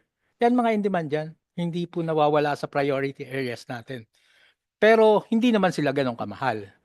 Yan. So baka when you choose yung priority nyo, doon sa listahan o sa catalog nyo ng mga courses for Tech Pro, baka mas maganda, tingnan nyo rin yung what is in demand over time rather than yung mga high-tech talaga na high investment. Kasi hindi naman yung considering yung direction natin na going to college rather than employment. Kasi baka after 3 years hindi na in demand yung programa na yon. And knowing yung investment period natin sa gobyerno, the earliest will be 3 years. You plan, you request for budget, then after the 3rd year, andun yung release ng pera. So baka yung dating bago, hindi na bago o hindi na in demand. Yun yung sinasabi ko. So those things po sana ma-consider, Mr. Chair. Salamat po. Thank you for those comments. To DepEd, in the strengthen the new curriculum, the assessment and certification is also part of it for Tech Pro. Yes, Senator. Tech Pro electives follow the TESDA training regulations. And so the assessments also follow TESDA's regulations. And DepEd will be responsible in making sure that they are assessed and hopefully certified when they pass. That's part of the cycle. Yes, sir. So we're working on that with TESDA, given that we have funds for, thanks to you, for free assessment of our students. Okay. And then we should make it also, I suggest to make it mandatory. No? Sayang yes man po, kasi it if is they are going to take Tech Pro and then at the end it's optional, no? So we have to make it mandatory so that the student will have a certification. Whether he passed or not, then that's his own ano na, no? But mandatory in certification. Yeah, go ahead, Yusek. Just to update you, Mr. Chair, we're working closely now with TESDA with regards to the TVL assessment. So we have already endorsed several applications for the assessment, and TESDA is also doing its part in terms of the actual assessment. So in fact, Mr. Chair, we already made it mandatory, and in fact, we even expanded the TVL assessment not only to grade 12 but also to grade 11 and also the private sector and even the JDPP beneficiaries sinama na rin po namin, Senator. So we're planning to at least may hinahabol pa po kami kahit nagsara na po yung klase, but come this June opening of school year magpo-full blast po ulit kami for the saturation of all senior high school Tech Pro possible that are qualified for assessment. Thank you, Mr. Chair. Thank you, Yusek. Yes. Go Mr. Chair, just three final questions for DepEd. Yung nabanggit ko lang din po kanina. Yung unang-una po yung foundational skills. Alam natin yung usapan ngayon tungkol sa functional literacy and how it is a continuous challenge for students. Ano po yung plano natin mula grade 10 hanggang grade 11 to assess whether kaya talaga nilang i-master yung core courses na papasukin nila ng grade 11. Paano natin po sisiguruhin yon? May assessment po ba? Ano yung interventions na gagawin kung hindi? Kunyari pong 30% yung hindi. Ikalawang question po is learning resources. I think in your slides, nakasulat yung timeline. I guess the question is, will there be learning resources? What learning resources will be used in the pilot? As Yusek Gina very well knows, EDCOM has published our report on the textbook delivery since 2012. And talagang historically, we face challenges there. Since 2016 implementation, may libro, kailan dumating yung libro, kailan magkakalibro ang senior high school students? That's the second. The third question is JDVP and TVL. We know that JDVP is a model that tries to, I guess, leverage, maximize TVI programs that exist given the capacity to complement DepEd's capacity. Yung tanong ko po kanina in terms of TVL equipment, lahat po ba ng SHS TVL in DepEd schools may equipment, fully equipped? And anong proportion yung hindi? And ano ba yung plano at direksyon siguro sa pag-offer ng SHS Tech Pro? Will it be internalized by DepEd, and most of it, DepEd will build the capacity to invest in the capital outlay required to offer these courses? Or given the evolution of needs and demands of needs of the workplace and what skills might be required, that you will find alternate approaches to allow DepEd to more nimbly evolve and also adjust to the needed skills? Thank you, Mr. Chair. Yusek Gina, you might... Thank you, Mr. Chair. I'll answer some questions and then I'll pass it on for the details to Director Aris in terms of investments, like how much and how many schools have received equipment already or have not yet received equipment. In terms of grade 10 assessment, our Bureau of Education assessment has been reviewing our national achievement test. And there is a plan to redevelop it into a literacy and numeracy test so that we could catch up the students that are truly struggling in literacy and numeracy. That way, we'll be able to provide remediation to those students that are falling behind. So Yusek Gina, you mean that the NAT grade 10 will then be census-based to test all of the students? Kasi ngayon it's sampling-based, di ba? So will it be census-based for all grade 10 every year? Parang ganun po? It's also part of the plan. Okay? So I think it's Bea that's best to answer that one, but that's part of the plan so that we won't have senior high school students graduating from senior high school that can't do skills-based courses. Diba? At least at the minimum, our students, if they can't go to college, should be able to do like hands-based skills. In terms of resources for the pilot implementation, we're currently developing lesson exemplars. So our pilot schools will have lesson exemplars for teachers. We're also curating a list of resources for teachers. So that means we'll give them a list of resources, books, online materials, and then we'll have annotations, and we'll give them budget. We were looking at the budget earlier, like we're finding some balances from our that we could use so that we could give teachers some funds so that they could print some of these resources. For TVL equipment, we have not yet provided all schools, 100% of our schools, but we see that by 2027, we will be able to provide our schools with TVL equipment. But then moving forward, it's going to be a strategic deployment of TVL equipment. That means if there are two schools that are close to each other, we can provide both those schools the same TVL equipment. So it has to be a sharing of resources moving forward. Right. Okay. Thank you, ma'am. What proportion po ngayon yung may TVL equipment at yung wala pa? Can I ask Director Aris to respond to that? Mr. Chair. Yes. Go ahead, Director. Thank you po, Mr. Chair. Based on the data from the Bureau of Learning Resources, we have already provided um, out of the 3,931 senior high schools that are not offering JDVP, we have already provided 2,675 senior high schools with their several packages of TVL materials. This 2025, we will be providing 679 senior high schools with their TVL packages, and for 2026 until 2027, we have tagged 577 senior high school for 2026, and those needing replacement and other senior high schools that will be offering other or additional offerings will be provided also in 2027. Director Aris, kasi when you deduct that, that's 1,256 SHS TVL offerings without equipment. Mr. Chair, that is precisely why we are requesting for more funding for TVL. Yeah. So in previous years, the funding was requested but was not given to the agency since 2016. 2018 po, Mr. Chair.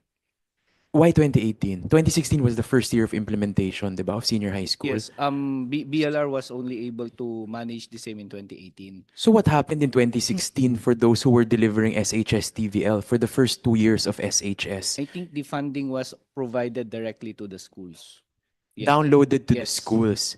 But parang it seems like since it's been 9 years since the implementation of senior high, and essentially we are catching up this year and next year to make sure they all have, but we're catching up for half of them. Mr. Chair, yung sinasabi ko po na schools na ito, hindi po ito yung sinasabi natin na 100% ng schools, because one school can have several offerings. Yes, opo. Oo, so every year kasi may nadadagdagan ang offerings ng iba't ibang schools. So we have to put that into the inventory of schools na hindi pa nabibigyan ng learning resources. So we can provide further data on this, but as of now, ito pa lang po yung data na available sa amin. So you mean to say that the 1,256 may natanggap na dati or totally walang natanggap? More or less may natanggap na yung majority dito. Yung iba wala pa kasi baka mag-o-offer pa lang ng bagong offerings. Sige po. Kasi I guess we're curious as to how this data is tracked and how we make sure that we are responsive to the needs of the schools, no? So baka po we'll request the data and analyze that also based on the historical information that DepEd keeps. Thank you. Yes po, Mr. Chair. Thank you. Any more comments from the body? Any more comments regarding the strengthened high school curriculum? Yeah, go ahead, Yusek.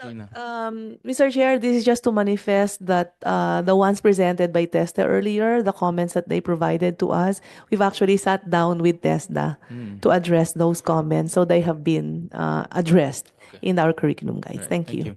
Thank you. Well, personally, this is my personal assessment, and internally we've been discussing about this. I also talked to Dr. Carol through EDCOM about this. The strengthened, and this is my personal view and my personal analysis. The strengthened, the new high school curriculum addressed most of the comments from our principals and stakeholders, particularly from our principals, because implementers sila eh. At the end of the day, we will rely on them on the success or failure of this program. So I think the first part here that is quite common to many of the feedbacks that we get is the congestion of the curriculum. And I think we have addressed that by reducing the core subjects from 15 to 5. But my concern here is what Dr. Fridos mentioned earlier, is the implementation, especially of the electives as well as the Tech Pro. Because the electives will be hinged on the capacity of the principals, number one, to get specialists, and then number two, to buy the equipment. No? So those are the two constraints our principals normally faced on the ground. Alam ni Willie yan, he rose from the ground. So, and then number two, in regards to the Tech Pro, the offerings of the Tech Pro is also hinged on what the principals can produce in terms of specialization in equipment, especially equipment. No, like last Friday we had a consultative meeting with principals in Valenzuela. The principals in Valenzuela, particularly mga parents and teachers, wanted to offer something with ICT, no? Animation, information communication technology, pero hindi nila ma-offer because number one, hindi sila makahanap ng magtuturo. And then number two, the equipment, no? They need to buy massive amounts of computers in order to offer that.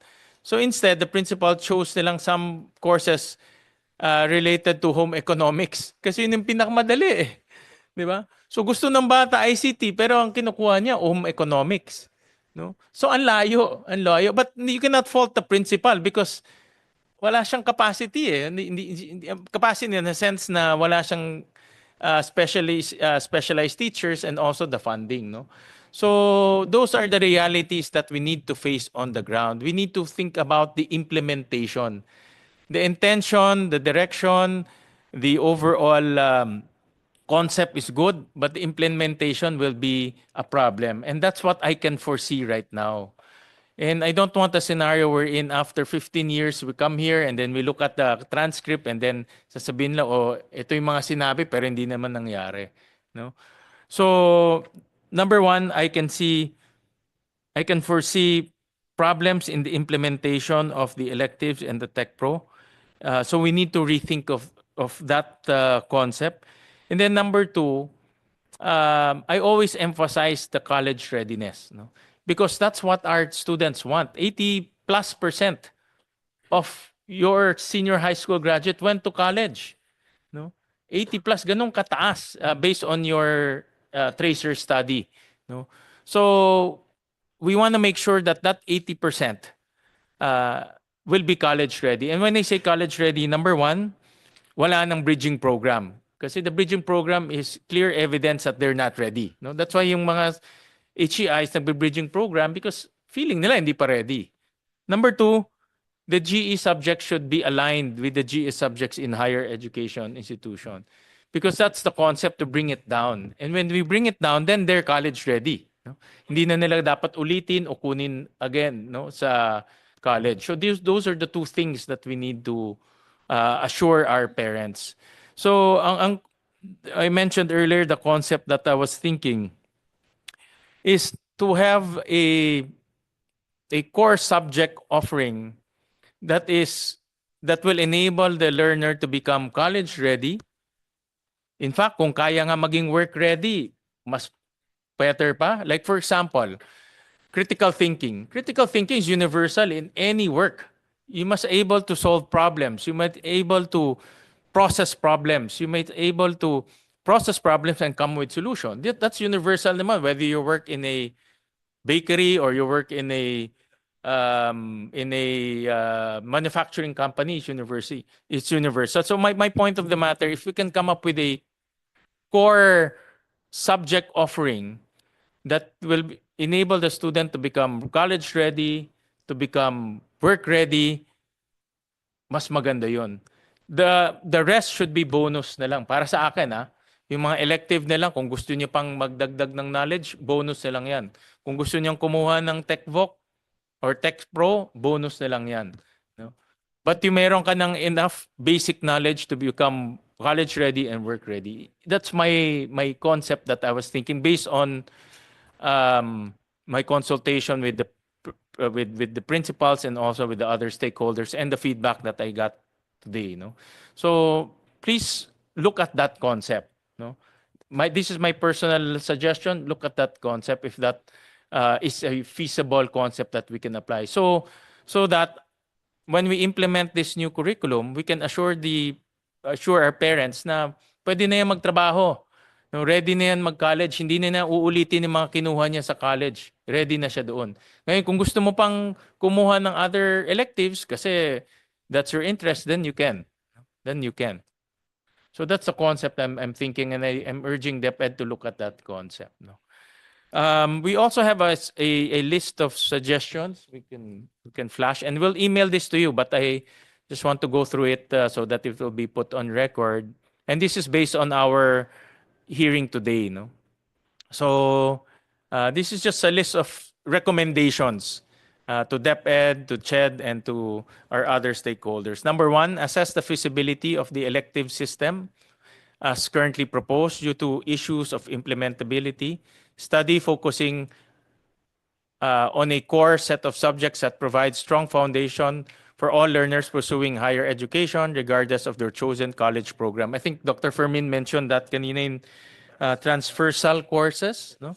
I think that is something that maybe DepEd can look at in transversal courses. DepEd should ensure that the streamlined course subjects provide a coherent foundation for higher education readiness by aligning them with CHED college readiness standards.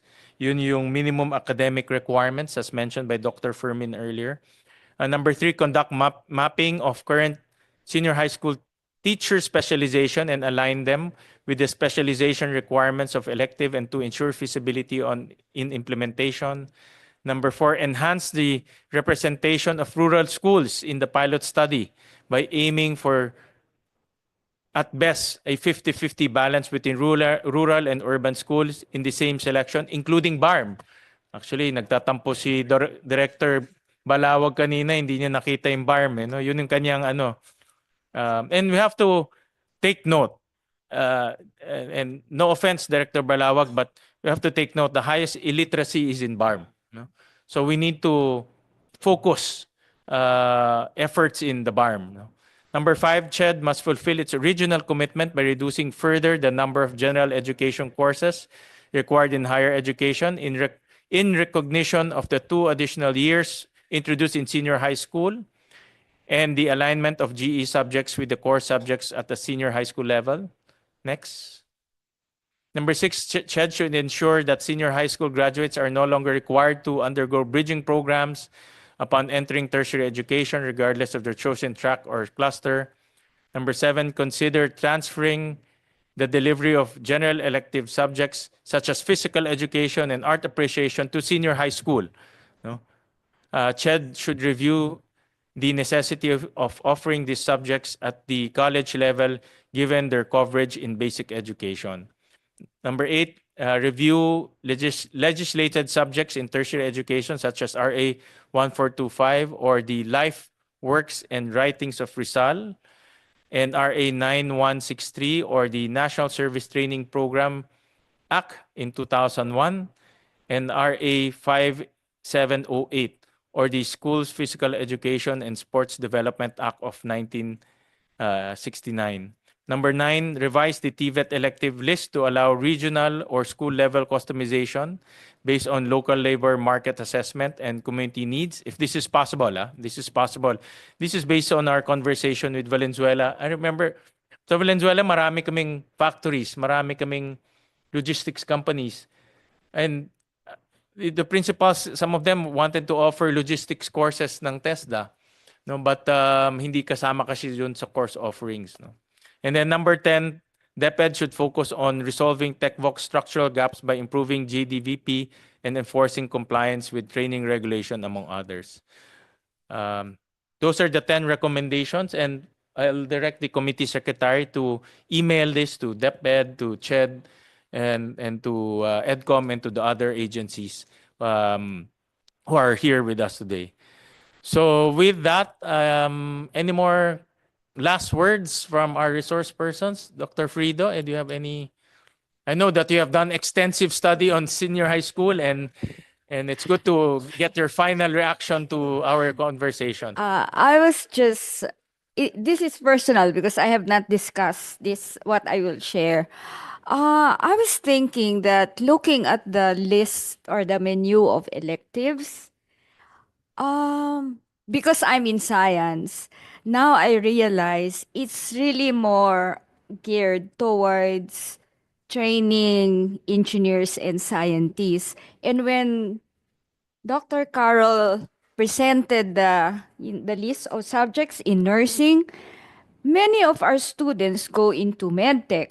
Nursing, they go into medicine. And in fact, years back, the people from UPLB were complaining, why is agriculture in the TVL track when we are also developing, entomologies, etc. So now I'm thinking, you said, Gina, I think we have to look at the menu of the electives to cater to the people who go into the allied sciences. That's just my personal take. I haven't discussed this with the team.